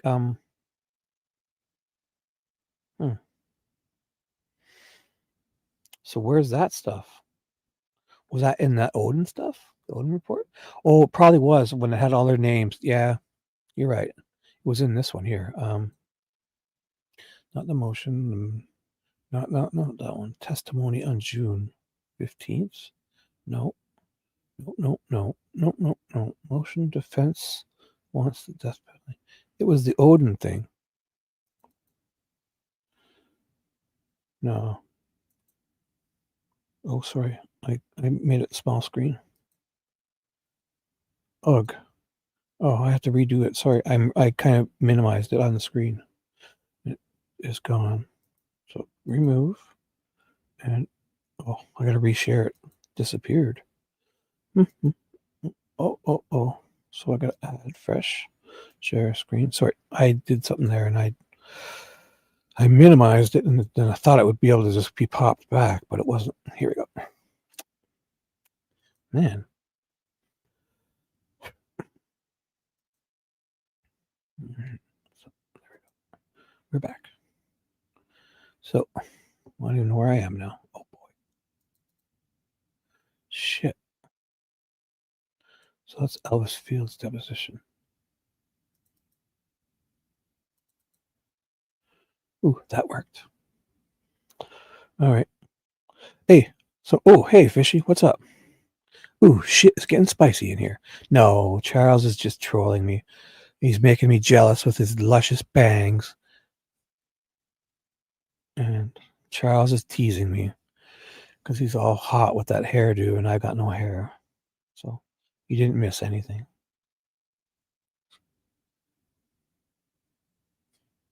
She wanted them gone because of the Odinism stuff. Charles was just teasing me because I have no hair. And I was getting crabby. And I was PMSing. So do you guys want me to do anything before? I was going to shut it down, but ooh, Nicole and Fishy. And TJ's been here, and Charles has been really witty. Witty. And what is it again? Don't Charles be witty or funny? Charles has been witty and funny. And Jotan is back. Dude, I thought you were going somewhere for the drive or something. Good to see you here. Okay, it's getting spicy. Yeah, you're right, Fishy. Ooh, let me put this on. Fishy's getting spicy. Yeah. Oh, shit. Ooh, is shit getting spicy in here? Fuck yeah. Let's get spicy. Tell me something to do. I'm running out. I've been here 4 hours and 39 minutes, so I was going to shut it down, but it seems as things are picking up. Nicole, did I miss anything in the last few days? Because my head is spinning. I don't even remember what I've been reading. And I should have more order to whatever I'm doing. I know. I'm trying to timestamp stuff, and I'm not even sure what I'm doing anymore. So, if you guys would like me to do something, please tell me. She wanted them gone because the photo leak and Fortson's unalignment. Yeah. So what Charles was saying was I was spreading misinfo because I was saying, what was Rosie involved in doing? Why was Rosie being removed? That's what I was saying. And he said I was spreading misinfo because Rosie didn't do anything. Baldwin sent the email, regardless of what you thought was in the attachment, which Westerman was Baldwin's guy in Baldwin's office. Why would Rosie get removed? And if that's the standard, then all I was saying was, then Nick should be held to account for Liggett lying in the PCA, for Holman lying in his affidavit, and for all the mistakes that I can't even remember that have been happening on that side. Why isn't Nick held to account for all the leaks and for Fig getting a hold of that stuff and for all the gag order violations and all? Oh my God. That's all I was saying. And he said I was spreading misinfo. And then he started trolling me. And I started getting sad like a little baby. That's all that happened. You think Rosie was the lead attorney? What? So do you think Rosie should have been removed along with Baldwin? Like, do you think that they were both equally culpable? What do you mean the lead attorney? What does that mean? Rosie? Weren't they just two guys put together that had nothing to do with each other? They were working together. I don't know. Hey, Peach, you back? What's up? I mean, whatever it was, I don't know. Even if they were both culpable, which I don't see how Rosie was, still don't. But even if they were, for them to go for that whole hoopla of trying to remove them in the Supreme Court, for that, the prosecution has had way, way, way, way more faux pas, and nobody was held to account. That's all.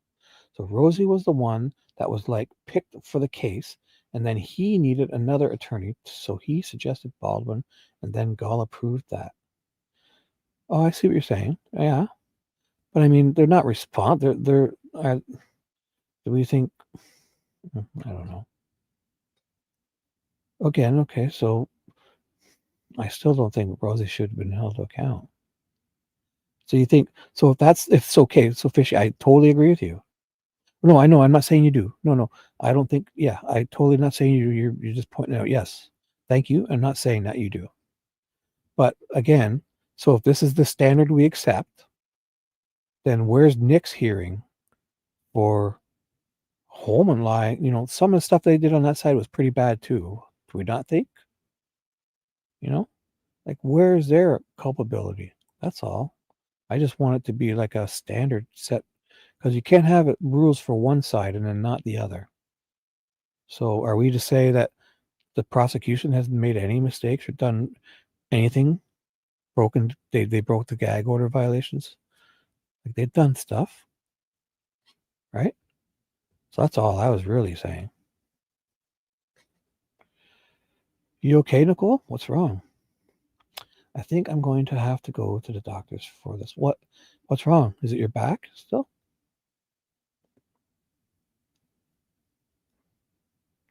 Yes, Charles is he's got his bangs in his eyes. When Habby wakes up, I'm going to send Habby down to Florida with her clippers, and he's going to get the same. He's going to get the Shibby, the cue ball special, and you're going to get your bangs trimmed because I think your hair is in your eyes, dude. So Nicole, what's wrong, Nick? How you hurting? How'd you guys Thanksgiving go? Did you guys have family over? Did you hopefully not talk about politics? Oh, you need an inhaler like for asthma? Do you have asthma, Nicole?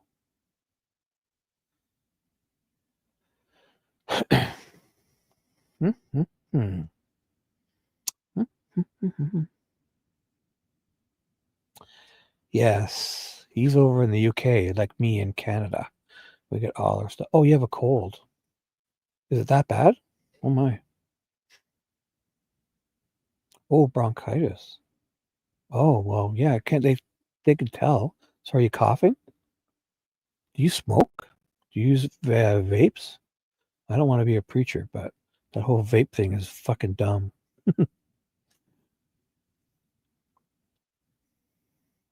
Sucking on a vape and cigarettes like a little baby, like it's your little binky. I'm just kidding. I still love you guys, but it is pretty fucking stupid. Don't get mad at me, because I'll still like you if you vape and smoke. But yeah, I guess the states. I mean, I guess if you have health care, like a good insurance, I just hate. I think of it when I'm like, say you switch insurance with your insurance company. It's one more thing. That must be hard shopping around and deciding what packages. I guess I don't even know how it works really, but I do sympathize for you guys for that.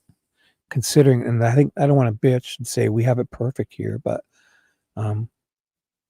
because we have problems, we have mistakes, we have a lot of rural areas, and we can't have all these. Can't be perfect everywhere because we have so much land and small towns. So some people, yeah, would have to drive to the big city for certain things, or it's not perfect up here.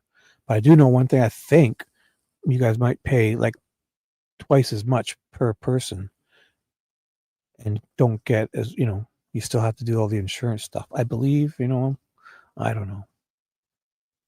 Our system's fucked up too. It's not perfect, I'm sure, but in all, I think that it's meant to be, kind of like taking care of everyone. Because I have, say you don't need to go to the doctor for 20 years, we still pay the taxes, and if our, so it's kind of like helping each other, which I don't think will go over well.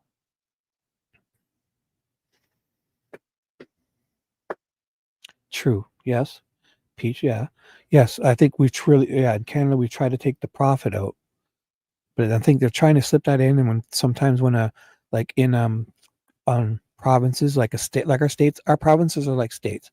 So when a conservative, prime minister or a conservative, which is our kind of right-winger types, like conservatives is like Republicans here.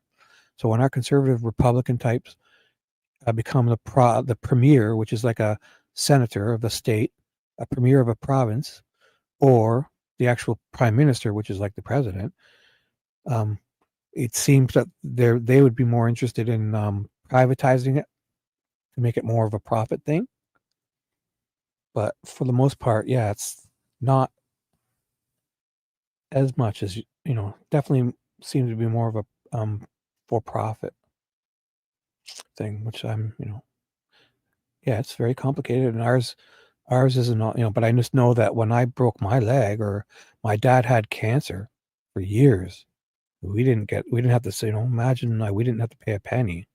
My dad had some great specialists. He went downtown to Toronto to the top cancer specialists, and I mean, man, I'm only assuming, but we didn't have to pay a penny, and he got all these things to come home with, and surgeries and treatments for years, and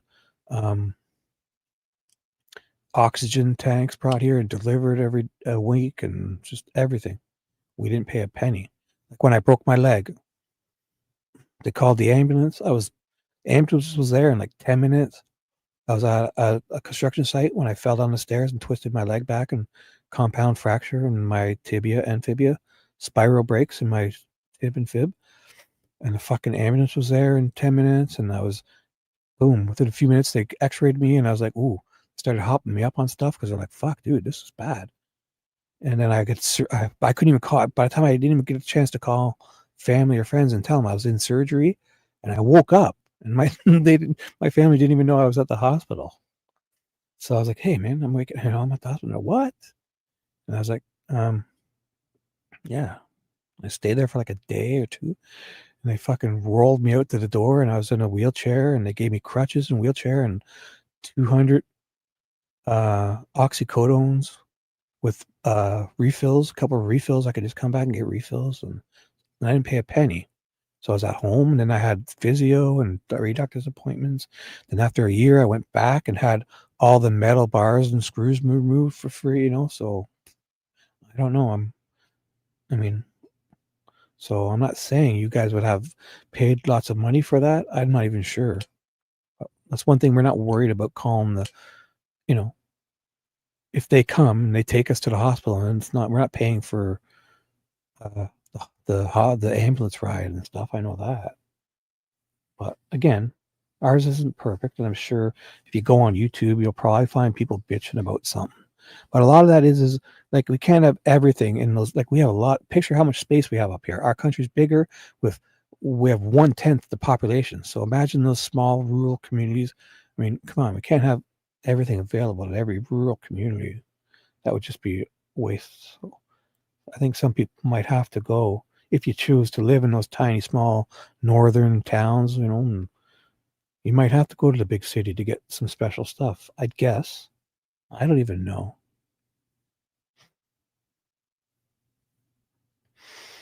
Yeah, the basic stuff. But I mean, I think if you do it without the profit, I think you can still get this same type of stuff, you know. But I don't know. I think once the profit comes into it, this whole corporate philosophy. I mean, with anything though, the way they kind of vulture corporates, they scoop up. I forget the name of it. They scoop up a bunch of places, and even hospitals in the States. And then they kind of run them down and kind of sell them off and break them. I don't know. There's just so much shenanigans with all that extra profit. But I mean, I don't know.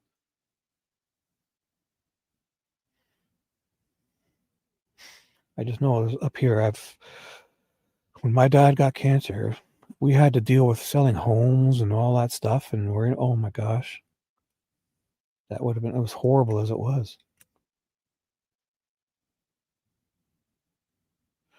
But I don't know. So what are we even talking about? You guys are still here. There's 22 people, so you're still here. That's great. Do we want to talk about? Are you guys just having fun talking? That's cool. Nicole, was there anything you want me to cover that I forgot or missed, or? Right. Yeah. The whole profit. I think the profit really isn't good, especially when it comes. Like, I mean, I don't know. Just because something appears cheaper now, sometimes you got to spend a little. You know, a perfect example is up here when they tried to say we have the like um snow plows and all that. When up here we really need it, right? But then they contracted out and privatized it instead of having, because they're all thinking, oh, when it doesn't snow, they got all these great union jobs and guys are sitting around, kind of doing nothing when there's no snow, right? So, maybe get them to work, they could do other things, but they want to contract it out. So 1 year there's no snowstorms. They kind of, they saving money, right? But then then there's a big blizzard and this little contracted company, instead of they privatize the snow, then all of a sudden our highways are frozen during traffic jams and this crashes and booms, and it ends up they saved $1 million 1 year, but the next year they paid $100 million because there's a fucking catastrophes all over because they didn't plow the streets properly, or put the salt down, or spray it with salt or solutions and stuff. So I mean, on paper, you might save, but then when they do things and they privatize it, you know right, like that wing might save, but when the government offers these things, it comes back on you eventually. So it's really not a savings. So there's that's just like we privatized the snow plows because these guys were getting paid a lot of money, good union jobs, and it may appear, they're at, but then all of a sudden 1 year you get lucky, then the next year you have a bunch of snowstorms, and this company who took on the contract can't keep up, and then we have fucking pileups and people dying, and the hospitals are full, and all this chaos because they didn't properly have enough the capabilities to um, clear the snows on the highways. So it ends up costing them 10 times as much. So there's just stuff like that. Yeah. There's fraud and everything. Yep. People are horrible. Humans, men, we fuck everything up. But I think just with the healthcare stuff, I think getting some of the profit stuff out, because, they're making decisions on profit, not what's right. Yeah. Sometimes doing the right thing is more expensive for sure. But in the end, in the long run, it could save you money, but it's just not them that save the money. It could save the whole society. It could make society better for everyone, but they don't care because it, it doesn't help them. So when you look at everyone as individuals, like the insurers and this, but here it's kind of we're all one and one for all kind of thing. So maybe socialist and wrong or whatever, but I don't know. I think it's a good thing. So Nicole, why don't you how can you get checked out? Your bronchitis. Can you get in there? Can you get an appointment? Can you? Oh, even our dentistry up here. I mean, if if we're under $100,000 a year, you can get your free dental and our prescriptions. If you make under, and who's not many people are making over $100,000 a year is a good job. A lot of people fall under that, so we can get our prescriptions paid. And when I'm doing the small business stuff, I'm definitely not making 100 grand a year. So I can get help with my prescriptions and all that. And it's just, I don't know. It's so we can get our prescriptions covered. We can get our free dental, and all our health care is covered. I mean, it's not free. We pay tax, right? But I guess it's like when you're paying when things are good. When things aren't good, you can kind of have the help too. It's like taking care of everyone. And sure, there's lots of people that pay into it that might not even use it. But when you look out your door and your neighbor's happy and society's parks are clean and people are smiling, I don't know, kind of helps in the long run.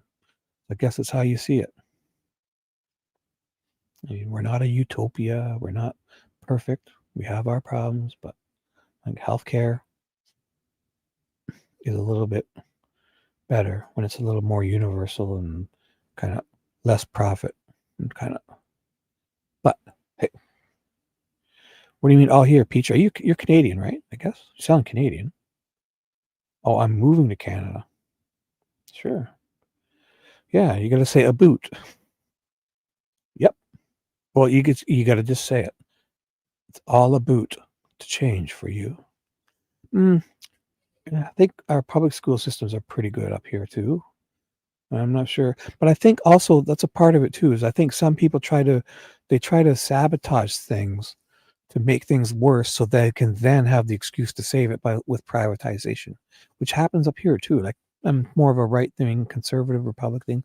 I don't want to get political, but I mean, you'd think that's kind of what happens where you think they kind of try to make things look bad. So, hey, we have to privatize and then, have it more for profit. This will save things because it's so bad. Meanwhile, the reason it's bad is because they're kind of sabotaging it, in my opinion, sort of. So, like, I don't know.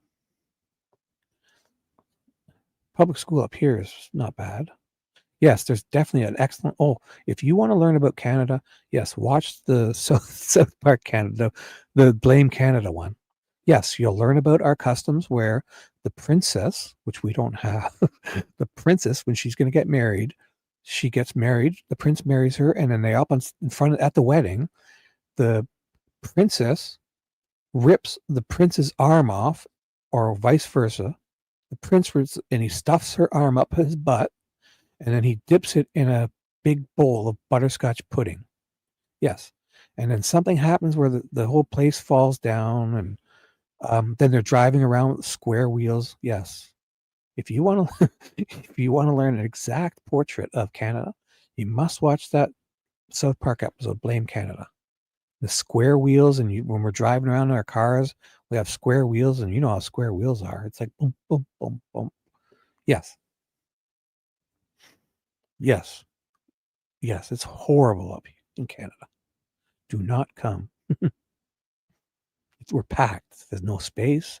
There's no clean air. There's no clean water. There's no universal health care.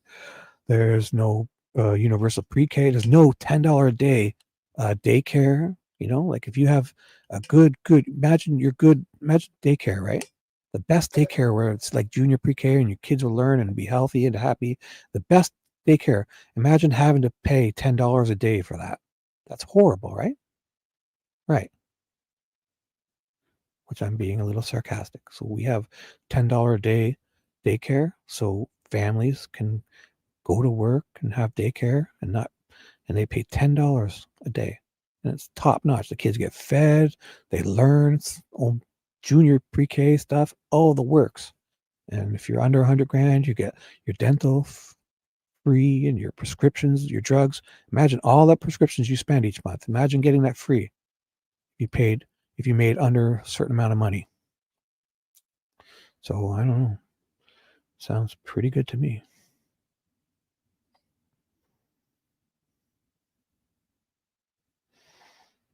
I'm definitely a liar. Yes, I am a liar.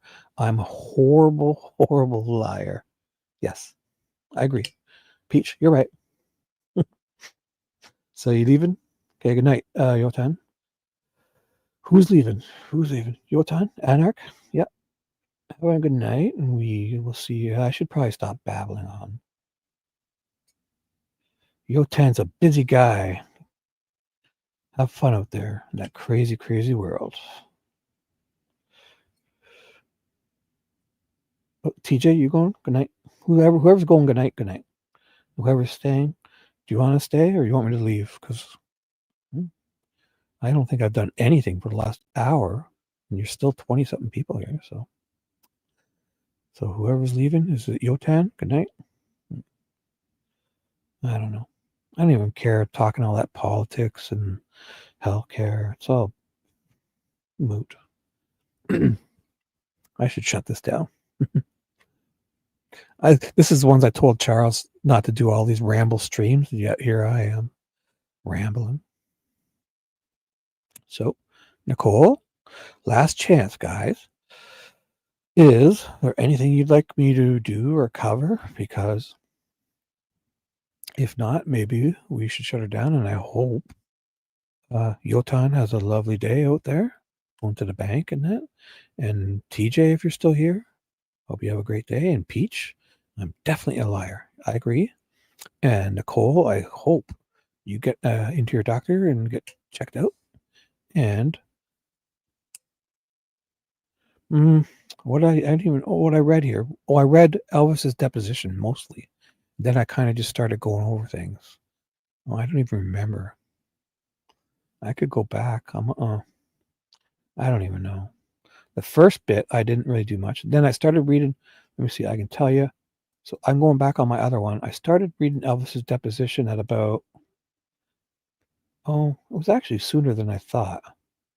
I think it looks like I can't see. Almost like can't read it.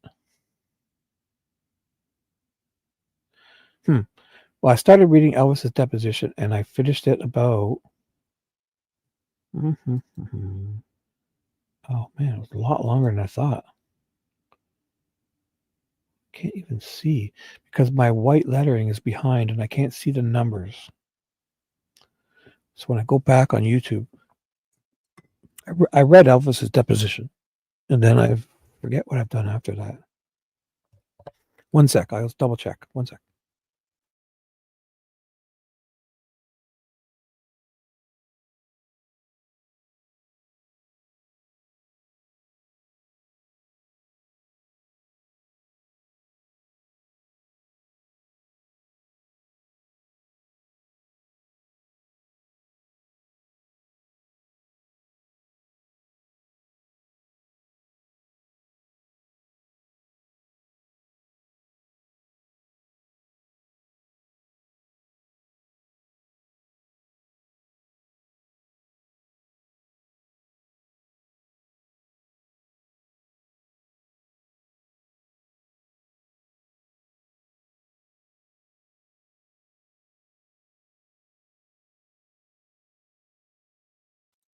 I can't even see the so I've been here for 5 hours. So how do I change the time so that it shows? I don't want to see the negative part of it. I want to see the opposite part of it. I don't see where I can change that while I'm live. So I've been on for 5 hours and I started reading Elvis's Deposition around 4 hours and 45. So 15 minutes in, 4 hours and 45 minutes ago, I started reading Elvis's Deposition. I read it until it says around 2 hours and 30 minutes in. So from 15 minutes in, then 2 hours and 30 minutes. So I read it for around 2 hours and 15 minutes. Around 2 hours, from some 15 minutes to 2:30, I read Elvis's Deposition, and afterwards, I don't even know what I've done. Oh, I started reading something here. I started going through and I read a few things, and I forget. I'll have to go back and do it because yeah, I just kind of scanned through and picked something. I don't even remember, but I read some stuff. You guys are probably even telling me in chat. Yeah, I'm gonna go to sleep too. Good night, Peach. Thank you for being here. And let's pick up tomorrow when we're all fresh. How's that sound? So thank you, Peach. I hope you guys feel better, and I'm gonna get some sleep. And yeah, if you want to leave it running, put it on. Oh, if you want to leave your browser open and put it on loop to help me with the numbers, that would be great. Then people will think I'm much better than I really am. So yeah, that's what I do for people too. I put it on, and I even put it on 2 speeds, double speed, put on one, like the lowest quality, and then hit loop and let it loop all night. So you'll add like 3 or 4 views to my numbers, and people will think I'm a much better performer creator than I am. Or you don't have to, but I do that myself. I'll put it on loop and let it run while I sleep, and I'll just turn my TV or monitor off. So that being said, Nicole, Yotan, have fun if you're still here. If anybody's still here, if you want to come in, I'm definitely hanging up now. So soon. So if you want to come in and say goodbye, say your goodbyes. Just know that there's 19 people still. So thank you for being here. I rambled a whole lot and I probably shouldn't. I will. When I get up, I'm going to plan tomorrow. I'm going to plan and I won't come on anymore unless Nicole and I and all of my awesome anybody who've planned out something good to do. I will, instead of just throwing together a dumb thumbnail and jumping on here and hoping that things work out and kind of, I'm going to plan. That's it. I'm going to start doing shows properly. So if you stick with me, I swear to God, I will try so hard to do better. That being said, Nicole, also pick your day when you want to do anything you want to read and when you're ready to come on. Maybe you're not feeling well now, when you get better, anytime you want. We'll do Nicole's show. It'll be titled Nicole's Show. And we'll read, you'll call in, and anything you want to read or do or catch up on. All right? Anybody has any requests, put them in the comments below. All right? And if not, it's okay. I'm going to plan stuff better. And honestly, I do enjoy reading this stuff. And I think that's probably where I'm best for now. Kind of reading back interesting things and just discussing them. Maybe taking breaks and discussing them and adding commentary and but not rambling on like this, because, oh yeah, I fucking say some stupid shit and I'll end up with losing 10 subs a show. So that being said, 5 hours and 8 minutes. Oh my gosh. I'm going to shut her down right now. And remove this. And I think we should show the turkey, not just me. No more Thanksgiving after this. So there. This turkey's going to sleep. And this turkey's going to sleep. So, good night, everyone. Thank you for being here. And next show will be planned, action-packed. Tune in. Set those notifications to all. And I promise, you will not be disappointed. Thanks and good night. Bye-bye.